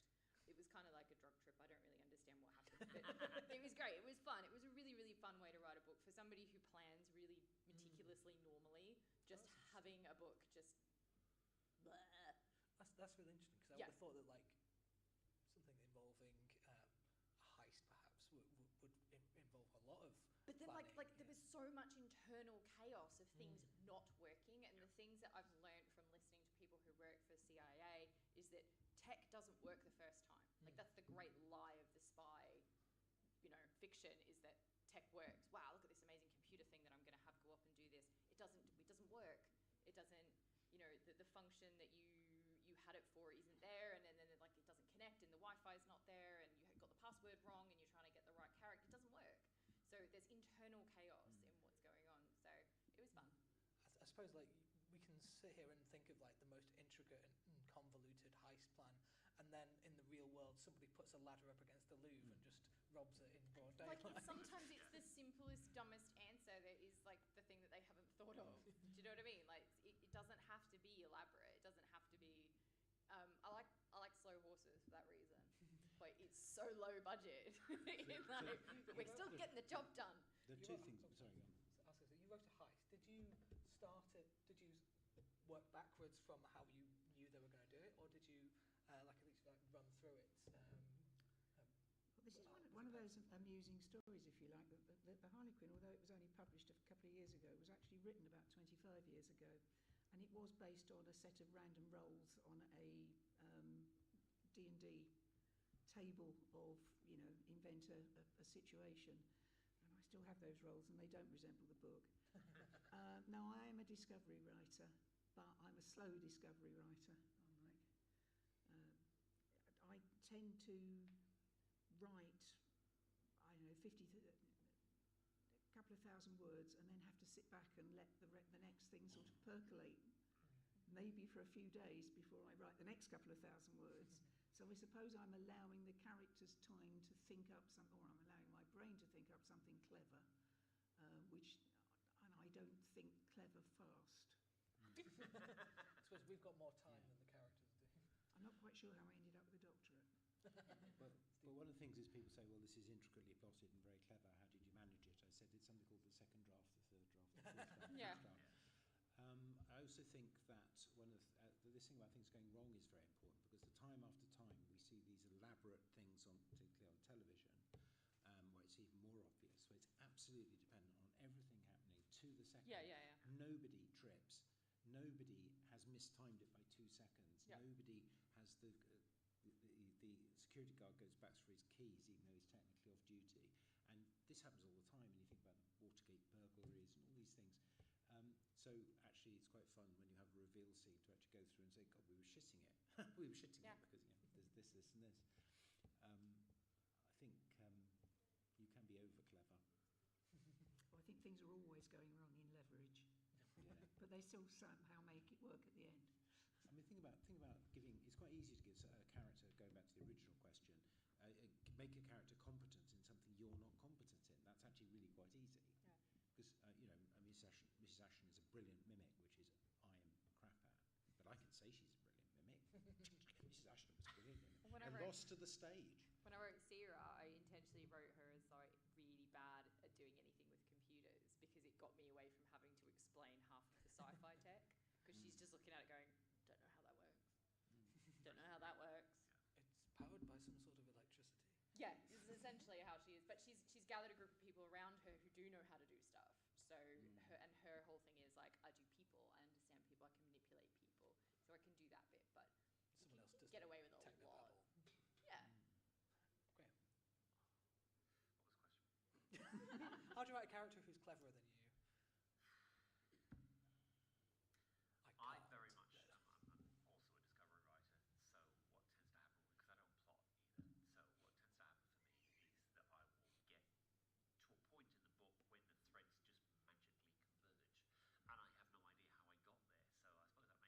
in the book when the threads just magically converge, and I have no idea how I got there, so I suppose that makes me quite lucky to some extent. That has resulted in some quite clever plans and situations and so on and so forth, and I'd like to say it's by design, but it isn't. I mean, if it's genuinely something your character needs to be good at, do your research.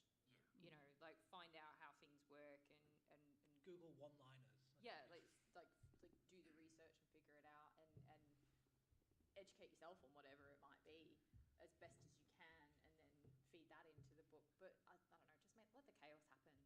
If that's the kind of character you want to write, if that's the kind of story you want to write, just let it be what it is. There is a joy to be had of waking up at 3 in the morning when you're 3/4 of the way through a novel going, oh, that's why that happened on page 3. Why was they mentioning that? I understand now. Like, don't question it when it comes out. Just let it be in the book and just let it do its thing, because it will figure itself out later on. Sometimes your brain is better than you think it is. Oh, it's so much smarter than we we're just a really bad interface. Some of us have a problem with writing characters that are stupider than us. Let's open it out to questions. Yes. I'm really interested in the roguish qualities of bards. Haven't got any. I think they align. I think they align really well. Like, it's probably no surprise that Scanlan Shorthold from Critical Role is one of my he's my favourite bard. I love him, and I think that he has those same charismatic roguish tendencies, just with a slightly different alignment. He might run more along the classic kind of Errol Flynn, I don't know if that song, the song, oh Errol, I would do anything He's Australian. Explains a lot. It does.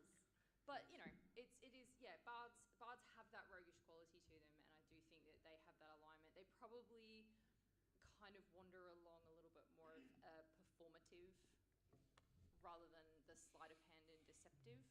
So it's kind of like, what are you actually trying to do with your character? But I love bards. I never did, but I love them now. Can I go back to second edition again?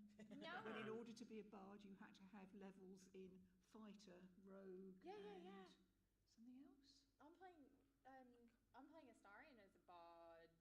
Yeah. The sword bard. You He's a had sword to work bard. up, you had to work up all the levels before you could actually become a bard. Yeah, it's because they and you had to have are high the ultimate charisma. jack of all trades, aren't they? Yeah. Yeah. But he's a really fun character to play in the game, and he's being able to do things like give that bardic inspiration and do a bit of magic and also stab people. It's very, you know, it's rewarding. There's a D&D actual play podcast called Uprooted, which is all these like woodland creatures, sort of Redwall style, and one of them is a bard rogue multiclass who is a lawyer. Sorry, that's just confusing to somebody who played AD&D. How can you multi-class? You're already... Never mind. My favourite would be Danilo Fan from the Elaine Cunningham books. That it actually did have the sleight of hand and the magic, as well as definitely the charisma. Yep. And was definitely chaotic. Yeah. Isn't Quoth from Yes, Name I of was the about Wind? to say that. Yeah, but he's also a bit of a Mary Sue character, isn't he? Because he's excellent at everything all the time, and very little goes wrong for him, really. I always thought he should have taken on a title like The Raven, Quoth the Raven. Not gonna lie, that's what I thought you were talking about. Any other questions? Is there someone hiding who's got a question? Someone's hiding. There's a rogue lurking in the back. Exactly, that's what I was thinking. Or is that a ninja? Go. Following on from the idea of Mary Sue's, how do you write a character that's meant to be so smart and they keep doing all these things, they steal stuff from people without turning them into a Mary Sue? Well, that's how you write a character as a human being, and that's you have to sit there and you have to think about how they're flawed, how they you need to show them when they're tired or when they drop things, or refer to past mistakes, or it's very easy to do if you're trying to get them to be a big rich character, and they've always had to have had some disastrous heist that's gone wrong in their past that they can be traumatized by. That learning process of how they got to where they are and how they learned the things that went wrong, the trauma that they've been through, the people they've lost, the things that have made them make the choices that they've made. That will all back into, I'm good at it now, but what did I have to go through to get here? That adds a lot more depth to a character like a rogue, and I think a lot of rogues, that's where they benefit from having that depth. And show their vulnerability. Yes. So they say, I can do a random haunted castle heist in my sleep, and then it turns out this is a random haunted castle heist with vampires in it. And then they sit and go, shit, I'm outclassed. But they're also, I find them to be under that kind of veneer of charm and that kind of, that roguish personality. Once you start to scratch that surface, I find over and over and over again these really heartfelt, genuine people who like have been hurt and who have these stories that need to be told, and that's their wall, that's their mask that they've got up. And I think the thing I like about playing rogues, watching rogues, listening about rogues, reading rogues is that I get to find out more as I get to know them, and I get to go beyond that mask, and I think that's what I find really enjoyable about a rogue. As somebody old enough to have read the original Yeoman Mary Sue fiction, which I don't think anybody else in this room has probably read, she was obnoxious. She was somebody, it was very obviously written by a teenage girl who thought that just by saying, gosh, wow, I'm really good at X, that everybody else would go, oh, wow, you're amazing. They were bad. They were really bad. But somebody once also said Mary Sue is where somebody dares to write a woman character as unrealistic as the male characters written by men. Something Elise said was really good there, that rogues almost by their trade will wear masks, so the interesting part is when the mask slips. Yeah. Absolutely. And like the charlatan rogue kind of runs along that spy. sort of vein where I'm presenting you with what I want you to think I am. I'm almost masking, I'm disguising, I'm presenting myself as a noble, or I'm presenting myself as a beggar, I'm presenting myself as a merchant, but actually I'm gonna steal all your stuff. So there's so many ways that, but then it's like, am I also lying to my friends? Am I presenting my true face to the people that I know, or am I still hiding part of myself away? And I think that's the joy of it. Any other questions? No? Well, I forgot to give this important announcement at the top of the panel, but maybe it's more effective here at the end. An important announcement for the moderator to give. The Peachfield Press bookstall in the dealer's room is only here today. If you're planning to shop for books by David Whitman, Johannes T. Evans, Stephen Oram, A.D. Watt, Jennifer Taylor Frey, or Kate MacDonald, all panellists or participants at BristolCon, please shop before 6 p.m. today, or your car will be towed. I also understand that Books on the Hill are only here today. So if you want any books from Books on the Hill, you need to get them today. Wizard's Tower is here all weekend. Whereas I have 6 copies of this, and I'm happy to sell you one now. I'm sorry, I have to be completely unsubtle because I managed to leave my marketing material at home, so I feel like far from being the perfect rogue marketer of history. Well, if there are no more questions, I think we've made up some of the time that was stolen from us at the start of the panel. No, it wasn't you, it was the people before you. I've just realised what it was before us, so I'm not going to say anything ill of them. She's sitting next to you. I know. So, thank you to all of our panellists, and if any of you are interested in this topic, come back tomorrow when I'll be running Thieves and Ethics. Which will be completely different in every way. Completely different. What we'll do is we'll take the mask off and say, this isn't the rogues panel, it's the thieves panel. So, thank you all.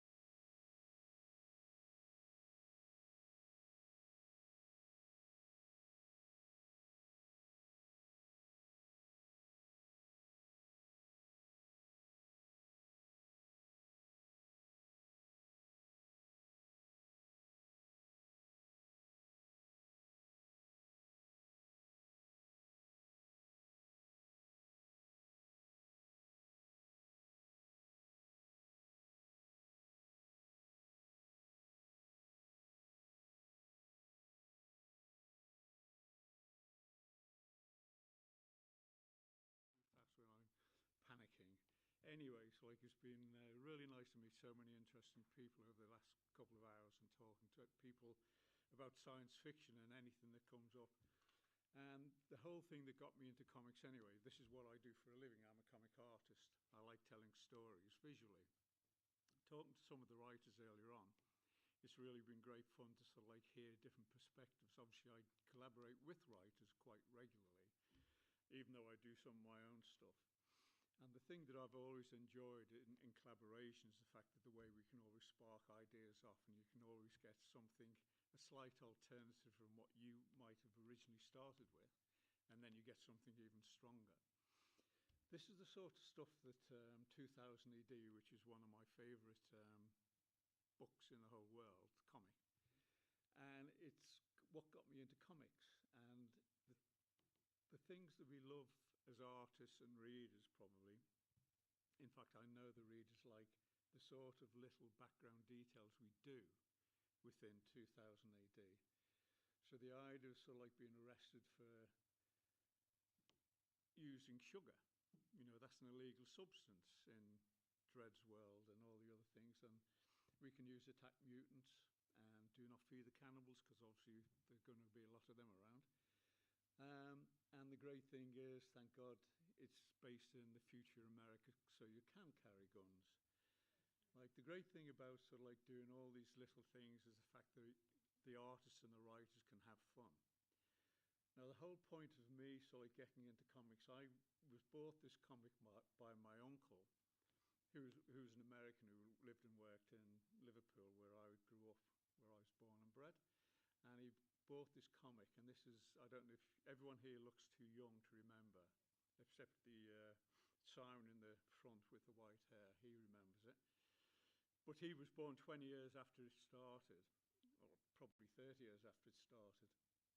But some things just never date, and that's the great thing about science fiction. Science fiction should not ever date. Even if you do sort of like, you know, space opera, there's always things that the writers can actually put in that can entertain you and can carry over into the future, because that's what we're writing for, is the future. 2000 AD and the Eagle, which is obviously the precursor for everything that came in British comics, the good things that came out of British comics. Eagle was one of the first things that interested so many people of my generation that got us into comics anyway. And I found, talking to some of the writers today, that they started doing science fiction because they read 2000 AD. And this is more of this incredible artist called Frank Hampson, and the sort of style of his art, when you can actually stand behind the bottom panel, you're standing behind the crowd of people seeing the starship.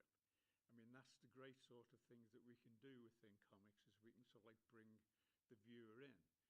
And I know it's like when a prose novel tells you about certain things, you film it in your brain. I know I think visually every single book, every prose book I read, I can see visually it unfolds like cinema.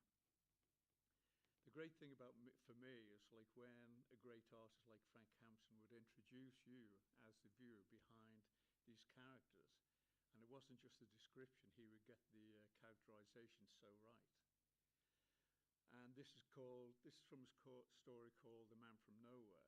And it's just the fact that he created, and the figure work is just so beautiful. It still amazes me now every time I see it, how good his figure work is and his characterization. And if you look at the Dan Dare character here, I mean, a slightly caricature, cartoony, but it's still a very realised, real-looking character with the strange, slightly tilted eyebrows and the big chin. Just a wonderful character Dan Dare he is. When I was at art college, after sort of like growing up with this wonderful Eagle magazine, I discovered the horrors and the wonderful horrors of American underground comics and the French Metal Hurlant. And they were trying stuff that we weren't, we were slightly sanitized in the UK when it came to children's comics. They just assumed children's comics were for children. And the great thing about the American Undergrounds was the sort of people who were doing the stories and the artwork for the American Undergrounds and also for the French mainstream comics, was they were writing for themselves. So they were like 20-year-old people writing for 20-year-old people. And great art and the great sort of like stories. The thing that I found really interesting about Metal Hallante, not being able to read French, everything looked alien and wonderful, and the punchlines, because the style of the art was just so good, the punchline was just so alien because I couldn't understand it, but visually I thought I was following the story. When it was reprinted years later in an American comic called Heavy Metal in English, the stories weren't as good as I imagined them to be, but the artwork was magical. This is one of my favourite artists of all time, and these are a lot more of my favourite American undergrounds. Richard Corbin is one of the greats of world comics, and he was sort of like someone who introduced not only really interesting titles for comics like Slow Death and Grim Wit and Skull and so on. He just depicted worlds and creatures in a way that you just could not imagine. And the incredible thing about this sort of stuff, deep in the deep, this was a story about the world imploding the way we're seeing at the moment with sort of like global warming and so on. And this was written in the late 60s, early 70s. Yet that's what science fiction can do. It is a precursor of the worst things that can happen in the world.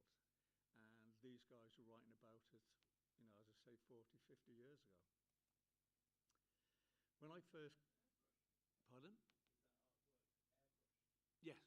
Well, Richard Corbin, you've actually asked a very complex question, because it looks like airbrush, but he used a completely different style, which is using these separation plates at the printing process.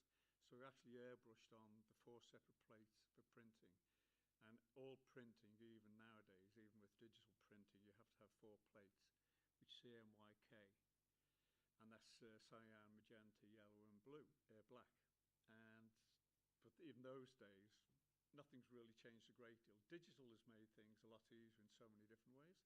And some of you guys here, I can imagine, if you're artists or even writers, any sort of creative person, one of the things a lot of people are being concerned about is AI, the way that is taking over creative people who aren't like the people who I tend to meet here today, the writers and the artists.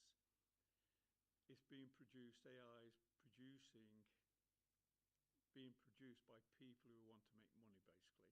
I mean, we actually had a conversation earlier. The very first conversation I had today was about AI and how the people who are creating it are doing it just to make another $1 billion.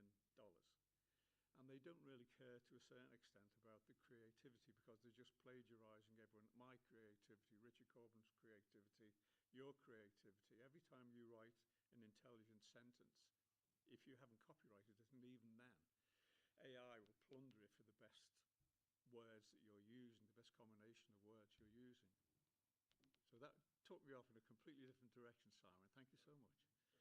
Anyway, when I left art college, I came to London and I started doing anatomy. I was a medical artist before I actually started doing science fiction, because I was always fascinated by anatomy. And the thing that I've always tried to do whenever I'm drawing fantastical creatures is have a basis in reality. I worked in the Royal Marsden Hospital, and this is some of the work that I did when I went to see operations. Oh, goodness. This is one of my favourite operations, and I've given this talk at different countries around the world where I've been very fortunate to have really intelligent translators. And I've always confused them but when I asked them to pronounce the name of the operation, which is transfrontal ethmoidectomy. And when you hear someone trying to say it in Spanish, French, or Kazakhstan, it doesn't necessarily translate that well. So I always see the commentators see the expression on their face, the fear on someone's face when they're trying to say transfrontal ethmoidectomy. And I can hardly say it, and it's in English. But that was something I went to see in the Royal Marsden Hospital, and just learning anatomy from the inside out is actually a really fascinating way to learn anatomy. This was the very first cover I did for 2000 AD, and this was in 1977. And half you weren't born then. I think, no, you weren't born, you weren't born, you weren't born, none of you were born then. No, I don't believe it, you look too young. But that was the very first cover I did. You really bought that one?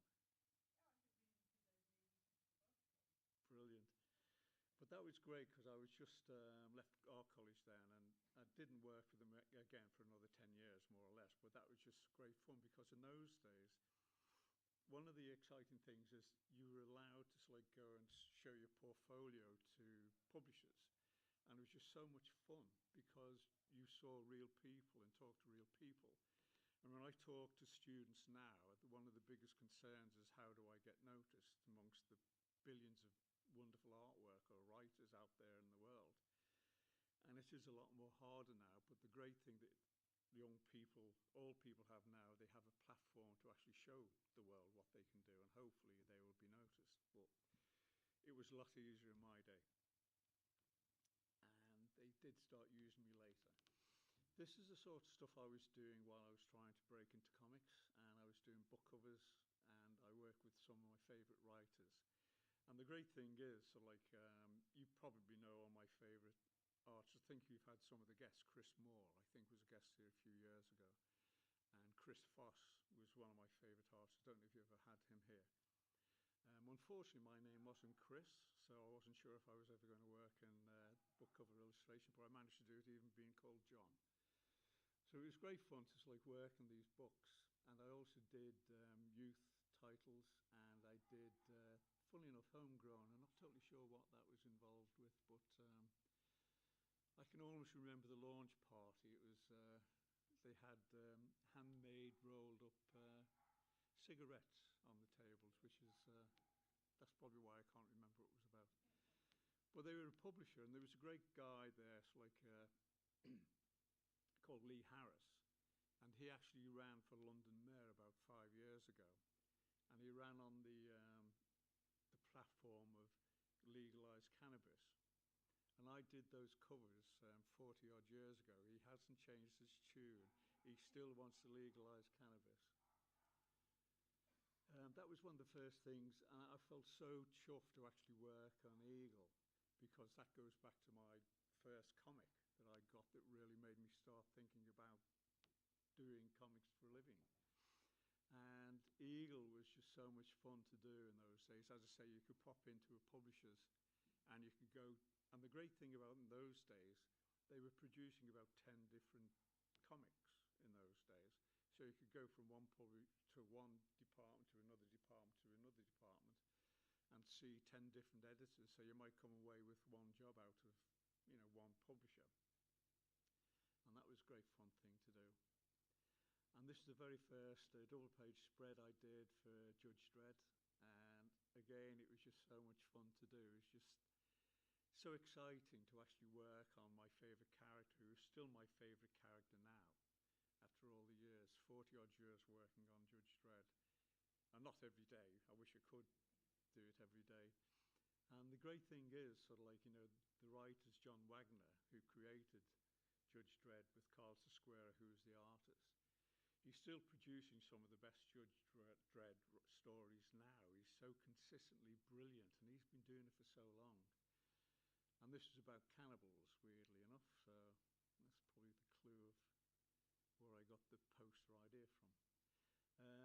And again, this is another one. This is Alan Grant, writer, and John Wagner. They both wrote this for me. In those days, as I say, you could talk to the writers, and I talked to them about the sort of things I wanted to do. And the great thing about doing this one is it was just something could only happen in science fiction. This guy was completely and utterly radioactive, and he was going to explode in a nuclear explosion after a certain period.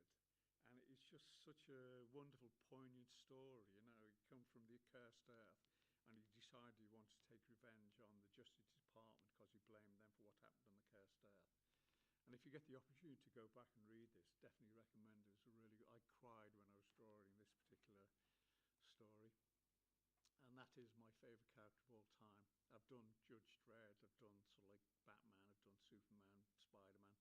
But Judge Dredd is still my favourite character. And this is when I started to hit my stride as an artist. This is in 1988, and I got the opportunity to do the whole 1988 Judge Dredd annual. And it was the whole issue of sort of like a full colour painted artwork. And in those days, so like, all you want to do is the best job you possibly could. So you didn't think about the time. Now those days there was less despair to try and pay all the bills, you know, living in rented accommodation, blah, blah, blah. It was a lot cheaper in those days. So you could spend a week on a page, which now I just couldn't dream of spending that long on a page of artwork.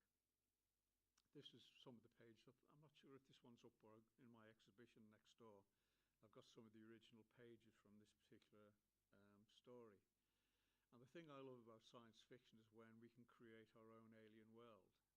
And it was just so much fun. The great thing about working with good writers, with like John Wagner, who's the guy who wrote this, he gives you the space. He's like, he says, well, just do it's an escape pod. It's like a message pod that's going back to Mega City 1. And just let it fly through cursed earth. And he gave me the opportunity to do any twisted landscape I possibly could. And this is when it comes back and arrives back in Mega City 1, and it lands at the Justice Department, and Dredd gets hold of it, and Dredd's got to go out and rescue the judge who's got trapped in cursed earth. And the thing that I loved about the full colour stuff is the fact that I can change mood and atmosphere from page to page to page. And this is one of my favourite pages. And the next page, double page spreads, is just so much fun to do. You know, you have so much fun with deciding what you wanted to do with this page, how you lay it out.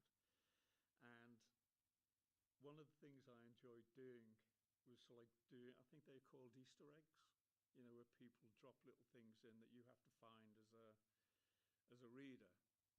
And I dropped, actually I think I'm not going to go back to the last page because the tech guy's gone, so I'll probably mess it up.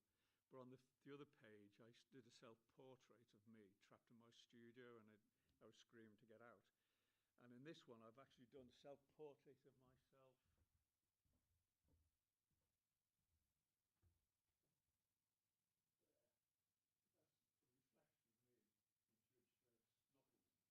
That's a reflection of me in Judge Dredd's knuckle stud. And if you can look closely, it's me. It's like with a pencil drawing and painting Judge Dredd's knuckle.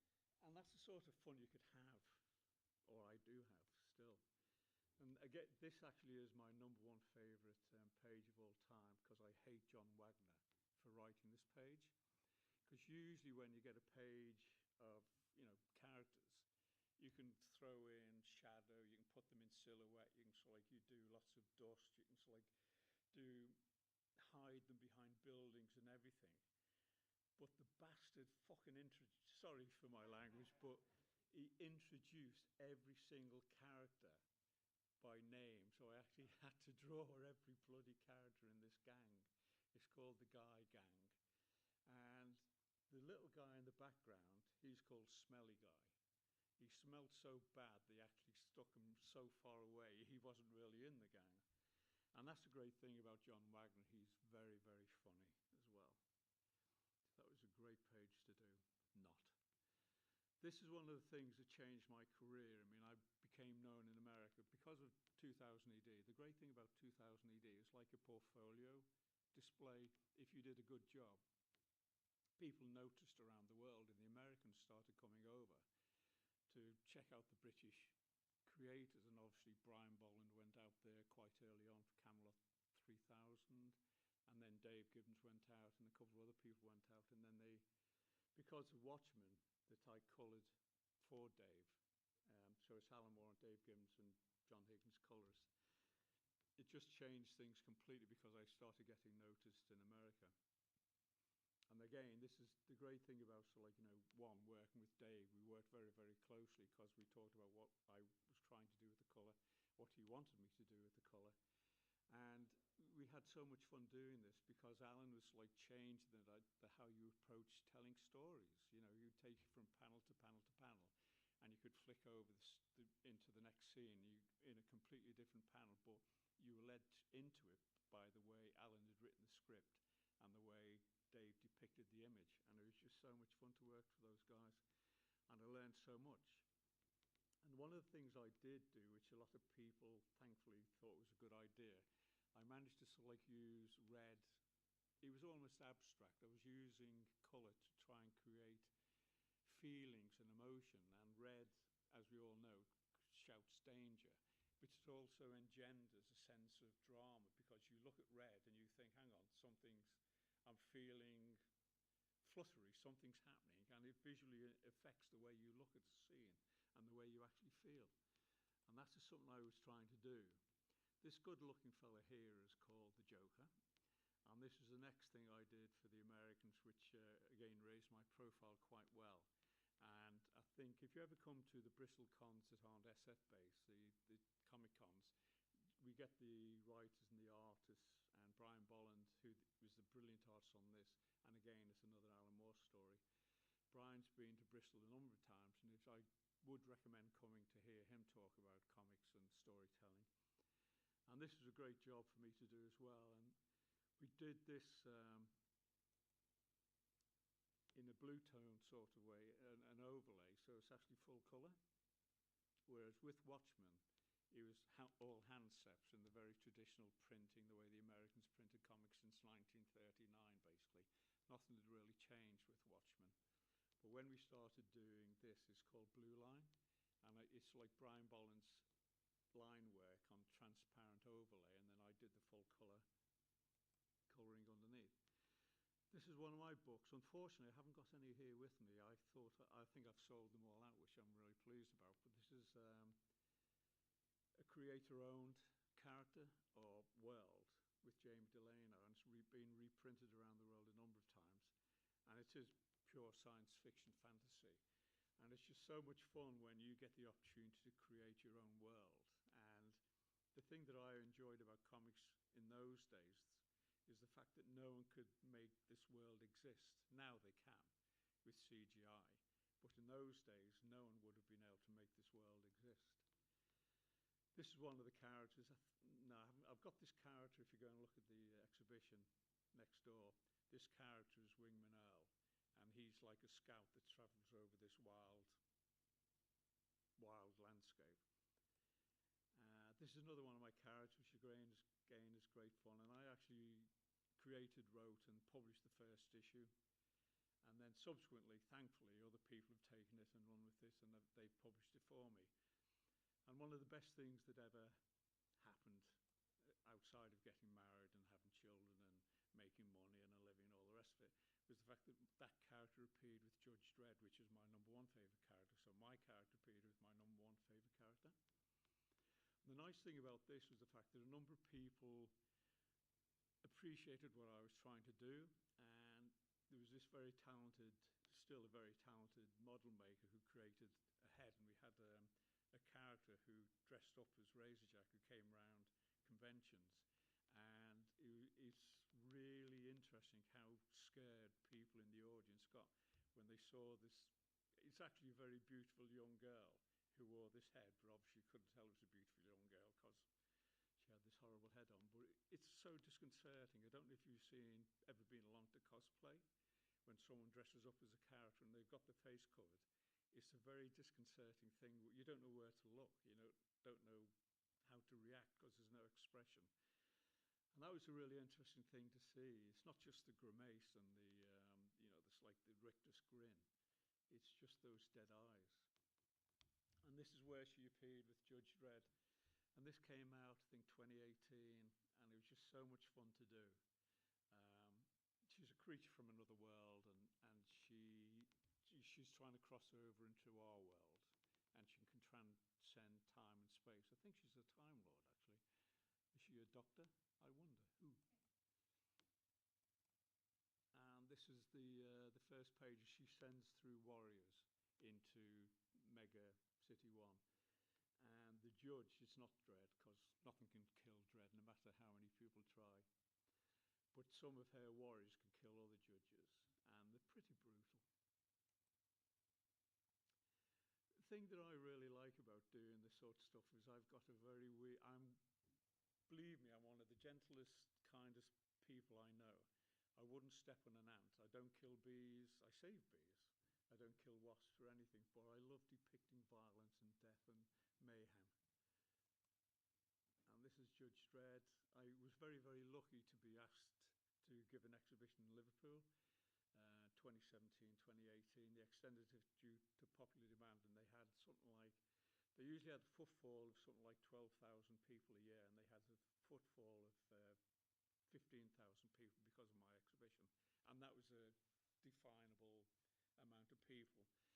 And they extended it because it was so successful. I feel really chuffed about that, because I think sometimes people don't understand what quality you can get in comics. I'm not just saying mine. I think across the board. I mean, there's some very talented people working in comics. So this is the library building. And apparently, I didn't find out, but apparently the last Batman was filmed in Liverpool, and he was standing on the library buildings. But you couldn't recognise it because it looked like Gotham City. Fantastic. And this is the exhibition with all my work up on the walls. It was just so much fun to go to Liverpool. It gave me a great opportunity to go back and rediscover the city that I was born and bred in and created whatever I am. And that's the law. And that was some of the posters we did for the exhibition. He's definitely a fascist, big brother type of thing. And the wonderful weird thing is the fact that we are living in that environment, in that world now, which is quite scary. And I think that's it. Yep, that's it. So I got through that really fast. So that tends to be what happens when I'm panicking, as I said, and talk very, very fast. But thank you so much for coming in and listening to me. And if you have any questions, don't put your hand up, Simon. Anyone else got any questions to ask? Please ask. Yep, sorry.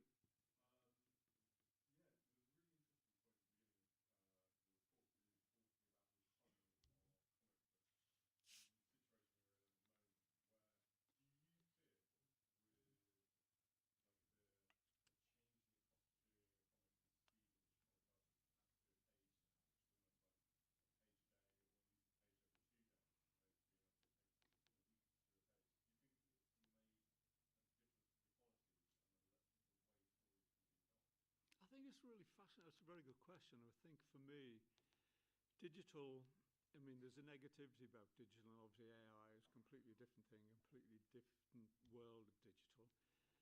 But when digital first became easily available for individual studios and artists, we went down that route, and I went down that route quite early on. If I hadn't have gone down that route, I wouldn't have been able to do my own comic book, Razorjack. So that gave me an opportunity to do everything, all the way down the line, from writing to colouring to doing the lettering, and something I've not really had the opportunity to do. But because digital can cross over into lots of different fields, it expands an individual artist and designer's sense of what they can do within the world of. And initially it seems like it can save time, but I don't think it can in the end. I think what ends up happening, because I save time there, I think, well, I can spend a little bit longer doing something there to make it a little bit better. And the thing that I find fascinating is the fact that because I have, if you come and talk to me in a minute, so like Sally, who's my partner and colourist, she colours my black and white originals now. So even though I've made my name and reputation mainly because of Watchmen Killing Joke, that Sally is the talent now who does the colouring, which seems weird to me when I talk about it, but it's very satisfying, as I've said, to collaborate with someone and actually have that feedback. So she'll actually be, we're probably spending almost as long on a page now, but because I'll just spend a day and a half doing the pencils and inks, and then Sally will actually do the colouring, which is what I would have done years ago. Because we're a team, we save time, but I actually don't save any more time because I'm trying to do things slightly differently. I went to a convention last November. As I said, I've been very fortunate to be invited around the world because of Watchmen. Judge Dredd as well, actually, because it's weird how far Judge Dredd travels around the world. But Watchmen Killing Joke in particular, and I went to Kazakhstan, and there was a young artist there. He was a Star Wars artist, and we did a draw-off, and he was doing it digitally, and they were displaying his digital. We were talking to the audience, saying what we're going to do. Should we do this? And they said do that, and so forth, through an interpreter. So it started getting longer and longer and longer. But he was doing it digitally, and he did it incredibly fast, incredibly fast. But I actually did it faster, but mine was really, really messy, really messy. But the thing is, at the end of the hour, whatever story you did, someone put the hand up in the audience and wanted to buy my messy originals, but no one could buy his digital because he only appeared up on the screen. So he got, I know, 250 quid for charity. So that is a great thing about traditional. But time-wise, it is, I think you can, I think young artists now, I think because they're trying to prove something in a way, I think they're a lot faster. There's some guys who work for 2000 AD. Dan Cornwall is a very fast artist, and he takes a lot less longer now because he's so in tune with what digital can do. I think he does the black and white line traditionally, and then he colours digitally, and I think that's where you can save that amount of time. But I don't know, it's the fact that I'm getting older and I'm slowing down, but I do spend almost as long now as I used to. Maybe I'm not so desperate and so hungry as the way I used to be. But it is very interesting. It does feel, for a lot of artists kind of break in, become less sustainable because the amount that they need to do perhaps in their first kind of gig just leads to burnout because, well, yeah, this young guy. High, but Yeah, this young guy was turning out so much stuff for Star Wars that he was just working non-stop, and I'm not sort of like saying socially he couldn't go out and have a life, but he actually did say he was suffering chest pains because he was working so many hours, you know, and he was probably more muscular rather than heart because he was only in his 20s, early 30s.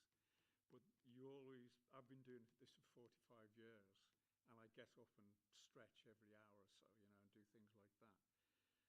But I remember talking to a number of people when I first got into the business, and I've always had a routine. And I don't know why. I think it's probably because Dave Gibbons always used to start work at 9 o'clock and finish at 5:30, 5 days a week. And he used to have holidays with his family and go away. And he was so professional, Dave Gibbons. And I think I learned that from him. So I've always like paced myself, even if I do long hours. I mean, I still start at 6:30 in the morning and finish at 7 at night. But I will stop then, whereas I know some people, I know Dan, he works sometimes late into the night, and he will learn you can't do that because you can burn yourself out. But at the moment, he's young enough to have the energy to do it, and he's got a very supportive partner who will allow him to do it as well. But yeah, it's a double-edged sword, sort of like getting the opportunity to work. I don't know if you know the stuff he's doing, Rock of the Rovers, what's it called? Yeah, Rock the Red. Yeah, that was a lovely thing that he started with John Wagner, and now they're reprinting it in the magazine, which is brilliant. I mean, so now he's had an extra bite of the cherry. So that's the thing that's like helped me relax a little bit. I've just realised, talking my way around to why I'm not sort of like desperate to do it faster and earn more money, is I get a little bit of extra money by things I did 30, 40 years ago. There's a book on my table, one of those game playing books where you throw a dice and you make your choices. And they've reprinted it literally just this week. The first book has come out and they're going to reprint the whole run of it. And I did the first black and white drawing of these in 1986, and I got paid for the book they just produced without doing any extra work, which is actually quite nice. And I do get paid for the Watchmen, and I do get paid for the so there's little bits that actually make it worth your while to actually stay around long enough to actually start earning royalties. But yeah, so that's probably why I'm not I still want to do the best job I possibly can, and I still enjoy what I do probably more than probably as much as I did 20, 30 years ago.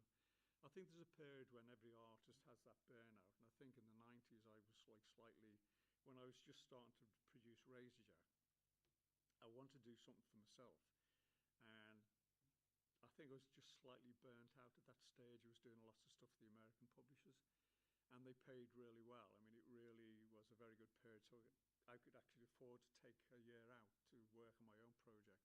At the end of the year, I was but I actually had something that's actually being reprinted time and time again. And apparently they're going to be doing a Peruvian edition next year, which is really nice. So someone's approached me. When you say Peruvian, it sounds like Vesuvian, doesn't it? It's not on another world, it's actually in Peru. So they're going to do Razorjack in Peru next year, which is really nice. So little bits like that. It's not much, and it never tends to go into major royalties. And that's a great thing about, like, if anyone here wants to do their own thing. I mean, nowadays with Kickstarter, if you do produce your own book, particularly, I think graphic novels in a way are slightly different to prose books. Prose books give you an opportunity to do something.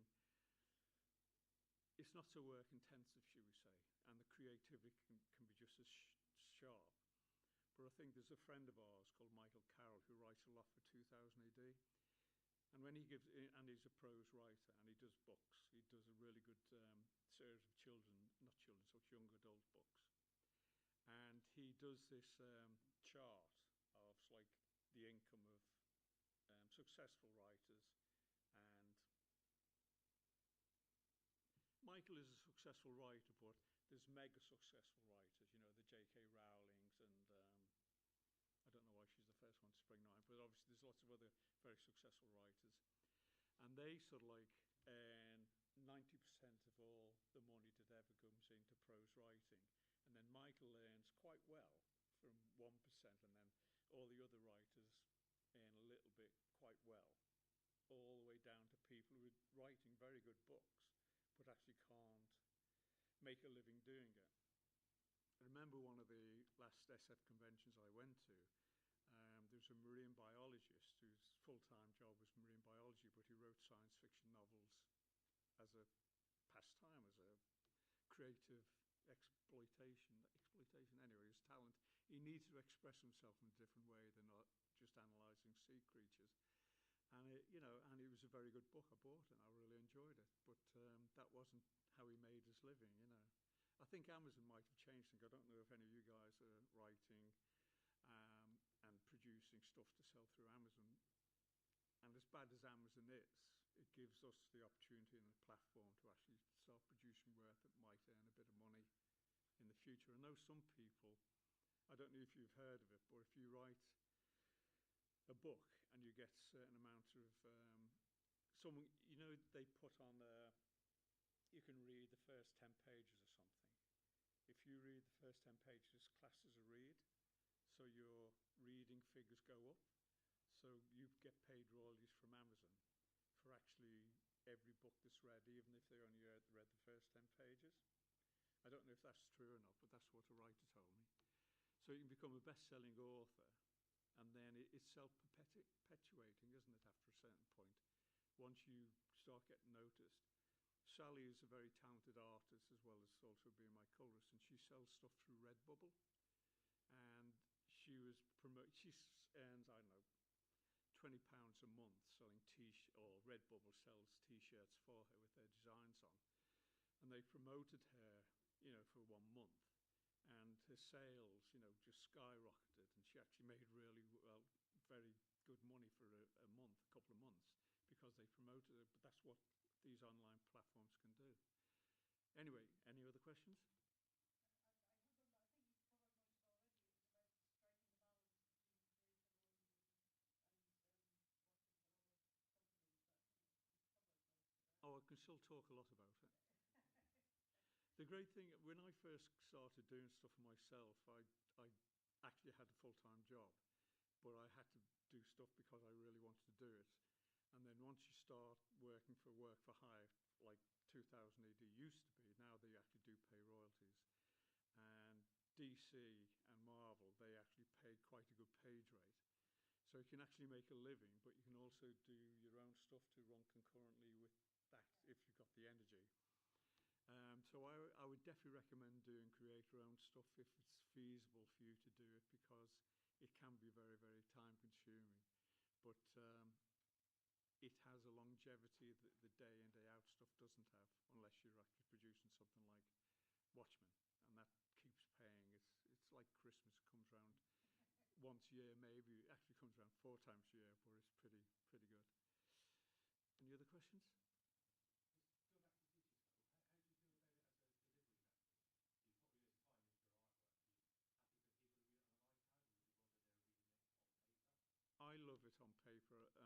know some people enjoy it on iPad, and I know there's David Lloyd is producing an online. I can't remember what the title of it's called. What's the online title?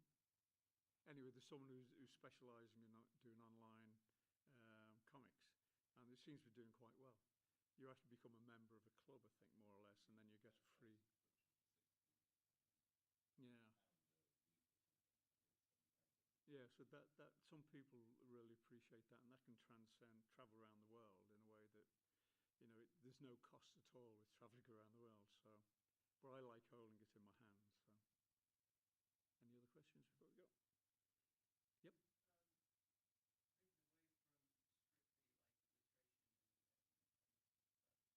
about SF enthusiasts coming to Liverpool second half of the 20th century that really like gory stuff? Because like I was thinking like Barker as well. Oh God, yeah. Is there like something in the water in Liverpool? That's a good question. I actually never really thought about that. Because I know he comes from quite like a working class background, and there's a lot in there about his religious background and religious trauma and things, but it seems less like that. Some of the feelings I saw there have some, collaboration things. Yeah, no, it's really interesting because I think inner cities create a certain attitude to life generally, and I think we become more and more cynical. And I think, John Magnus, like he's Glaswegian sort of thing, so that's another like hardcore city. So yeah, you're probably going to get that sensibility transcending through. And I think the humour thing as well with big cities, it's like John Magnus' humour is unbelievable, and I think I have a little bit of humour as well that seeps into what I do, So yeah, it's an interesting question. I'll have to look into that more. I've got 2 minutes apparently. Pardon? Oh, right, Aces Weekly. So yeah, it's a good crossover sort of thing, but I definitely recommend if you can do yourself own stuff, you create your own stuff. If you're lucky enough to be and talented enough to go with a big company that pays you page rate, I definitely recommend that as well, because then you can pay your bills, you can do what you love. And if you're lucky, you can actually start doing characters that you love, like Judge Dredd or Spider-Man or Batman or whatever sort of thing. So I've tried to do both strands, and it seems to have done me okay. Thank you. I think we can call it a day, but thank you so much for sitting and listening to me. Thank you. I appreciate it. Thank you.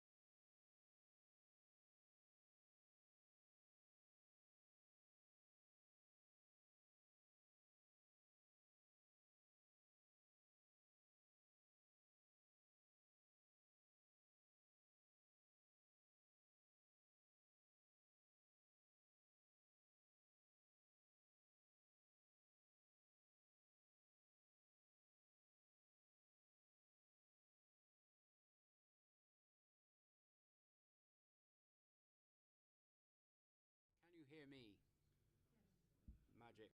So we are awaiting the arrival of Cthulhu, who's actually called Claire, but maybe late. So we will begin because this could be an in-depth, deep one rather than a where did elves go to toilets, which has been a panel at BristolCon. I'm not just being weird. So my name is Bav. I am the moderator, which is an excellent choice. When I said I would do this, I could see, so I can't now. So when we go to questions, I'm going to ask the panelists to pick, not because I'm lazy, but because I can't see your hands waving. So just to explain that, because it's a bit different. Also, because I am lazy, I'm going to ask the panelists to introduce themselves, starting, I think, appropriately with our guest of honour. Hello, I'm Ben Jeapes. I'm the author of 8 novels under my own name and many more under someone else's. And the briefing said, say briefly why you're interested in this. Well, I'm interested in this because it is an issue. I've been writing 35 years. I know for a fact that I used words, ideas, put things in 35 years ago that I wouldn't do now, quite innocently.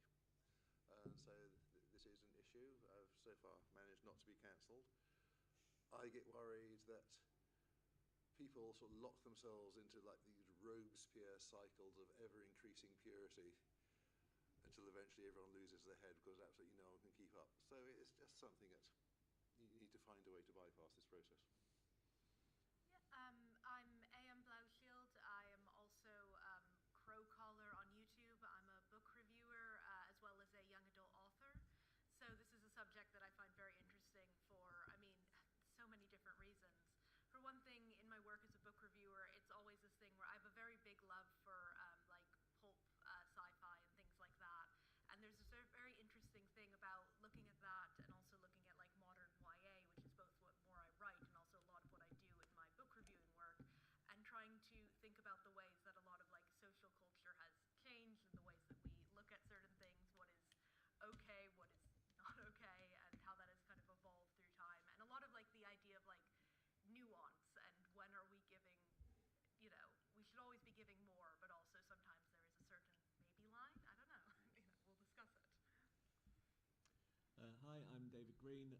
I'm the Secretary for the British Fantasy Society. I'm also an author of epic fantasy, urban fantasy, and this book here called Magic, Maps and Mischief, which came out yesterday, which is a cosy fantasy. So it's quite the kind of opposite of what this panel is all about, because there's not very problematic people in this book. But as for this panel, it's an interesting one because you're kind of at that age now where you're realising that a lot of people that you grew up kind of reading their work or enjoying their work, music, films, TV, loads of them are just terrible people. And every so often there's a thing that comes out saying, this person was horrible. It's like, oh, great. So you have to kind of then have that decision and think about it and go, okay, well, can I continue to support this?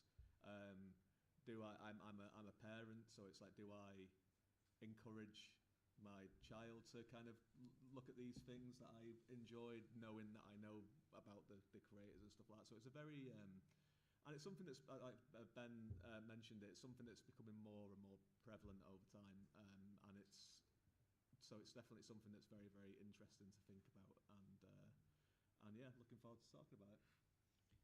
Splendid. So I will drop the not that big bombshell. I wrote this panel and was like, I want to be on it, and then I abused my position to be on it. So as a white male, you can cancel me, but I'd only have one leg, so that's ableism. Anyway, that's the joke's done. The reason I wanted to do this panel is actually not because of what you might think the modern day heroes and villains, the wizard lady and what have you.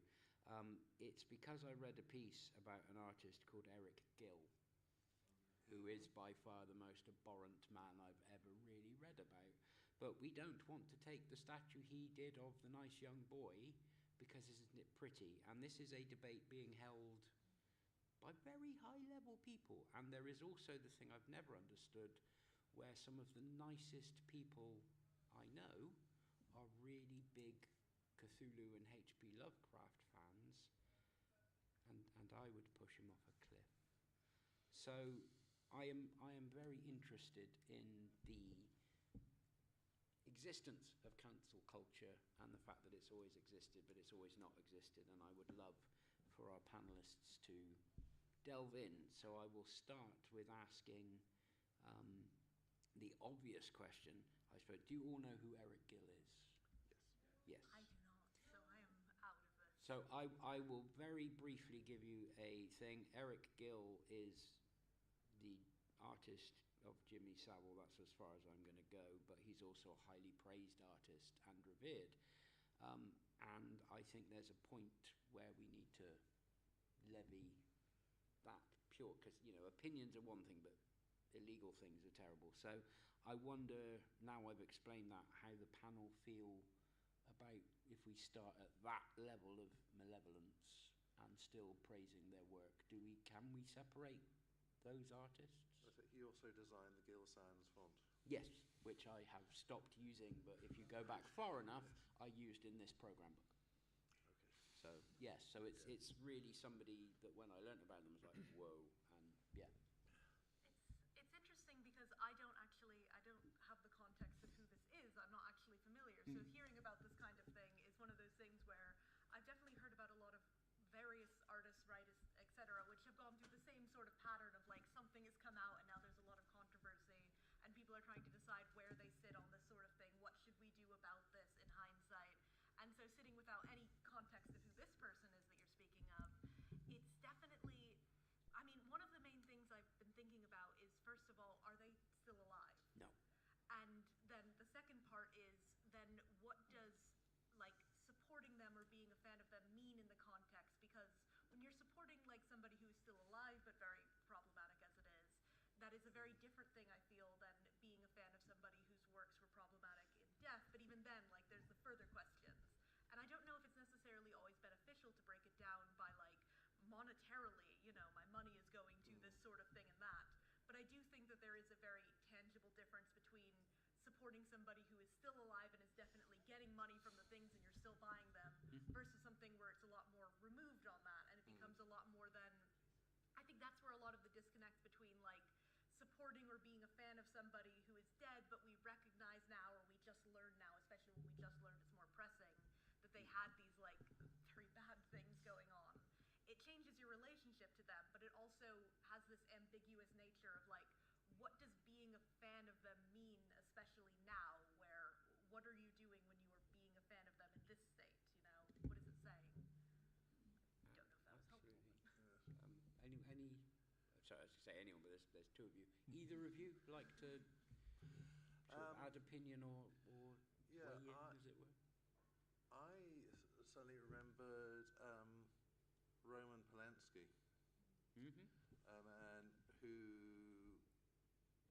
and sort of the overarching message of this is always to ask, is there more going on that does not necessarily excuse what they did, but puts a deeper level onto it? For instance, Roman Polanski had sex with a minor, which was statutory rape even in whichever state it occurred, and he fled the United States and never faced justice for it. As a result of this, there are people who will not watch his films. Okay. Small detail is, although it in no way excuses what he did, there was a point where Roman Polanski was just about to come back to the United States and face justice. And for what he did, I don't know what the usual punishment would have been. But the Attorney General, the man who would have been prosecuted him, started grandstanding in sort of almost Donald Trump type ways. I'm going to send this man down till he rots. And so Polanski just knew if he returned to the United States, he would not get a fair trial. And so he never did. So, as I say, that does not excuse what he did, but it does. It just shows that there are more facets to the case. I have no idea if that can apply to Eric Gill, but I think it is a question worth generally asking. Yeah, I think it's, I think a lot of it comes down to the question that some people say is, well, can you enjoy this thing in isolation to the person that's created it and what they do and what they have done or what their views are or what they kind of do. And I think if you look deeply enough into a lot of this stuff, their views are embedded in the work anyway. And I think that is definitely the case with She Who Must Not Be Named, right? And, you know, you kind of... but there's a thing with that as well where a lot of people, it was generational for a lot of people, particularly millennials, I suppose, which are of my age group. And a lot of people, and I think this is the same thing with H.P. Lovecraft, a lot of people have taken that and made it their own, put their own values into it, done things that the creator would not have liked them to have done, which is kind of like, you know, sticking the middle finger up at them and saying, okay, I'm going to do this, like Lovecraft Country did, with putting a lot of themes and a lot of characters, a lot of point of views that H.P. Lovecraft probably would not have enjoyed.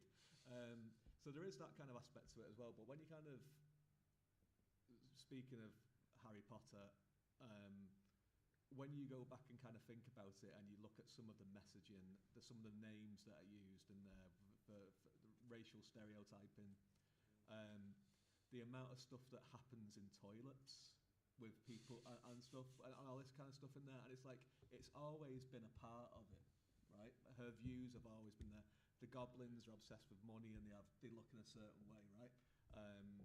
The house elves that are happier to be slaves than to, you know, all this kind of stuff. And when you kind of start, and then you've got, like, you know, the Irish character who's called Seamus, who likes blowing stuff up and all this, and it's kind of like you kind of go, well, is it always just been there, right? And just people just didn't realise it, and it's when she started to kind of be more, I suppose, brave about what she's kind of talking about. But the thing with her as well is that she chose a pen name of someone who was the father of conversion therapy, and I don't think you can separate a lot of the stuff that she's talking about from her work. I think it's just completely baked into it. So there is that aspect of it, and it's very, very difficult. And there's other kind of degrees of that when you talk about Joss Whedon, for example, and a lot of people still enjoy his work and they go, well, Joss Whedon's a terrible person, but I love Buffy or I love this, and it's like, you know, it's that kind of conversation that you have with yourself where it's like, how do I justify it? Where is it on my scale of morality? And for a lot of people, it's easier just to go, no, I'm not supporting these people because that is not something that I support. Yeah. I was wondering, like, when would J.K. Rowling be? Of course, she was Might as well get it out. really You have said it. You have said it. She, of course, was going to come up, and I think that is really like one of the things when I was thinking about the subject beforehand. The people that came up, because somebody on the panel is named Cthulhu, H.P. Lovecraft, and J.K. Rowling are two names that came up, and one thing that I think is different between them, but not in a way that necessarily excuses one's views or the other, is that H.P. Lovecraft is dead and J.K. Rowling is alive. And not only is J.K. Rowling alive, but she actively is giving a lot of her money and things to, like, a lot of very hateful trans things. Yeah.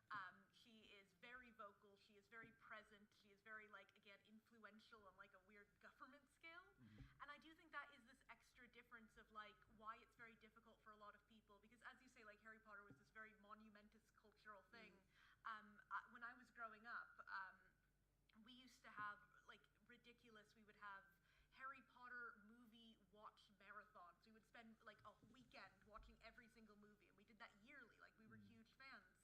But then now it's just something that is just feels very weird and distasteful and all of that, and it's because of her views. It's because she's alive and she's actively doing all of these very hateful things and promoting that. And as much as we can look at some authors like H.P. Lovecraft, very notable racist, and that is also very bad, and it's in his work in a way too, but there definitely is a difference between that and kind of looking and, like, I can make it my own in a way, like people interpreting it and doing new things on it because he's dead and he can't stop it and can't do anything new. It's just easier and probably more preferable when these terrible people are dead. Yes. Yeah. So there is a very interesting... I should have had a bet with myself when the JK lady would be mentioned. So JK Rowling has come up on various similar subjects several times in BristolCon history. Joey Hall is my evidence. I didn't like her before everyone else, and I said that on a panel here, but that's because I didn't like her books. However, there's an interesting twist to the cancel culture or the cancel culture alleged. I'm just going to call it cancel culture. So, when we have previously talked about the Harry Potter books, we have said, well, you don't need to read them because somebody else who is awesome wrote a different series of wizard books for children, and you should read them. And as it turns out, you definitely shouldn't. And I don't really want to go, because that's another thing I don't want to touch on, but may he find ways horribler than I can think of to live. Anyway, if proven guilty. But the thing is that we have person A who is bad, we have promoted person B who at the time was a better choice, and then we find out arguably is a worse choice. I think that's a fair. We all know. So it's arguably worse. I think maybe not as damaging globally, but more criminal definitely. So where do we now go? Okay, we need to find a third author who has written some children. I will say, actually, I understand the author of The Worst Witch has committed no crimes and has very mild opinions. But you know, if we start saying by The Worst Witch, it will turn out she eats babies. So where do we sort of now go with the wizarding thing? I mean, I would argue J.K. Tolkien? I mean, at some point she thought about that. Obviously, Tolkien is not without some issues, but that's based more on the time. Where do we go for our wizard fix? I can't name. I don't know enough about wizarding fiction to past or present to suggest concrete alternatives. It feels there is a difference. The lady who lives in Scotland, her depiction of stereotypes in the books. Was that malice or just lazy storytelling? Whereas the gentleman who forces attentions on the babysitter, his actual work, and indeed the golden boy of American sci-fi fantasy shows, or as was, their actual work was and remains extremely progressive. And then couple that with, so you were wondering how long it would be until we got to the Scottish lady. I was at 20 minutes until someone mentions Roland Barthes' Death of the Author theory. He said, what matters, what really matters is the reader's interpretation. It is quite possible to read Harry Potter with, incidentally, I should bear in mind that apparently Putin was very upset at the depiction of the house elves, so there is a positive in Harry Potter. You can read Harry Potter without turning into a shrewish transphobe. You can watch the works of the other gentlemen, or read without subscribing to their views. What really ultimately matters is what is going on in the reader's head. And I feel if JKR, for instance, had had a character who wanted to change gender, and Severus Snape gives them a potion that cures them of this madness, and they decide to be they're going to be happy in their birth gender and everything. Everyone thinks it's a good thing. That would be another matter. Yeah. But we don't get that. Yeah, I think it's one of those things where I sometimes think that when you kind of start getting the personal opinions of people and they become so public, and it's like, did they miss the point of what the thing that they've created themselves? You know, and I think that's definitely the case with Harry Potter, which was, I think a lot of people took from it was community and feeling like they found a family and all that kind of stuff. And I think that's one of the big parts of it, wasn't it? And she seems completely the opposite about that. She doesn't want communities. She wants all that kind of stuff. But I think it's, in terms of Bab's question, it's one of those things of just not putting people on pedestals, I suppose, because which is difficult not to do, because you admire people, and I've been fortunate enough to meet a lot of my heroes in literary, and they've been great. I've enjoyed meeting them. They've been really, really nice, and it's always a pleasure. But it's also that thing is like, you put them I was saying in the bar last night, I was like, I'd be absolutely devastated if I heard something horrible about Michael Palin. He just seems so nice. And then if it came out that he was like this, like, you know, horrible character, I'd be like, I've loved him all of my life. You know? I think a lot of people got that with, what's his name, Rolf Harris. Right, yeah, of course. That came as a real surprise. And so I think it's that thing, it's like, you know, you put people up on pedestals and because you love their work, but they are only human.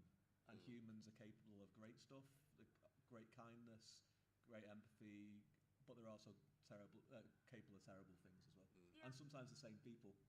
Yeah, I mean, I think that it's definitely like my immediate thought on like, you know, oh, we need to find somebody who's like better than JK, you know. I don't think we necessarily do. I think that the want is to be like, okay, well, this person's really bad, so here's the next good equivalent. But then you're just doing the same thing of picking somebody and being like, and here is finally our perfect, you know, person that we can go down. And then the next time that something goes wrong, it's not like every single time you admire somebody that's going to turn out, you know, horribly. But also if you put all of your, you know, faith that this is just going to be the one that everything goes on there. And death of the artist, you know, death of the writer, death of the author, that's the one, is definitely something that is, I don't know, I have very like mixed feelings on it because I very much feel like indeed when it comes to pretty much any work, the average person who is engaging with some sort of media, books, movies, whatever, is not actually going to be informed on a lot of the opinions of the people who actually made it. Indeed, They're just going to be engaging with it as it is. Like, a lot of people that I see who are still fans of Harry Potter are not necessarily at all aware, in fact, of like her rampant transphobia. They just grew up with Harry Potter, they have nostalgia for it, they just kind of like it. And that's okay, but also can be very difficult if you are very aware of it, because then you could feel uncomfortable. And I think that that is this thing of like, when it comes to death of the author, I've always kind of prescribed to this idea of like, the author isn't relevant to the work unless they are relevant to the work. Which it's sort of like the author isn't dead, but they live next door, is what I've always said. It's like, it's a bit of a hassle to go and see them, but sometimes it's worth checking in on them. And it's that thing of like, often when I'm engaging with pretty much any book, I don't actually want to know much about the author. I'd rather engage with it just as a piece of whatever it is. And then maybe look into the author later if I'm like checking out more of their works.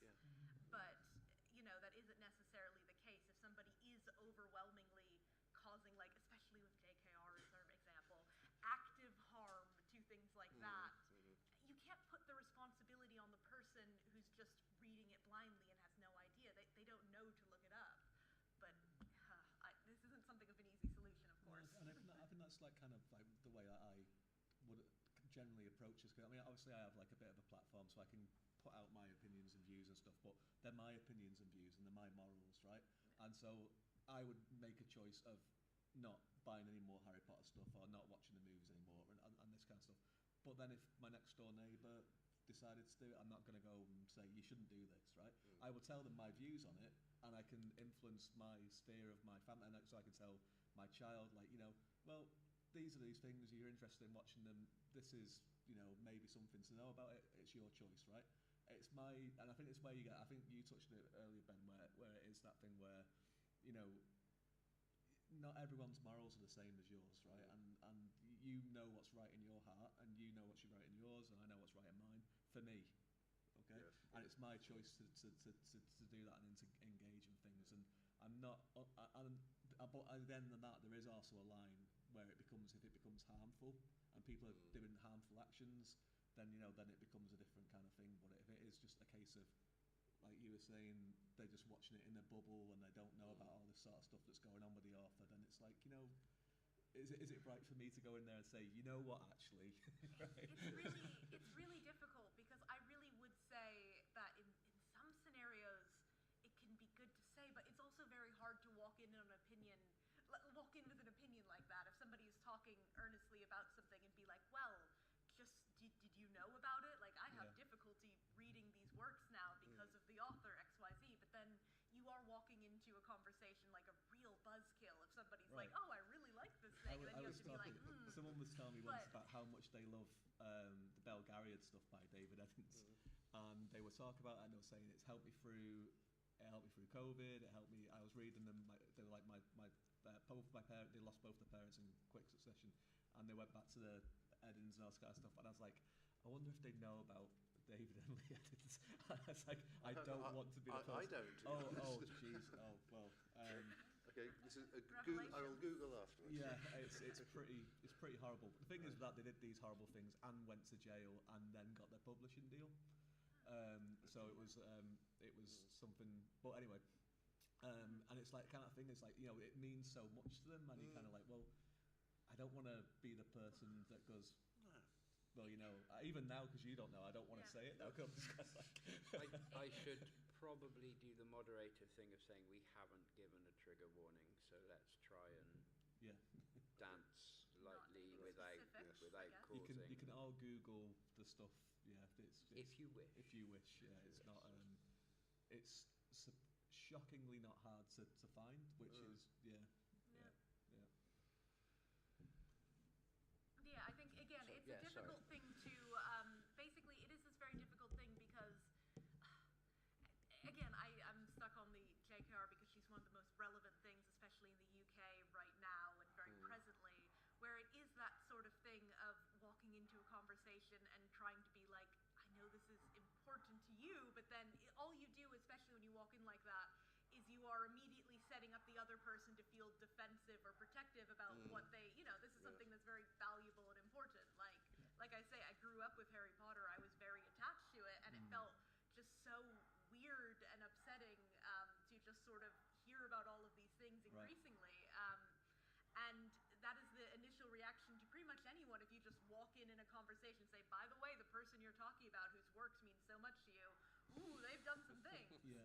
But on the other hand, there is this sort of thing of it sometimes, especially with more active people who are alive, it does feel also important because I do feel on a certain level, like especially with active people who's, you know, if you're spending money on merchandise or books or things, you might be unwittingly spending money on something that you really aren't supporting, but your money is ultimately going that way. And it's this very difficult conversation to sort of walk gently into. It is, yeah, and it's that you never know the relationship that someone has, and that was the kind of point of the Eddings thing. Because as a writer, like I'm a big believer in that once I've finished a book and published it and sent it out, the book doesn't belong to me anymore; it belongs to the reader. And like I have my intention with it, the writer's intent, but what they get out of it is their own relationship, right? And I'm not the person saying, if they say that this is what it means to them, it's not my place to say that's right or wrong, right? You know?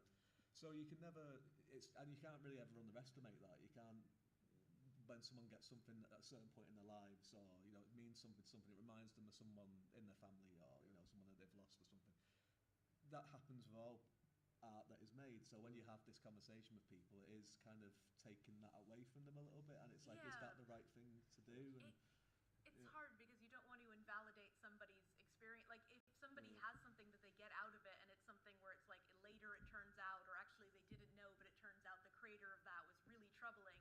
It doesn't invalidate, and I guess that's the sort of thing you can say. It doesn't invalidate what the relationship they had to it when they didn't know about it.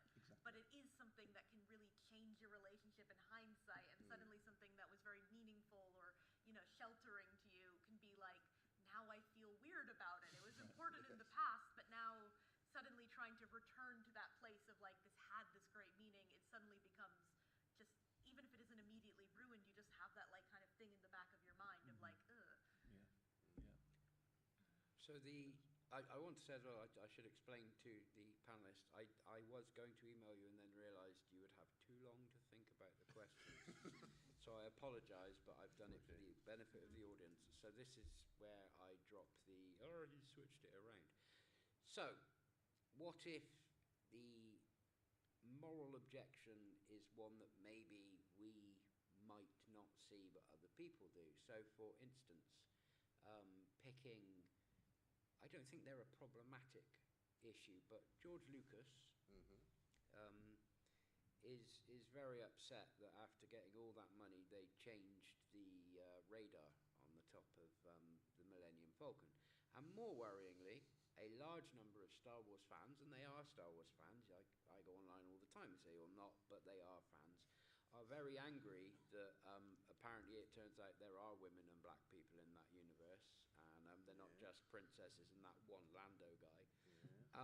And there is an active or there feels like an active, let's not watch Star Wars to teach them a lesson. So there is a very woolly world called the internet where that is apparently the same as saying H.P. Lovecraft. H.P. Legcraft. I think I found my pen name. H.P. Lovecraft is a very problematic person. I'm not sure I want to read his stuff. Or, more importantly, Joss Whedon is terrible. I don't want to watch the new Buffy, even though he's been removed from that.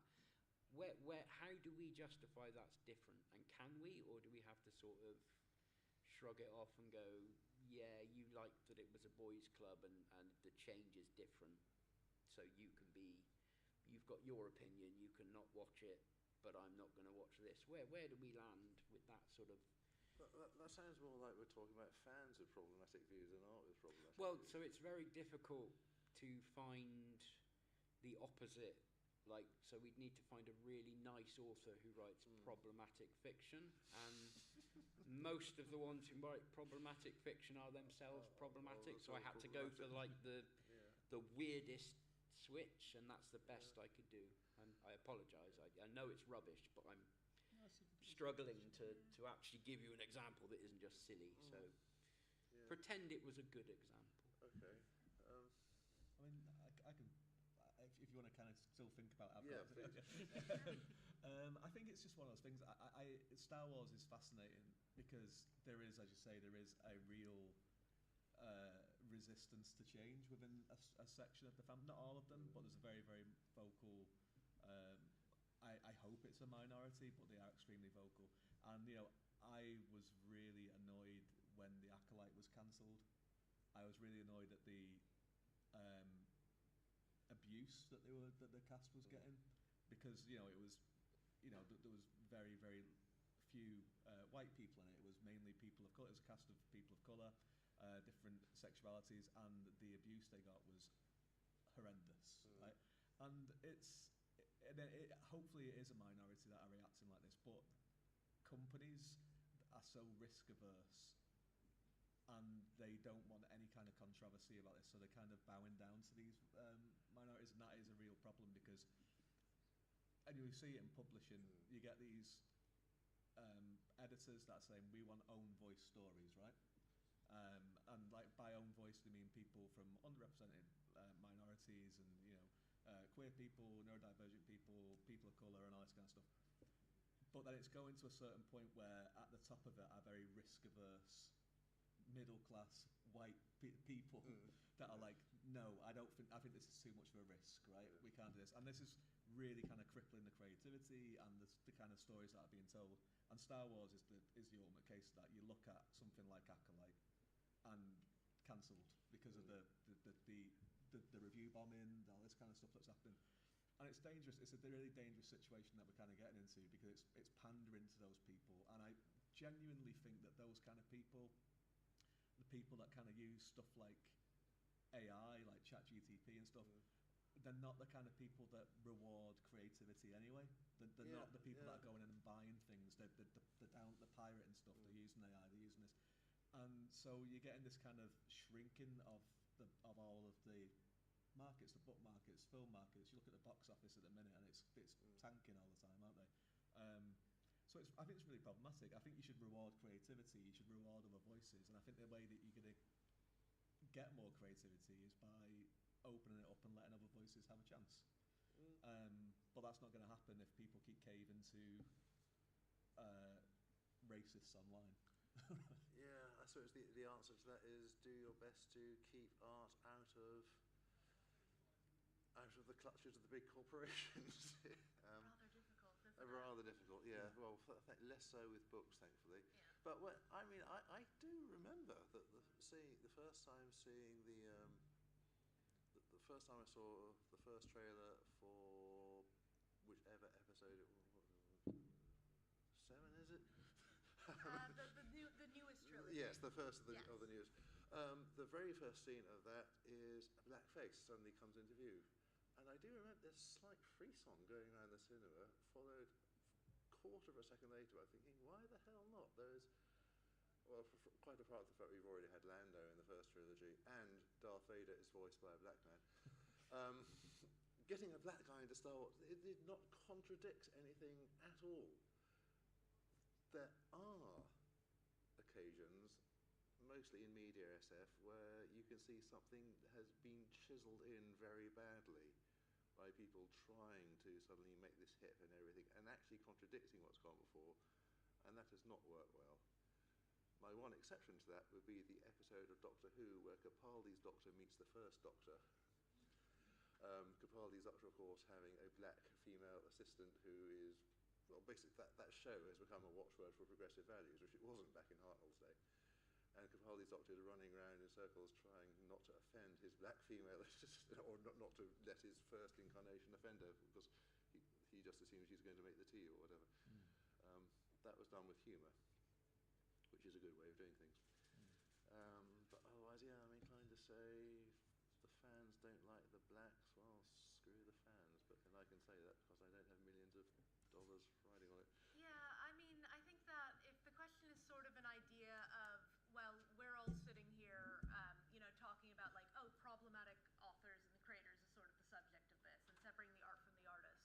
What do we do in cases of like, are the people who are making that judgment of art versus artist always justified in being very hateful of like, the artist, like in the example I think of Star Wars, they're doing these things I don't agree with, and the fans who are wrong are being like, this is the equivalent of when we're saying they're very problematic. I think that's sort of what you were aiming for Star Wars. Yeah, I'm not very equipped with Star Wars knowledge myself, no, admittedly. but it's an easy... But, yeah, it's a good example on that. And easy trope. I do think that is a kind of thing where the difference to me between, like, a fan outrage about, like, something that a creator has done that is going in a direction they don't expect versus a creator's actions that is, I mean, going in a direction the fans don't expect in a different kind of way, is that it is something where as much as, it's difficult, but as much as some people might be very angry online about certain things, just writing a bit more of a diverse cast or something like that is not at all equivalent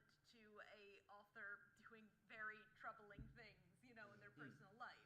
Like, as much as people might act very outraged and could be very outraged about both, I think one is a lot more justified than the others, and that kind of is it's hard to say like, oh, there's any sort of thing of objective truth about what our morals should be, but also there is some lines about morals, I think, that we mostly agree on. And as much as some things are easier to forgive, my watch buzzes rudely, as much as some things are like easier to like kind of just ignore and move on from for some people, other things are not. And I think the difference there is that, again, like an author behaving very badly is very different from an author just writing something fans don't agree with.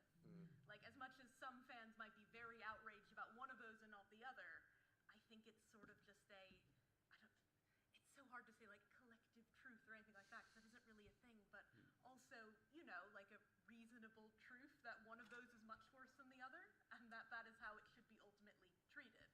The people who are very upset about the diversity are not really people who are, like justified in that in the same way.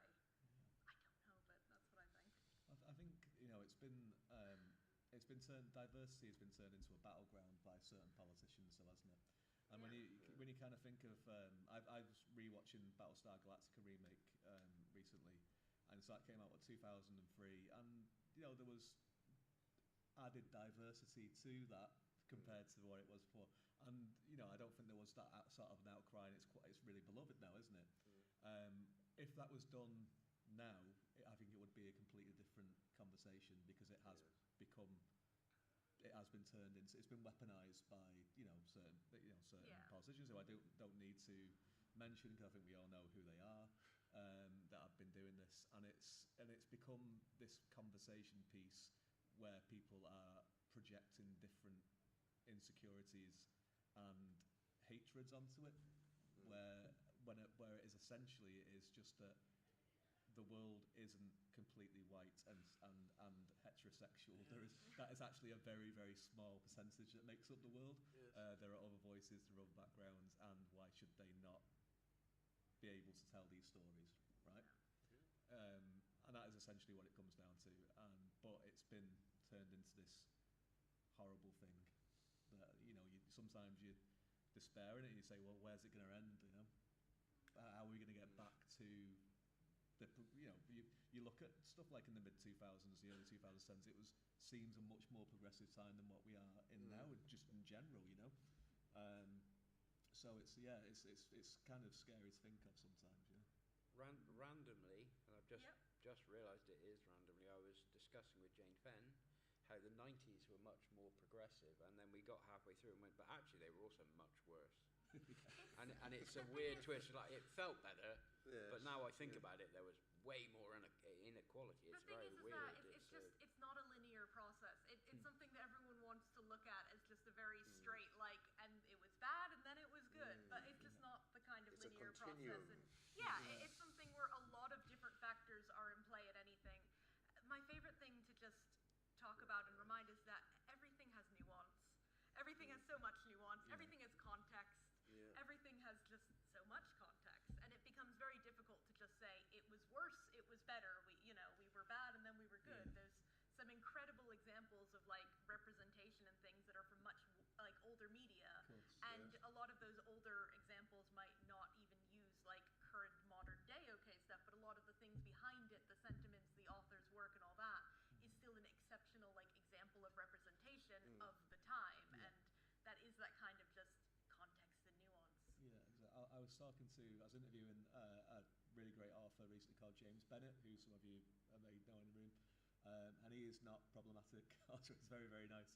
And he said to me that his hope, and it made me feel a bit more hopeful, was that like the current climate is the last temper tantrum before everyone kind of goes, you know what? That would be nice. Yeah, and it's like, you know, it's the last one. It's a really, really big one, and then everyone will kind of, you know, move past it, and you know, hopefully. So I have deliberately not given too much time. I like to usually have questions, but could get nasty. So we have 5 minutes. Does anyone have any burning questions that don't involve lynching the lady from Jeapes, which is her real name? She's not the lady from Glasgow, Scotland. Yeah. She didn't live in a castle. She lived in Jeapes. There we go. She's very upset about that. Anyway, does anyone? She genuinely is.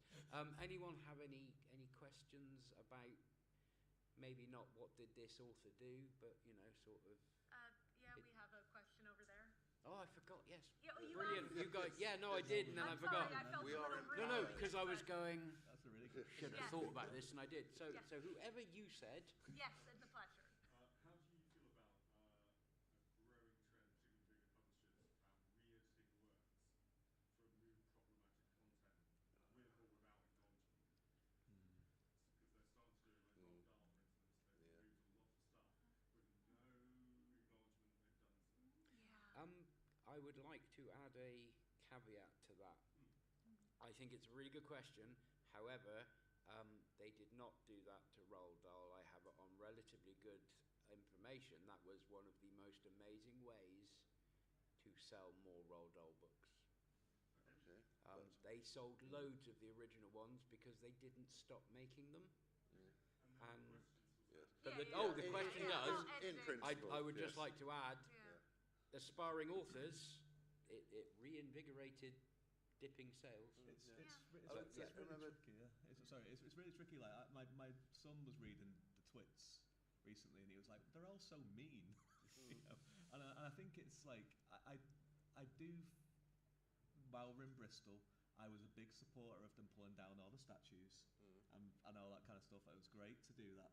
But I also was like, can you not put them in a museum and just kind of say, like, this is why they were put up, this is why people took them down? Because I think it's important that we learn from the past. Here's a reference. Yeah, for and you. that's what.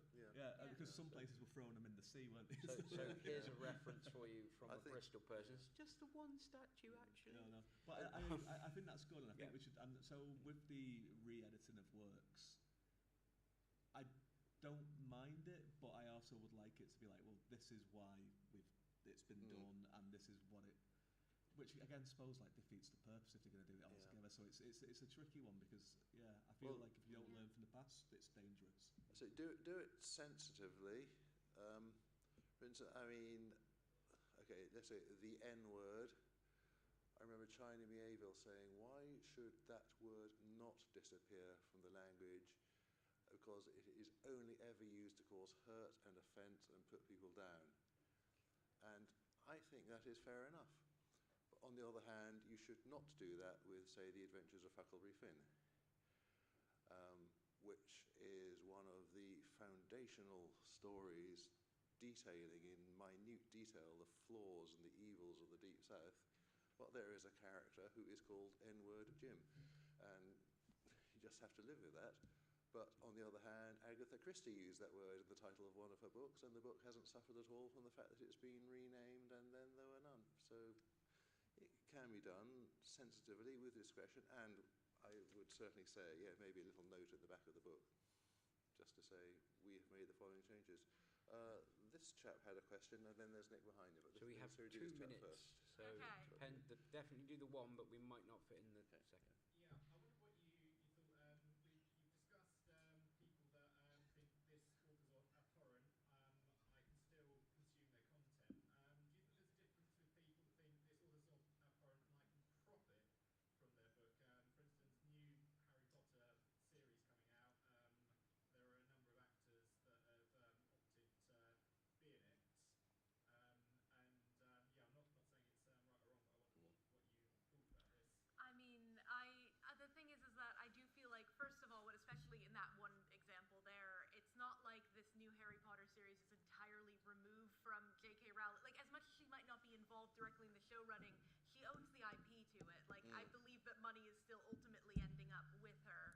And I do think that there is this thing where one of the most powerful ways of marketing in general is word of mouth. And so as much as somebody can still be a fan of like Harry Potter or whatever and, you know, not actually spend any money on it, they could only be buying fan merchandise and doing fan related things and create their own side fandom within the Harry Potter thing and say, I'm very removed from it. They are still ultimately promoting and sharing a lot of things that are relating to it, things that might drive people back to the original. And so I think it's very difficult to act like there is a significant difference between the two, as much as you might split off and be like, this is just a new thing. I think they're very innately connected because they are. And I think money talks as well. Like, so there's a question about profiting. If J.K. Rowling wasn't making so much money for her agencies, publishers, they would have dropped her by now for the stuff that she's been saying. They would have done, because you've got authors that have make less money that get dropped for less. Right. So I must interrupt and ask if the reader is in the room. The person doing the reading? Yes. So as they are here, I will thank the panellists. I apologise we didn't manage to get all questions in. I will also say I once said we have a reading and then somebody shouted he went home. So I always check. So thank you very much, and I'm very glad we managed to not crash the con. So much. Thank you. Thank you. Oh, I could have talked for another hour. Every time I could have talked for another hour. Yeah. I didn't get the chance to tell everyone that I used to wear Jimmy Savile's tracksuit. Oh, did you? Well, actually like one of them, or just, I assume he had multiple. One of them, yeah. My mother bought it at a charity auction. But it was too big for me. It stank of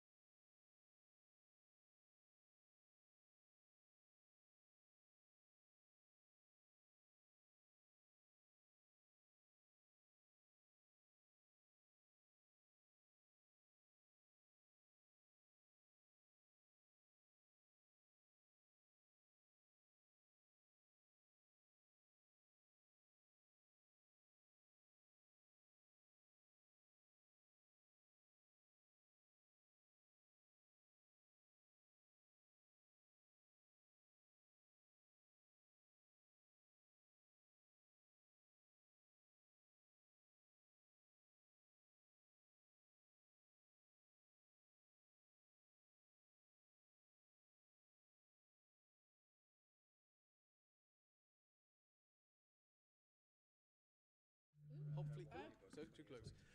Hopefully didn't wake any of you up. Welcome to the panel called Location, Location, and surprisingly, Location.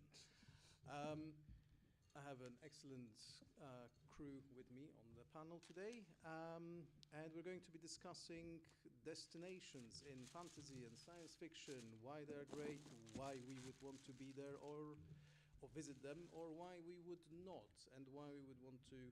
I think the description of the panel said turn them into industrial megasites. So if you could, please, if we do a round of introductions, please tell me a few things about yourself. Yep. Hi, I'm Kayla Allen. It doesn't say here, but my pronouns are she, her. And I think it's possible they invited me along because I'm an invertate con runner. I chaired a WorldCon in 2002, and I also chaired a WesterCon in a rather improbable site in the Nevada desert in 2024.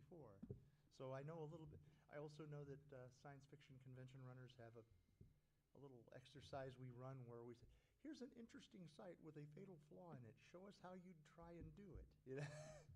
There we go. My name's Jo. My pronouns are she, her. I am a writer and editor. I'm currently reading Slush for the Wizard's Tower novella duo series. My name's Gareth. I'm an android sent from the future to write science fiction. I knew it. Yeah, we all knew it. Come on. Well, at least you admit it. I'm Kelvin Henney. I'm a local author. I write flash fiction, short stories. My pronouns are he, him. Awesome. Okay, so let's start from the end of my list. So, what is the absolute favorite location? And let's split it between, because they come with different sets of problems, I think, both fantasy and science fiction that you would like to visit. And if I start with Kayla. I know you gave us this. I don't know is the answer. Normally what I deal with is, here's where we're going to do it, and now you figure out a way to do it. Okay, that's what it works out. So basically, you would like us to tell you where to go. You could try that. I mean, well, truthfully, when we went ahead and said we want to hold WesterCon in Tonopah, Nevada, in the middle of the Nevada desert, and people said you're out of your mind. Well, we went ahead and did it anyway, that sort of thing. But people there enjoyed it. But at least it wasn't like trying to hold it. Oh, say on the moon, where oxygen is costs extra, Tickets would be horrendous, wouldn't they? Yeah, that was the answer. Yeah, that too. I'd say the two science fictional and fantasy places I have probably spent the most time hanging out in over the past few decades are Middle-earth and Tamriel, both of which are kind of chilly and full of monsters. Chilly and... So it's like Australia meets Alaska. Yes. Hold on a second. Tamriel? Yes. Why is that chilly? I mean, yeah, Skyrim, but... Skyrim, it's chilly. It's chilly. Yeah, but it's good. But Tamriel's so much more than, Black Marshes. Particularly. Oh, okay, right. Up in the mountains. Yeah. That nice road that goes up from Whiterun to Riften. Oh, it's lovely. Yeah. Exactly what you're saying. Yeah. I'd most like to visit, I think, I'd most like to live on a general systems vehicle in Ian Banks' culture universe, because who wouldn't want to live in luxury space communism, where you could create drugs from your own body and everything is there to give you a good time. So, of all the sci-fi futures, that one seems preferable. Fantasy, I guess, I don't really mind as long as I'm the king. Fair enough. But wouldn't you be worried about possible assassination attempts and coups and possibly, too much work? But it's that, or you're a peasant, or or you're being fed to a dragon. Fair enough. Yeah. Dying of pestilence. The usual one. Yeah. Kevin? I don't know. GSV sounded like going to university in the 1980s, I think I'm just trying to think, because I think one of the things that Kayla's struggling there, and the reason you're struggling with that is you haven't been given a good pitch for a number of places. No. So, Really. I think in the we had a prior discussion, and I think Gareth suggested LV426, and free hugs. I mean, so, the point is everything needs a slogan. Come and spend some time around Gargantua. You won't believe how much time you spend here, but it's an interstellar experience. You need a slogan. You want to get us into the Star Wars universe. It's a case of, come to Gorman if you have friends everywhere. Yavin 4 for those with a rebellious spirit. You need to have the slogan. And obviously, if you're a little more adventurous and you really want to enjoy the nightlife,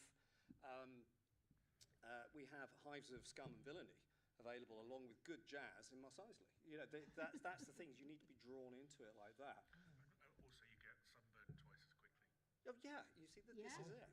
So I think we really need to pitch this kind of stuff to the that's the thing is you're there trying to decide, but it's not obvious to you. So you need to submit to the power of advertising and cheap slogans like that. So for me, there's stuff like that. But I'm actually going to say. So I don't have really a fixed answer to this one, although I'm very, very drawn towards the GSV answer. But I'm going to go with something slightly surprising to me. And I say surprising because I'm going to go with Pandora. Because Pandora orbits Polyphemus, which is a gas giant around Alpha Centauri A. And that's James Cameron's thing. The thing is, there is evidence that there is actually a gas giant around Alpha Centauri A.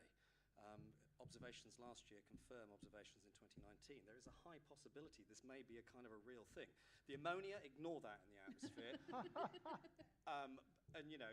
But there's a possibility. Lush forest, oversized trees, 3-meter high aliens. This sounds like a really interesting kind of trip. But you're hoping that you'll be able, by the sound of it, you're hoping you'll be able to do it sometime in your lifetime. Yeah, I mean, it just sounds like it's made on unobtainium, but that's also in the universe. So, I think that's wrapped up. So, yeah. Other than that, I'll take a ticket to Middle Earth because there's quite a lot going on there. And not all of it is deadly. No, it's deadly. But, if you actually have any good location suggestions, I mean, Middle Earth is a big place. Just give me a ring. Yeah. Kevlin is now working for the Intergalactic Tourist Board. Oh, I'm not supposed to reveal that yet. We will be taking bookings from tomorrow afternoon. About needing a slogan because of what I'm using up Tonopah, because our slogan was "Welcome to the Weird, Weird West," and it worked for the 200 people who came. There was a series of mock tourist posters for Wales, and one of them was Wales. We got rain and mud. Yeah. I saw one for Scarborough that said, "Come to Scarborough, it's bracing." That's the kind of candor that we need, But a lot of these science fiction places, there's that whole thing is that they are typically deadly, or there's something dangerous, but that appeals to certain holiday makers.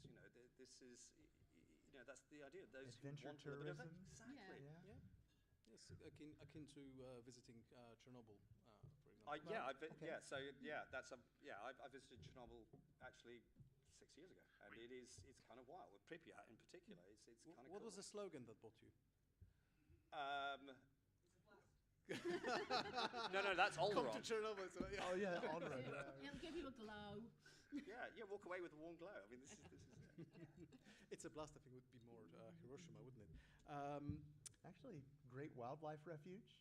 It is. And that was the most amazing thing when we went. A friend of mine, she was looking in the distance. She said, "Wait a minute, those are wild horses, and they are unafraid of humans, and they are moving around together in a way that you simply cannot see anywhere else on the planet." It really was kind of cool. Okay. So, with those places in mind, what do you think? Well, the audience might be interested. Why those places? What's the reason behind those places? I mean, Gareth already gave us because drugs and because Gareth could get high on his own supply. Yeah. So put it this way. Okay, let's start with you, Gareth. So apart from getting high on your own supply, okay, so at least somebody understood that joke. What are the reasons? for it. Sorry, I didn't finish saying that question. Sorry, got a cramp. What would be the pros and cons for going there and living on the areas? Well, the pros are you're kind of blatting around the universe in a trillion-ton sentient starship with all your friends. You don't have to worry about money, taxes, jobs. You just get to look out the window and play extreme sports and have anything you break instantly grow back. And I mean, stop me when I've come in enough. But I mean, I just think, you're zooming around the universe in this giant thing, this giant eccentric thing. Literally has a mind of its own. Literally has a mind of its own, and enough power to seriously fuck up an entire solar system. We're still talking about the pros. Yeah. Yeah. Okay. Cool. Yeah. Who wouldn't want to drive around? Yeah. Sure. Nothing's going to mess with you. The cons are. A few minutes later. You have to endure the occasional war with difficult other species, but less so than in somewhere like Middle Earth, which seems a bit lively for me. It's more of an inconvenience, isn't it, than serious threat. Yeah, I understand. Okay, Kevin. I mean, Pandora, apart from the ammonia, obviously, and the aliens being 3 meters high, it's possible injuries. I think it's a good humbling experience to go somewhere. We live in Britain, which is this kind of like post-colonial power that still has illusions of grandeur. I think it's quite good to go somewhere where you genuinely have to look up to people. So I think that's very positive. There is a deep connection with nature. It can teach us something there. So there's a lot going on there. And we've all got used to wearing masks, so there's a lot going on. The gravity is a little bit lower, so there's a certain levity. Eat as much as you want. You won't, you've got weight. You already arrive with having weight loss.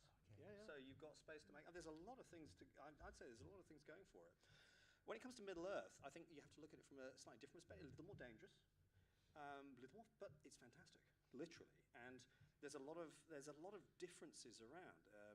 So many different cultures, a lot of pubs, a lot of different kinds of pubs and drinking halls, and ways of just ingesting beer and alcohol are suggested. So I think and as a vegetarian, hanging out with the elves sounds absolutely brilliant. The cuisine looks good, the views are great, and I do love going near bodies of water, so waterfalls and stuff like that. And again, forests, it's all to play for. And in terms of negatives for those? Yeah, that whole kind of like everybody wants to kill you, and there's wars and Dark Lords. There seems to be no shot, and you can't get rid. You think you've got rid of them, but oh no, the next age they're back. Coming back, So far, what we're getting out of this is the reason. I mean, it's a bit awkward, literally. Yeah. The reasons to go to those places is free drugs and a lot of drinking halls. Okay, and now this side of the panel. There's a lot of pubs in Tamriel. Yep. How do you follow that? Okay. Yes, that's nice. The nature is pretty. Sometimes the nature is a little over-friendly. I was once chased several miles inland by an angry walrus. I'm not sure whether it was a glitch or something, but the walrus just decided that it didn't like me, and it followed me for hours. Or did it really like you? I mean, yes, sometimes that's difficult. It really liked me. Yes. Every time I turn around, the walrus coming up the road like that behind me. I'm like, okay, this is a little bit too much nature, a little bit too close. I'm gonna go to the pub and hope it disappears. And I'm guessing the downsides for it would be again aggressive walruses. Aggressive walruses. And the I'm compiling a list in my head. And the vampires, and the werewolves, and the cutpads, and the bears. But apart from that, there's drinking. I know. There's drinking, yes. Yeah, okay. And if you're chased by a bear, you can go into a pub, and when you come out of the pub 6 hours later, the bear will be gone. So basically, drugs, sex, and rock and roll. Yeah, yes. I think that summarizes the panel. Thank you very much. Sorry. I just keep coming up with places that are actually here on Earth and all that. Yeah. I mean, after the NASFIC in Winnipeg a few years ago, I took the train up to Churchill, Manitoba, a place that few of you have ever heard of. It is the polar bear capital of the world, on the shores of Hudson Bay. and it's a lovely trip and beautiful scenery, and there's beluga whales to see, and there's also polar bears, which are quite dangerous, actually, given that they are at the top of the food chain. We're below them. A place where they warn you, if you see a polar bear, go find the nearest car. We tell people, leave your car unlocked. Just climb in the car and call the police. They'll come get the polar bear. So there's pluses and minuses to it. Also, mosquitoes, I think the size of sparrows or something like that. It felt like it, at least. But did you get chased by an amorous walrus? No, didn't get a walrus. And you didn't get the full experience. I never actually got chased. I never got chased by a polar bear because there's actually not much out in the summertime. And we were able to go and look at the spaceport, which there is. Churchill Massey Spaceport. Canada used to shoot rockets into space from there. That kind of thing, Okay. So anyway, there's all sorts of interesting places just right on Earth that we're okay. It's interesting, but also somewhat dangerous at times. But then we've got the science fictional places here on Earth.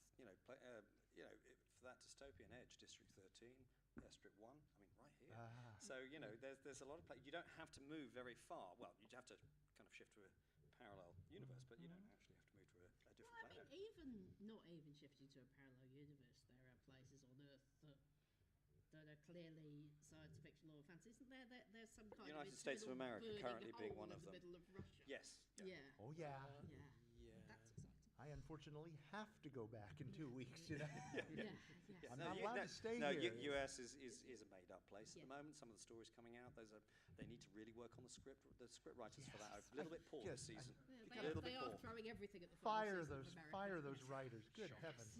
We definitely need a short season of that one. Yeah, Disney minus. Sorry, that knocked me off my thought. Just quickly see how we are on time.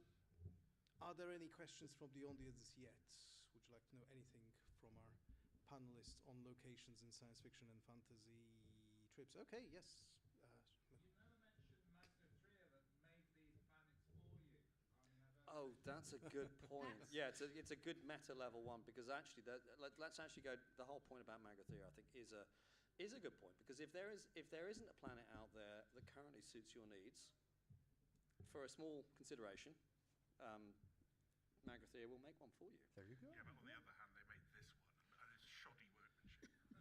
But it's mostly harmless. It's prototype, isn't it, though? Well, that's not really. That's just a computer, isn't it? It's just a big round computer. The climate's so easily breakable. It's just a little bit fragile, isn't it? Yeah, it's just not fit for But use. but honestly, Yeah, the work on crinkly edges. the work on the fjords is lovely. I'm pining for them. Yeah, but polar bears are not bad That's either. you switched gears there, I just didn't you? yes. Yeah. Joe? You talked about other people's fictional worlds. What are your favourite fictional worlds that you've written? Anyone? Okay, there's a book I've written that do isn't it. out yet because I haven't finished it, but I've nearly finished it, but I'm going to finish it. And the central idea is that it's a world that combines mainly of islands, and the islands are alive, and they walk about, with their feet on the bottom of the sea. So if you're on the island could suddenly go, I don't want to be here anymore. I'm just going to head north into the cold, and you all just got to hang on. Oh boy. and they're alive, and they talk to each other, and they're actually characters in the book. And I really enjoyed writing that. That was really fun. I'm not qualified. I have no fiction that I've written. I have one published story of fiction, and it has to do with WorldCon, so you don't want to hear it. I wrote a two-book series set in a world called the Continuance, which is where humanity has been kicked off the Earth by a more powerful alien for the good of the Earth, so that it can heal without us. And we've been set adrift in a fleet of 1,000 arcs. Plug-in coming in. This is the first book in the series. My glamorous assistant. Okay, I'm absolutely using that. I can go home to my wife and say, I am now officially glamorous. Thank you. But each of the arcs has its own has been allowed to set up its own internal system. But there's instantaneous travel between them. So you kind of vote with your feet. So if you want to live under a kind of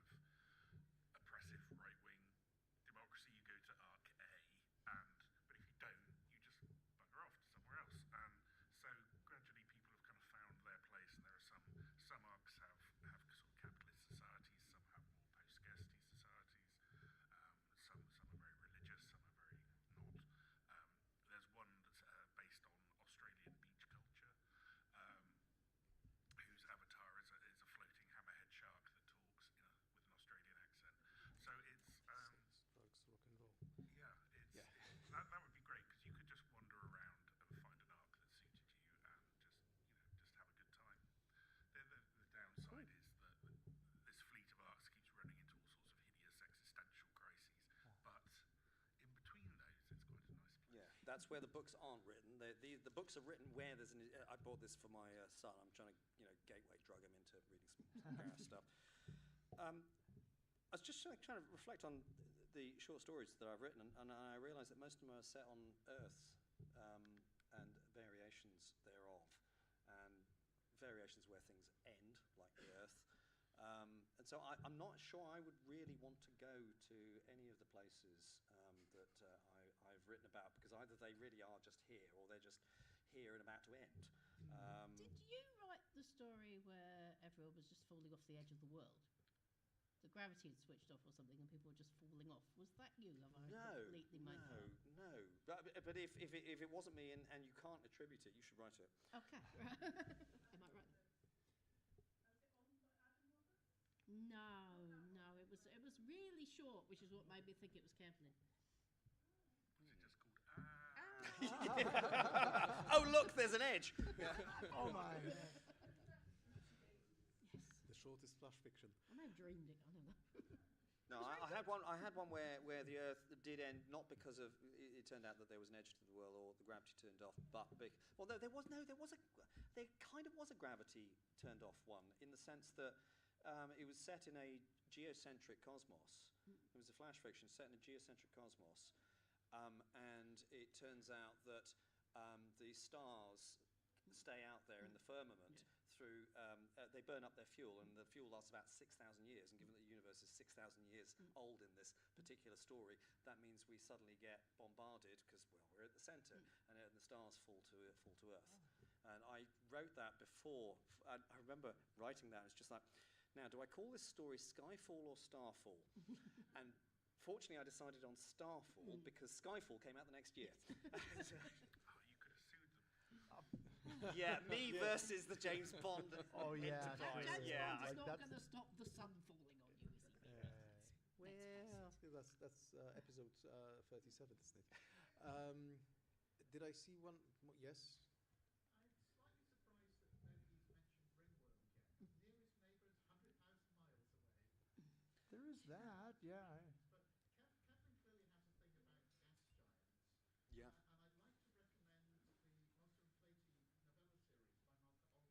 And I'd like to recommend the Moser and Flaty novella series by Martha Alder, where Earth has been abandoned due to climate change, and humanity has moved eventually to living on Jupiter. They have giant floating islands in the upper atmosphere where they built their cities, connected by train networks. Oh, I can definitely get behind that. Trains in it, which is great. And they also still have functioning academia, right? Proper. Oh, now you're just wandering off into the realms of fiction, Cheryl. Behave yourself, you know? They do really important research on trying to find out what life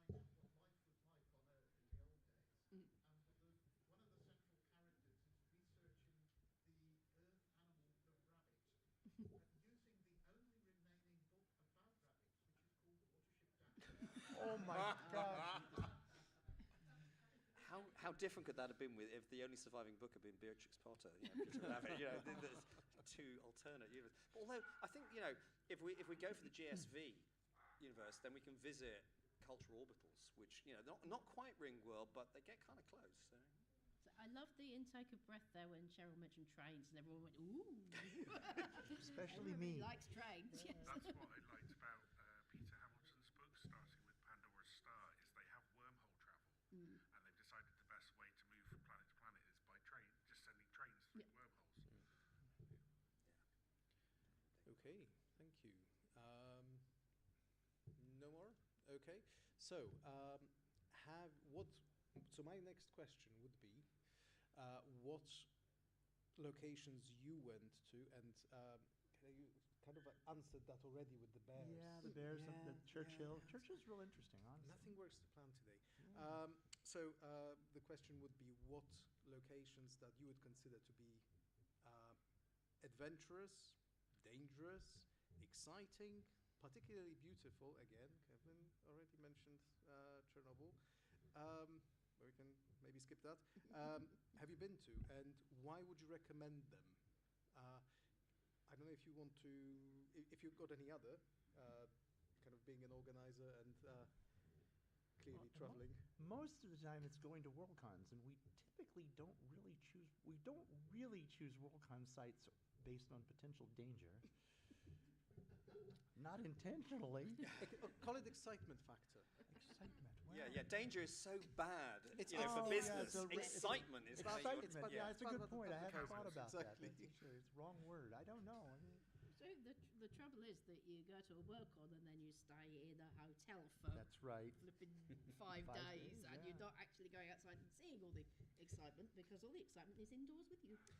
We did do it by a mistake once, but who could have known that we were going to end up holding a WorldCon in a federally declared disaster area? And I am not joking. That is Spokane, 2015 WorldCon, which had huge forest fires, and I'm not kidding. Spokane County, Washington was a federal disaster area.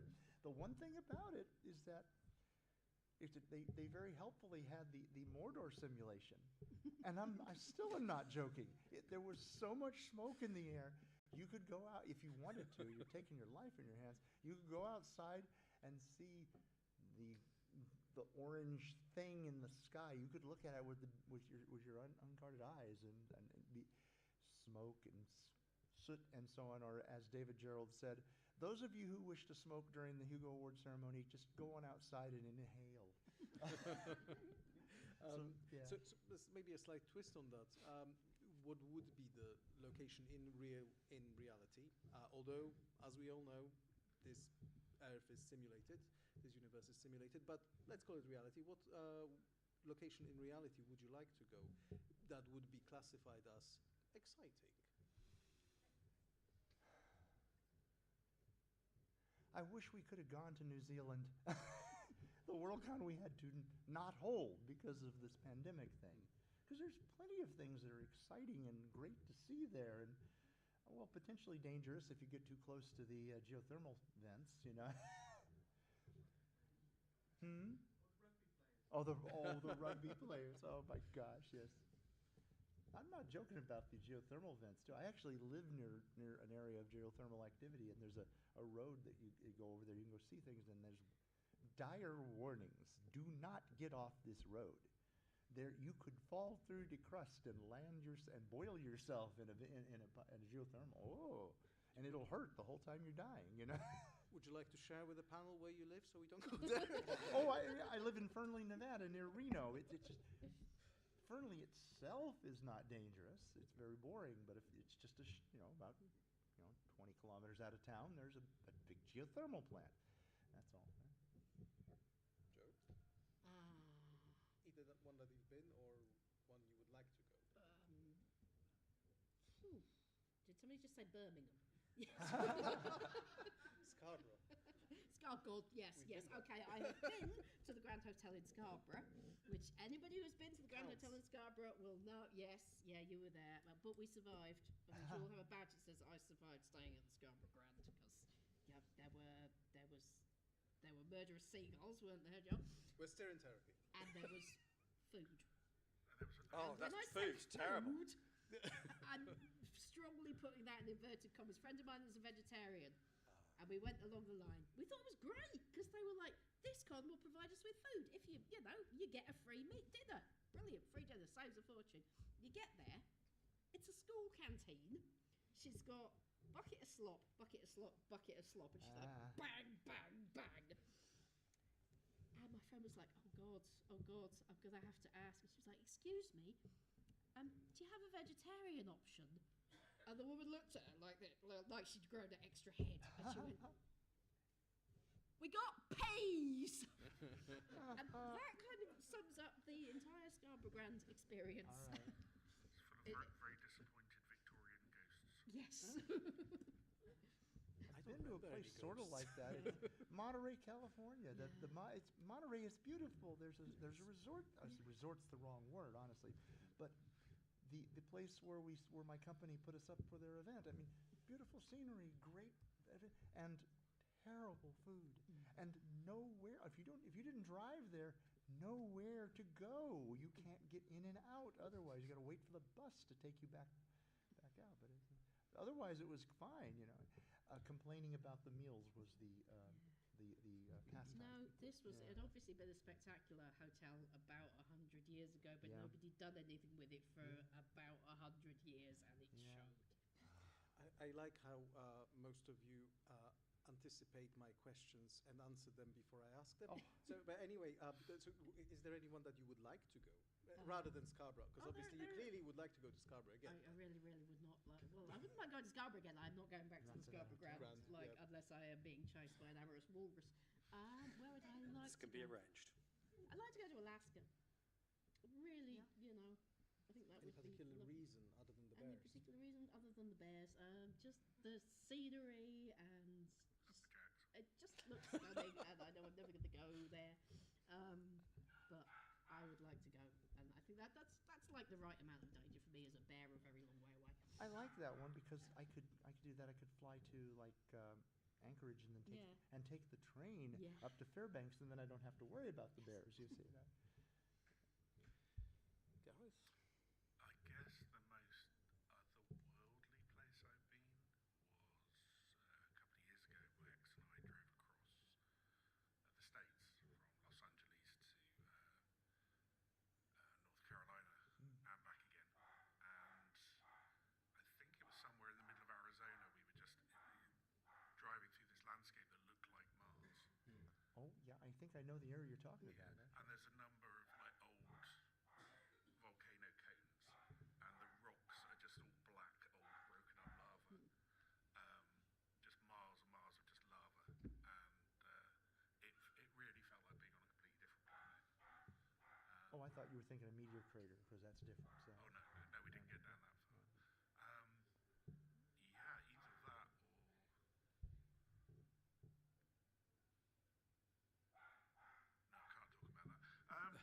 Okay. What about places you would like to go? Place I would like to go. We obviously there'll be the reason I'm asking this question is because there'll be a collection at the end of this panel, and we'll be funding those trips.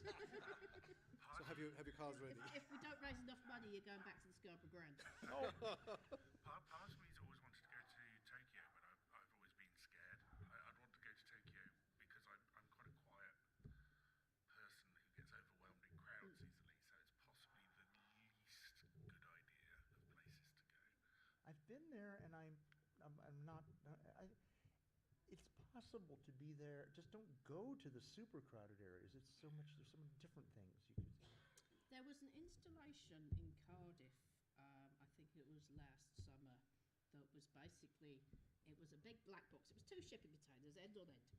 And it was Tokyo in a box. So you could go in there, and they had all these neon signs, but they also had mirrors. So the neon signs went up and up and up, and it had like simulated rain. It was like being in Blade Runner, except just outside Cardiff bus station. That was quite a nice way to experience Tokyo on your own in a box. You can't write those advertisements. Go to Tokyo, outside of Cardiff, in a box. Yeah, thanks.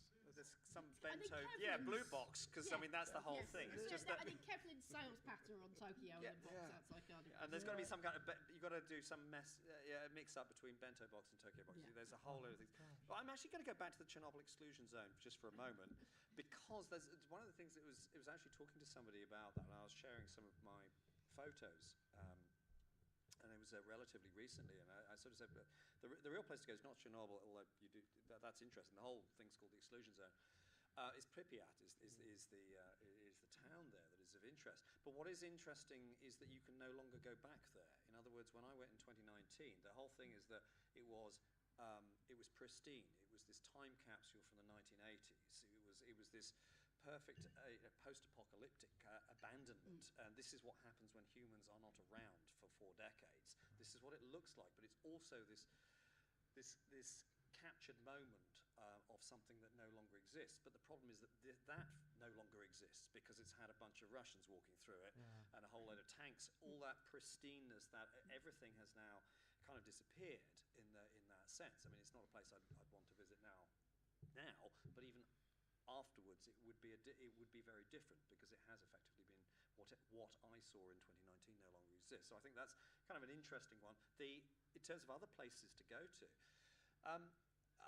let me offer a different spin. And actually, Joe kind of gatewayed into it. Is I would like to do a tour that is actually places that have appeared in books. But there, so Cardiff is the stepping off point. There is that point you can stand, which is the one in Torchwood, and so therefore I have there's a picture of I took a picture of my wife standing on the stone. Did you find the shrine to Yanto down on the harbour?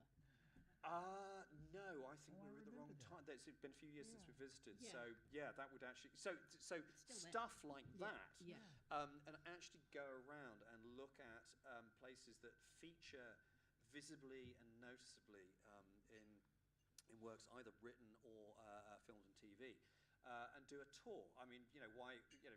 Let's do an American's tour of science fiction on Earth as it is. I think that would be a really interesting trip.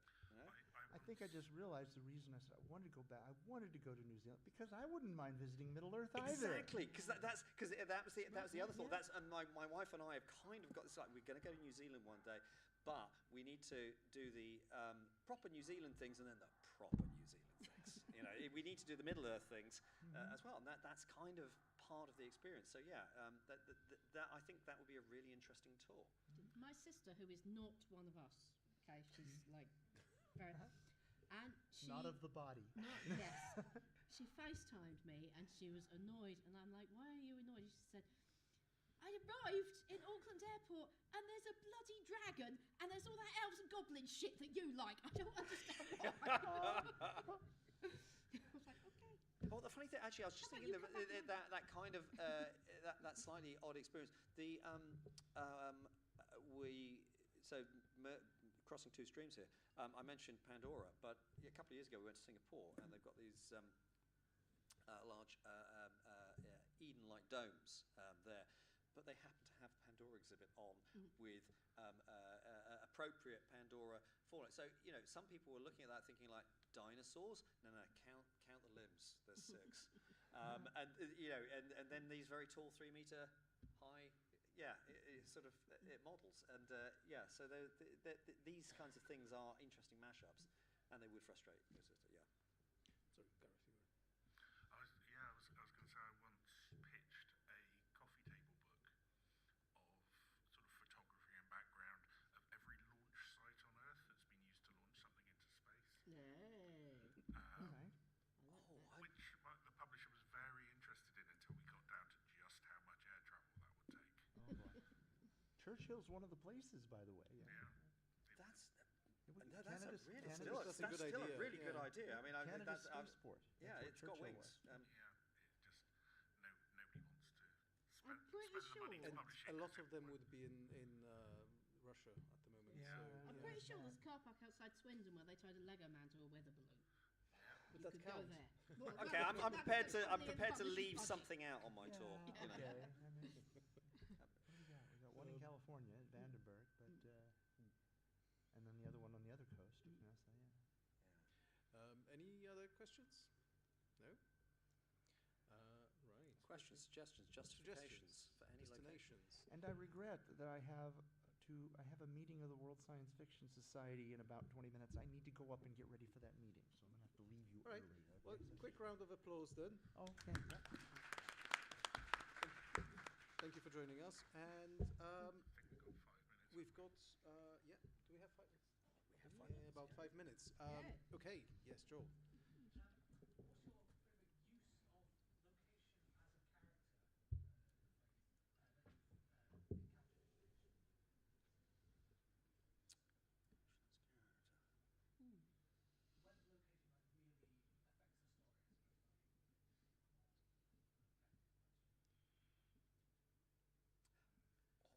The problem is whenever you ask somebody favourites, it normally relies on the fact that they probably had meaningful conversations about this with other people, and therefore they have a preordained list in their head. Yeah. So I'm struggling to wander through. So in terms of I'll start with the one that I already mentioned. So Pandora. Next one, I'm going to go with most stories that involve Mars and are decent stories actually really make good use, or rather Mars, you can make good use of Mars location-wise, and people do make the effort, whereas a bunch of, in other words, the worlds that exist within our solar system, it's so difficult for them to be notable because it turns out that setting foot on Venus is a little bit difficult, and you have to change it there to get a story out of it. And Mercury is just like hot moon. And the moon can be almost anywhere, but Mars is interesting because it really is. Mars and Titan very much are interesting places in that sense. And I think Imperial Earth by Arthur C. Clarke, if we're going to mention Titan, that one was always interesting to me because he talked about the idea. Obviously we didn't know as much about Titan as we do now, so it's a fictional Titan in that sense. But he actually very much integrated a view of the people that were living there on a base in a habitat, and I thought actually properly had made use of something that was believed to exist. I think it can sometimes be a little different when we have a free reign and says, like, I want a planet that does this, but actually choosing that, and little observations, which to the young nerd within me, who's turned into the young nerd within an old man now, the idea of instead of lighting a stream of methane in an oxygen-based atmosphere to get a flame, you would use oxygen in a methane-based atmosphere to get a flame. And these little inversions and observations and the use of it, he anticipated seas there as well. And I always thought that was quite lovely because it was in some way based on a reality that we could, in theory, have access to. So I always thought that was quite interesting, but I'm relying a lot on memory. But most of the Mars stories that are good Mars stories really make use of that, and they don't just do, hey, it's another world or it's a moon. They properly lean into what are the differences that we know about, because it is in one sense, a very familiar geography to us. I normally wouldn't answer that the question, but I'll quickly plug in Solaris, which is a location that's a complete trip. That's a yeah. I mean, that is a holiday destination. That's a holiday destination. If you want your mind properly fucked with, because I did reread that a couple of years ago. And that could potentially have all of our favorite elements in it, sex, drugs, and rock and roll, but also so many more. Yeah. Literally whatever you can dream of. The one that sprung to mind for me first was Floxton Paradise. Oh yes. From what's the film called? Fifth Element, which is 30 years old this year. Just to make everyone feel old. Sorry. Thank you. The second helping, one, for a location that is like integral and kind of almost. I thought the Death Star. Oh yeah. I mean, I really should. that industrial vibe. Wearing this, I should point to Babylon 5. Really, now come to mind. But yeah. Yeah. No, I'm going for things that aren't horribly derivative. Oh, I can see. Okay. So this will continue. Yeah, no, I thought the Death Star, because it very much set the tone for sci-fi for years afterwards. That the plot was always you have to sneak into this base, and it became a cliche that the protagonist was always sneak into a base to rescue a princess or fight a guy in a helmet, and a tiny engineering in and out, problem. Like, Dressed as one of the baddies, yes. Yeah, but the Death Star very much is like a plot engine in a lot of ways, because it's the thing that's going to blow up the rebel base. It's the thing they have to destroy. But it's also a location with a completely recognisable aesthetic. You just see a photo and you go, that's the Death Star.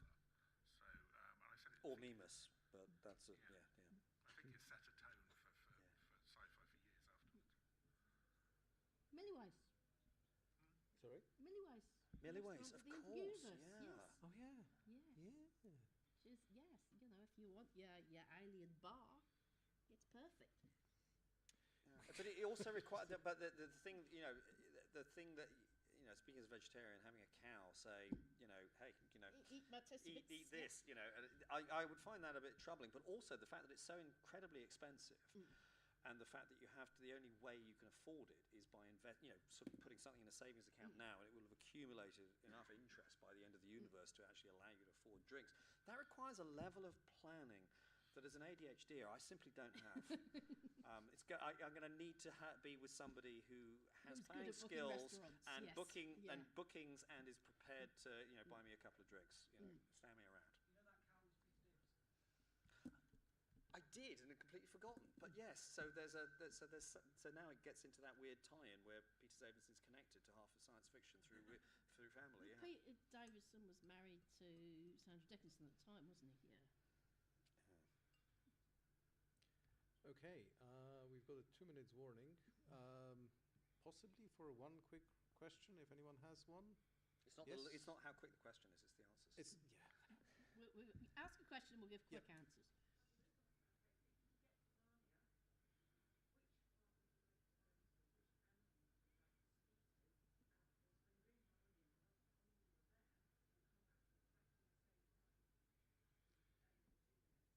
Okay, so the question was which animals we would like to speak to if we could get to Narnia, and which part of Narnia we would like to visit. Yeah. The part where they keep the Turkish delight. Yes, yeah, that was. I always found that fascinating. But also, I have the sneaking suspicion that I would walk through the IKEA wardrobe and get a really cheap version of Narnia, and it would have been cheaply assembled. That's not Narnia. That's just Sweden. So Narnia, come for the snowboarding, stay for the oppressive regime. Yeah. That's the slogan. I'm going to say, that's the slogan. Yeah. I hand whatever baton or mantle I had before. You have it. Yep. Okay. And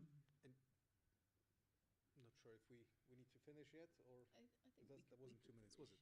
We've only got 2 minutes, and the red thing is. The red thing. I know. The red thing is looking at me. Okay. Thank you, guys. Please raise your hands for the fantastic panel. And thank you all for coming. And hopefully we'll see you now. If you have your cards ready, we'll be accepting donations to fund all of those expeditions, starting from Pandora, ending at the end of the universe. Yes. I'm going to say Pandora's because where else can we go after that? Pandora's a lot cheaper. It's a lot more plausible. I've just gave you the evidence. Yes. Only 4 light years away.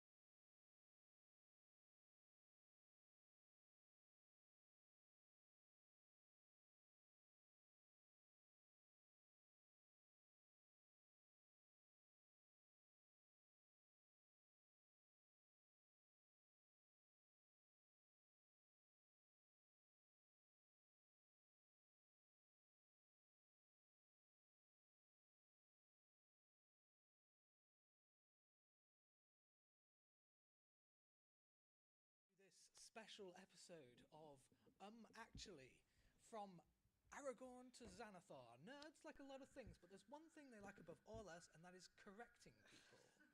So this is the game Actually. It is all about pedantic corrections. I'm going to present these people with a series of statements. These are incorrect statements about the things you know and love. It'll be up to you to buzz in and tell me where I've got the statement wrong. You must proceed all of your corrections with actually, just to let us know that you are the better nerd and you know better than me. So let's all introduce ourselves. Let's start with Roz, and tell us your buzzer sound as well. I'm Roz, and my buzzer goes like something really terrible has happened. I'm Adrian, and my buzzer apparently goes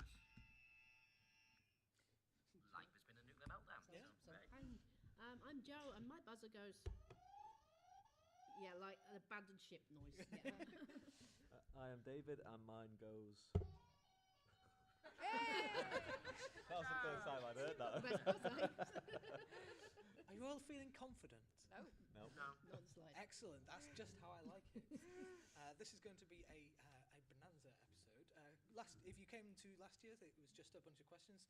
This time, I've got some special questions as well, for which the projector will be necessary. This year we've got technology. Last year Joe forgot his laptop. Yeah, last year I forgot my laptop and had to do it on my phone. But this year I'm being a professional. I'm totes profesh, as they say in the biz. Do they really? They do. In the Which actual biz is biz. that? The showbiz. Yeah. So, Anna our is first very statement impressed. is about Battlestar Galactica. So, in both the original and rebooted Battlestar Galactica series, humanity is divided into 12 tribes, which form 12 different planetary colonies that spread out from Earth. Yes? Actually, it's 13 colonies. That's not correct. That is amazing, because that's what I was going to buzz in and say. So thanks for that. Earth was the 13th colony, wasn't it? It was the missing Yeah, colony. actually, they don't spread out from Earth. There are 13 colonies of Cobalt. That is correct. Actually, the colonies do not spread out from Earth. Earth is a lost colony in both the original and the rebooted series. So that is a point for Adrian. I'm rewatching that at the minute as well. Clearly not paying a lot of attention. I thought the 13th big as well, but technically they were silent. So, that is 1 point for Adrian. Our second is about The Hobbit and The Lord of the Rings. The Lord of the Rings is a sequel to The Hobbit, but only a handful of characters from The Hobbit appear there. For example, you're buzzing in already. He's reading the question. Actually, oh no, he is, isn't he? Glowing is at the fucking Council of Elrond. Apologies for the swear words. I was going to say Glowing isn't in it. No, he is in it. Yeah. Actually, I think the fire that glowing is Gimli's dad, not his grandfather.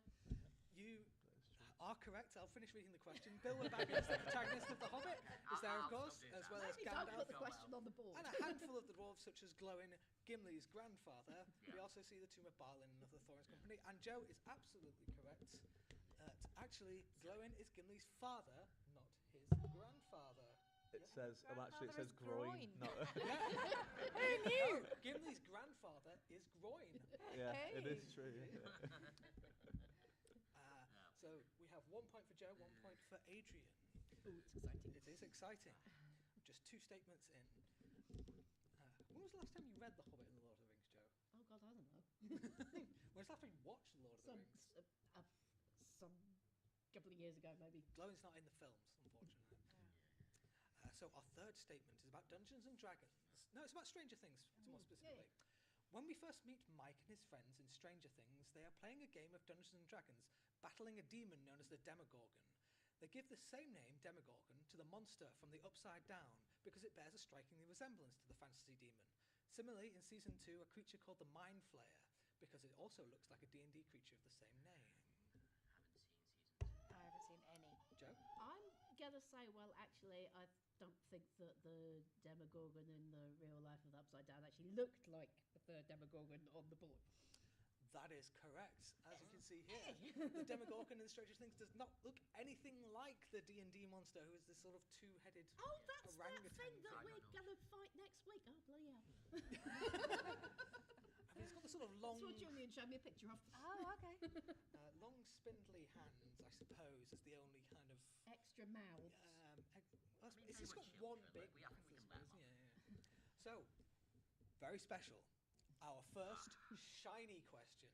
Now, shiny questions are a lot like shiny Pokemon in that they are worth the same number of points, but they're just a little bit different and a little bit rarer. So you're going to have to look at the screen here, as this is a little mini game I like to call Where in the Worlds. You'll see a map of a fantasy world that has had some of the names scrubbed off, and it'll be your job to tell me which world or which property, which series that this map has come from. Oh, you nice. Yes, I have. Two. Yeah. So here is your first map. Never seen that place before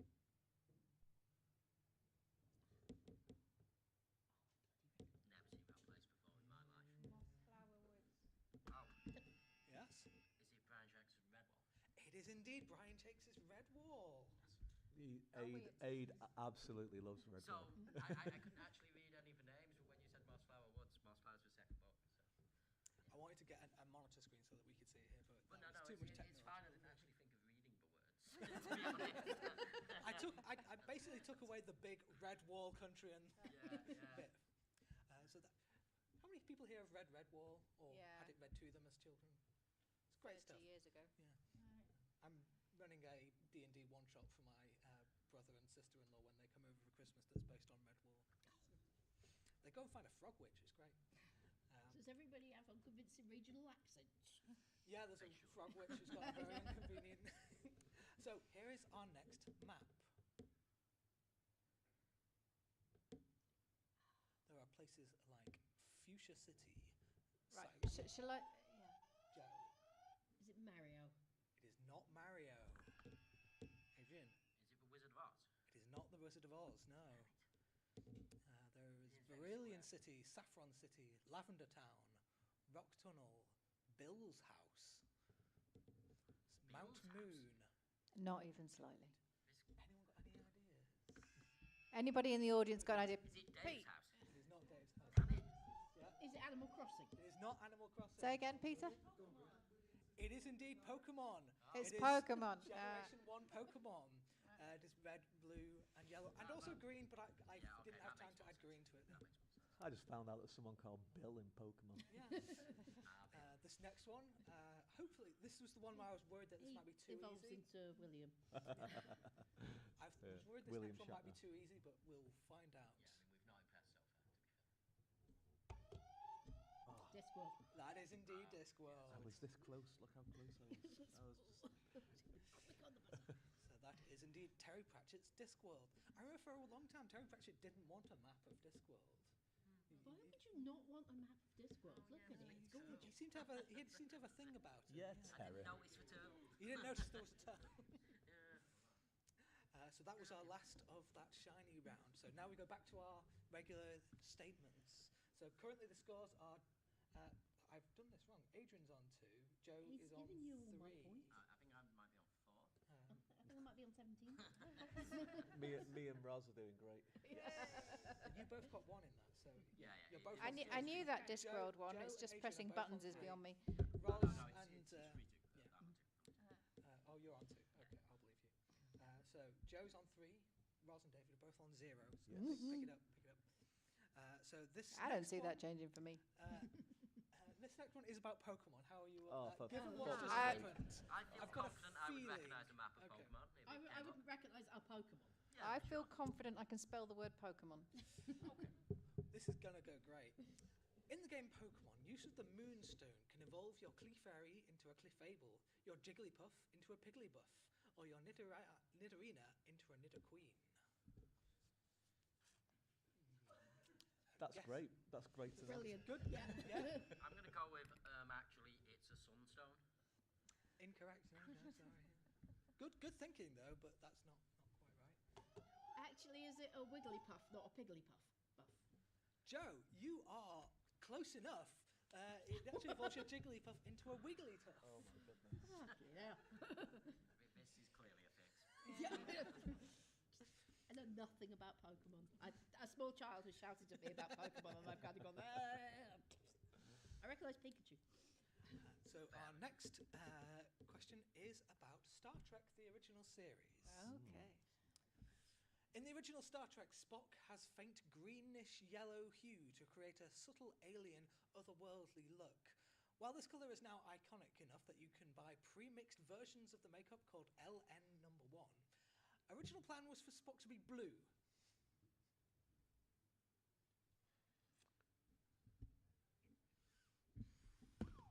Yeah? Actually, he was supposed to be orange. That's a total guess. You are close. I'll give you the point, unless someone else can be a bit closer. He was meant to be green. No, I'll give it to Roz. Roz, a quick point. Was he supposed to be bright red? That'd be amazing. He was going to be red, but most people had black and white TVs at the time, which made the red makeup appear to be blackface. I'm only impressed that they stopped and went, and that's not cool. Star Trek has always been progressive, eh? True. Yes, we didn't have Captain Pike saying, "I can't believe there are women in this box."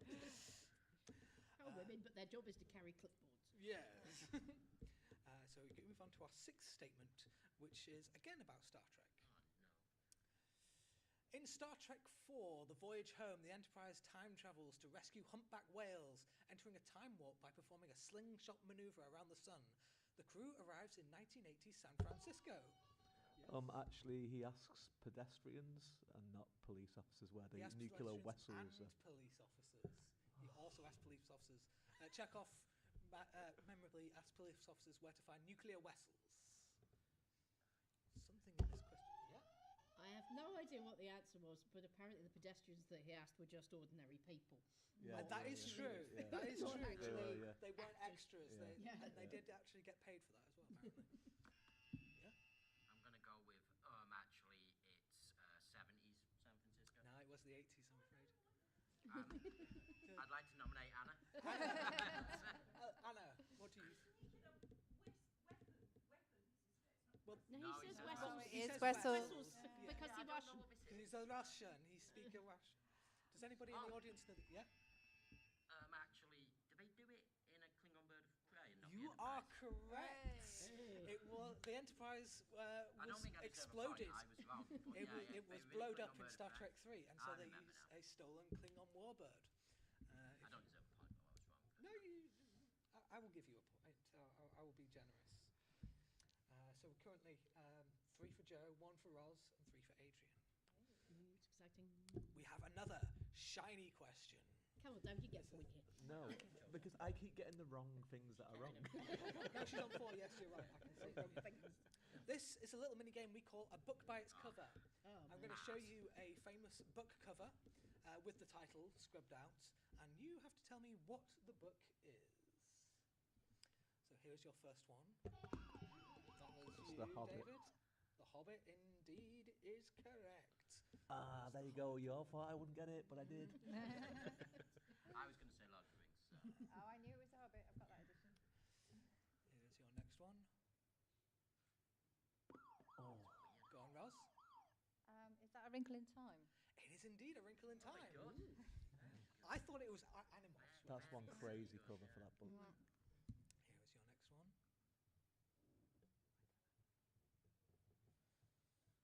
This is less sci-fi fantasy, but... It's by the author of The Golden Apples of the Sun, whoever that was. Sure, I wrote that. Don't remember. Does anybody in the audience know what this is? It is indeed Oh, 451. okay, yeah, that actually makes sense. Yeah. Well done. Point to the audience. So, at the end of that, Joe is on 4, Roz is on 2, Adrian on 3, and David's on 1. So everybody's on the board at least. Yay! I should have said this at the top of the show. We do have a trophy this time. Yay! Trophy for I'm just the going to steal it. Like, There's all to play for now. And so, here we go. Statement number 7. In Jurassic Park, although many of the park's security measures fail, perhaps the most alarming failure... Yes? actually, all the dinosaurs are female to try and prevent them reproducing. That is correct. That's not quite what's going on here. Dr. Grant, when he discovers a bunch of hatched dinosaur eggs, indicating that the male and female dinosaurs' population have breached each other's paddocks. You are close.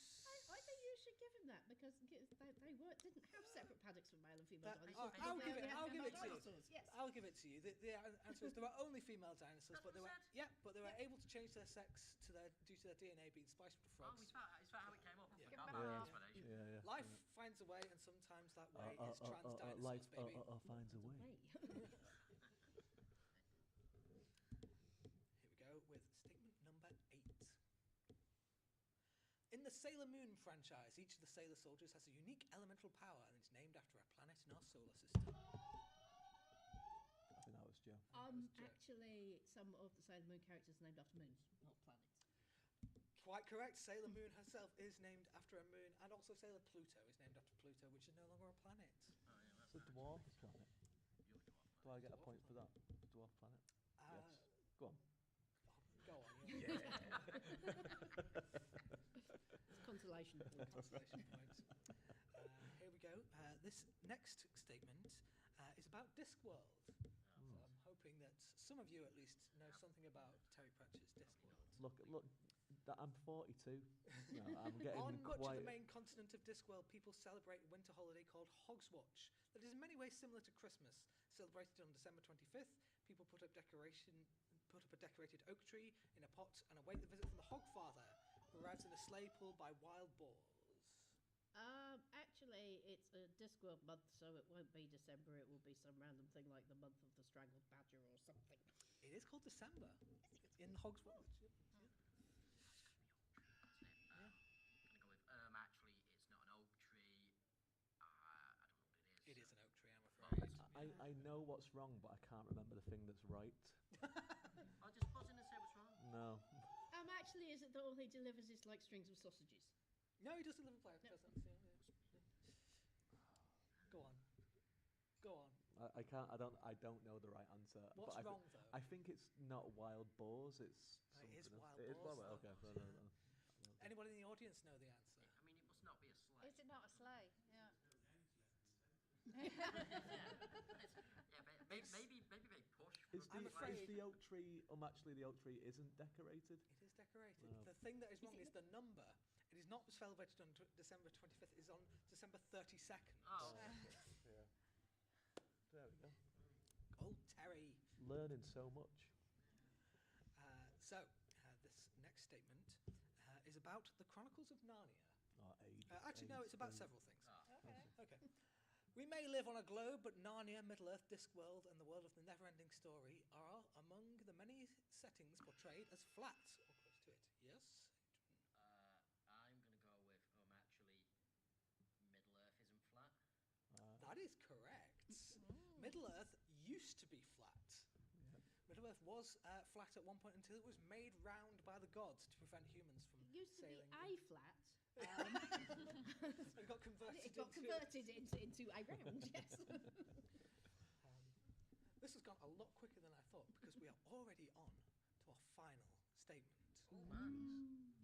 The points as they stand are Joe is on 5, Adrian is on 6. I got to 6. Ross is on 2 and David's on 2. So Ross, this is your chance to tie with Adrian, and then we'll have to find some sort of tiebreaker for you.